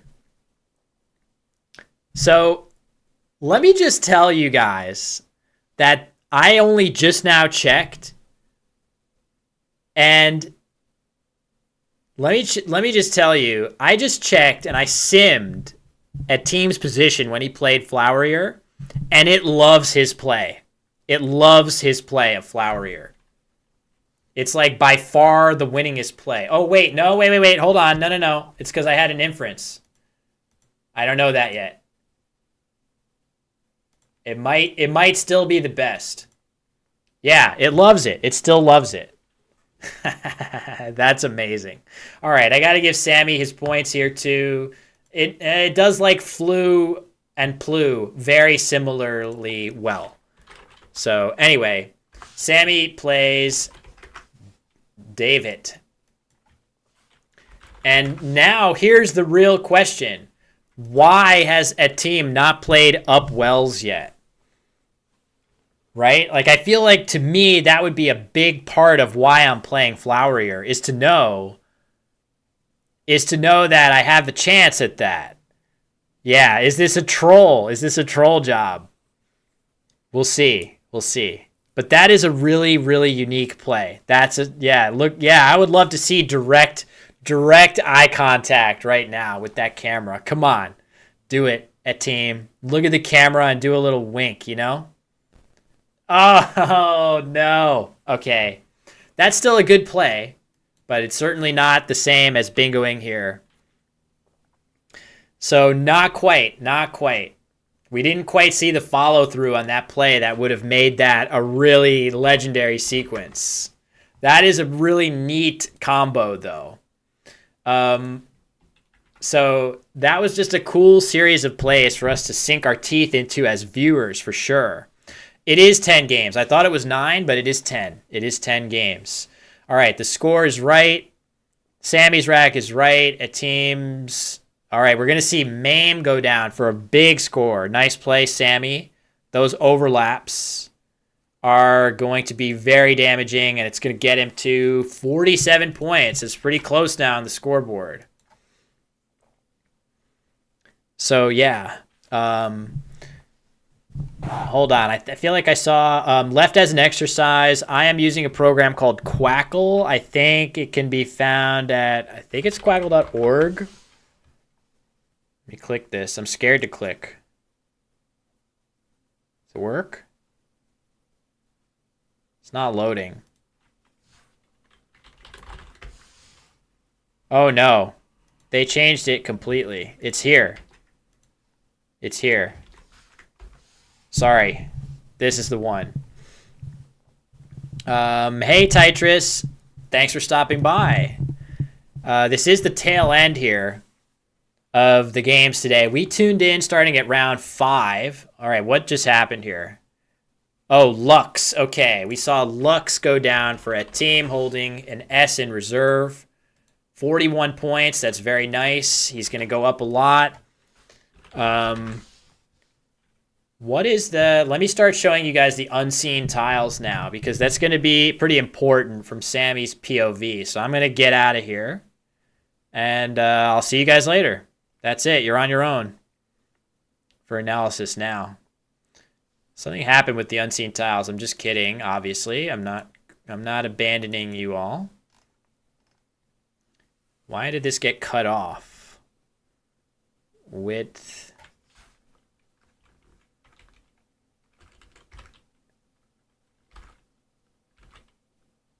It's like cut off somehow.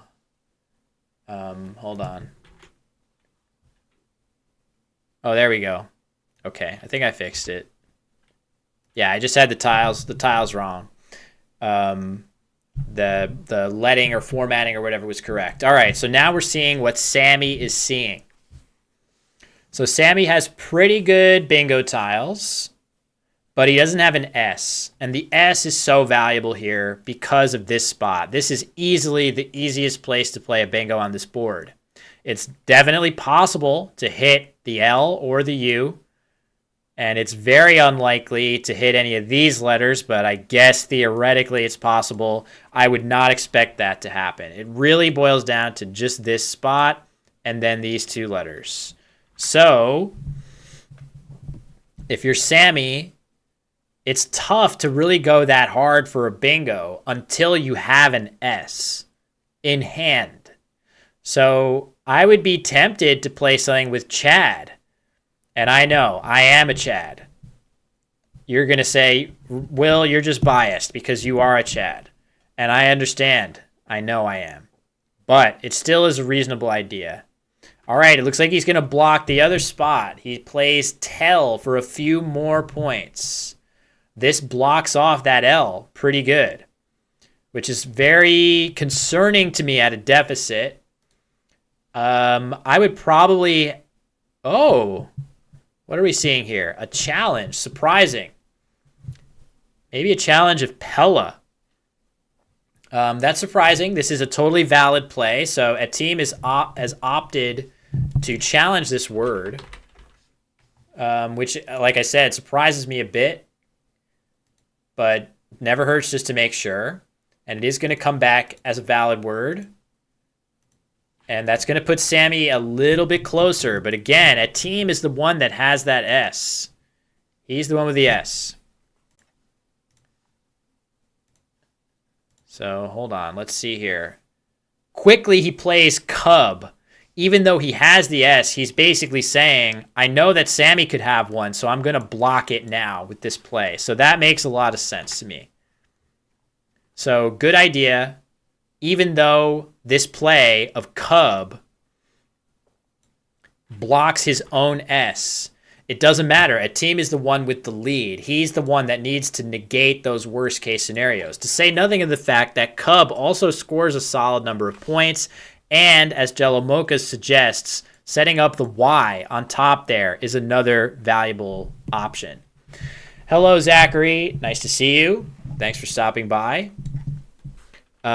Sammy's rack is not updated, so we'll have to see what he actually has here. And there it is. Looks like he drew an F. This is a tough situation. Look at how concentrated the board is. Look at above and below the line. That's not good, especially because the letters that are out in space leading the charge, the V, the C, right? These letters are very constrictive. You can't overlap. Can't overlap.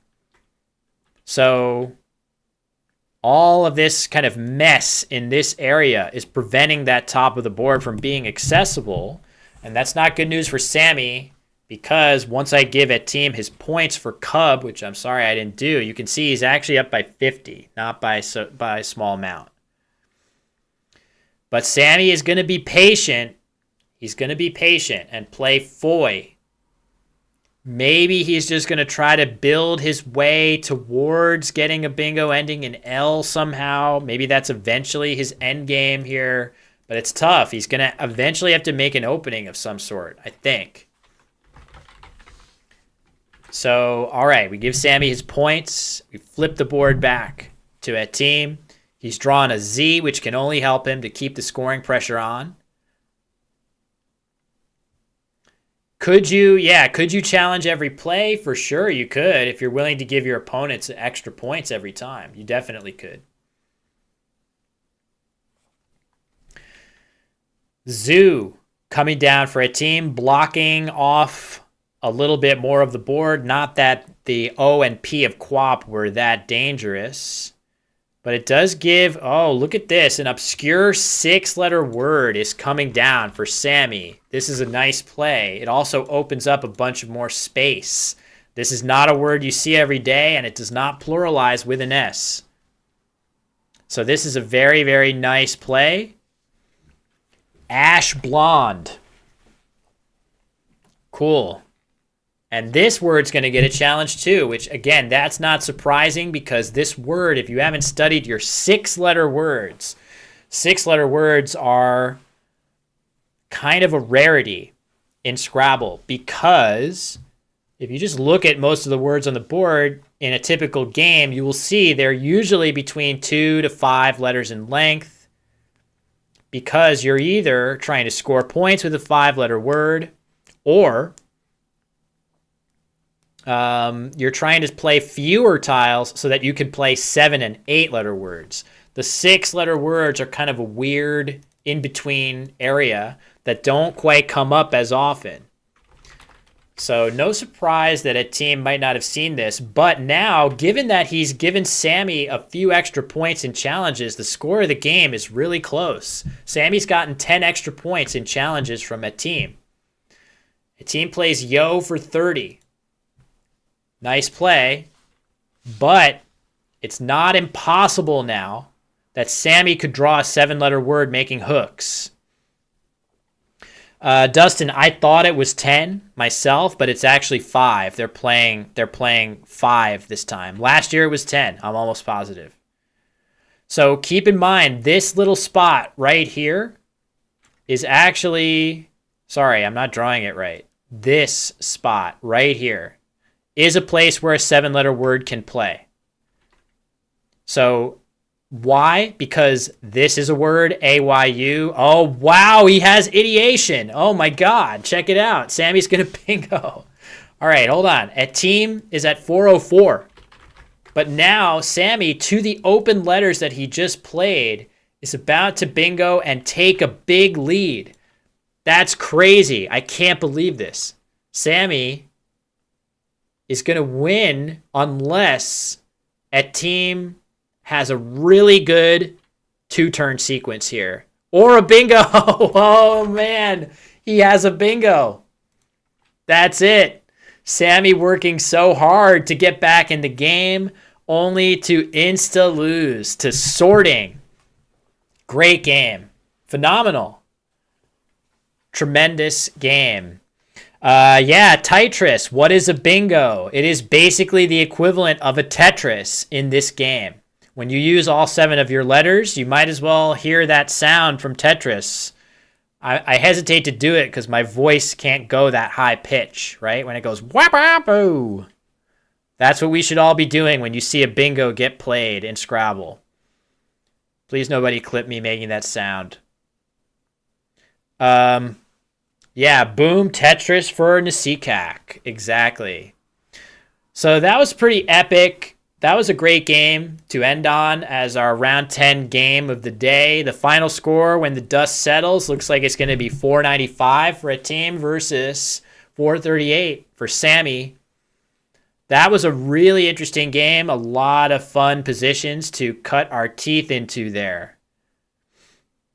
Flowerier. The Flowerier into Up Wells combination, which was not played, was so surprising. So Atim was probably thinking to himself that I just need to block this spot and score a bunch of points. I don't even care if I have any bingos. But in fact, he drew the miraculous E that he needed. But perhaps he wasn't aware of it. So that would have been a really stylish 1-2 punch in that move. But either way, all's well that ends well for Atim. He wins this game. It's going to move him up to 8-2 in the standings. We have other games coming in as we speak. I've updated these 2 players' scores right here, and I'm just going to make sure I save this game as it was a good one. So, yeah, it looks like they're just talking things over a little bit. So let's just take a look at the standings as some of these games come in. You can see Atim just won this game by not quite 60 points, so he's not going to overtake Wellington or Hakeem in first or second place. But a lot of other players still vying for those top spots, but it's still way early. It's so early. I had thought that we were playing 9 games today and 10 tomorrow, but maybe we're doing 10, 10, and then less on the previous day. But either way, the format for this event, the players are going to play 24 games over today, tomorrow, and Sunday. We've got 10 in the books already. It means 14 more over the next couple of days. And then a best of 5 finals between the top 2 finishers. So if that were right now, it would be Wellington versus Hakeem Olar Big Bay, but we are way too far away to really say anything. We got 14 more rounds to figure that out with a ton of good players in the field. May I make a suggestion for a video I'd love to see? The stream is almost over, but you can definitely feel free to make a suggestion. I'm not about to like leave instantly, but I will be signing off momentarily to go get some lunch. The players are probably headed out to get some dinner. But I will be here for as early as I can wake up tomorrow. I'm going to try to get you guys as many games of coverage as I can. So, yeah, definitely will be here. Same time, same place. Again, not sure how many people out there are watching on YouTube. Appreciate you for anyone that is. But lots of people watching on Twitch. Very, very interactive stream. I really appreciate all the good comments from everybody. Jojo, thank you for being with us. A lot of great questions and razzing from you, in addition to lots of others of you out there. So, basically, I think we can say that after day 1, it's Wellington in first place. And again, Wellington was the winner last year. So it would not be surprising to see Wellington in the mix again. He is our former world champion, the only former world champion in the field. And currently the reigning North American Collins Dictionary champion. So nobody will be surprised if Wellington stays up in that top group, but there are so many other good players in the field, and we're going to see a lot more of those players tomorrow. So thanks again for watching, everybody. Not sure if I'm going to send a raid out or just go eat lunch. But yeah, we'll be back same time, same place tomorrow as early as I can wake up to bring you more coverage from the MGI Scrabble Grand Slam 2023. So thank you very much, everybody, for watching, and we'll see you tomorrow.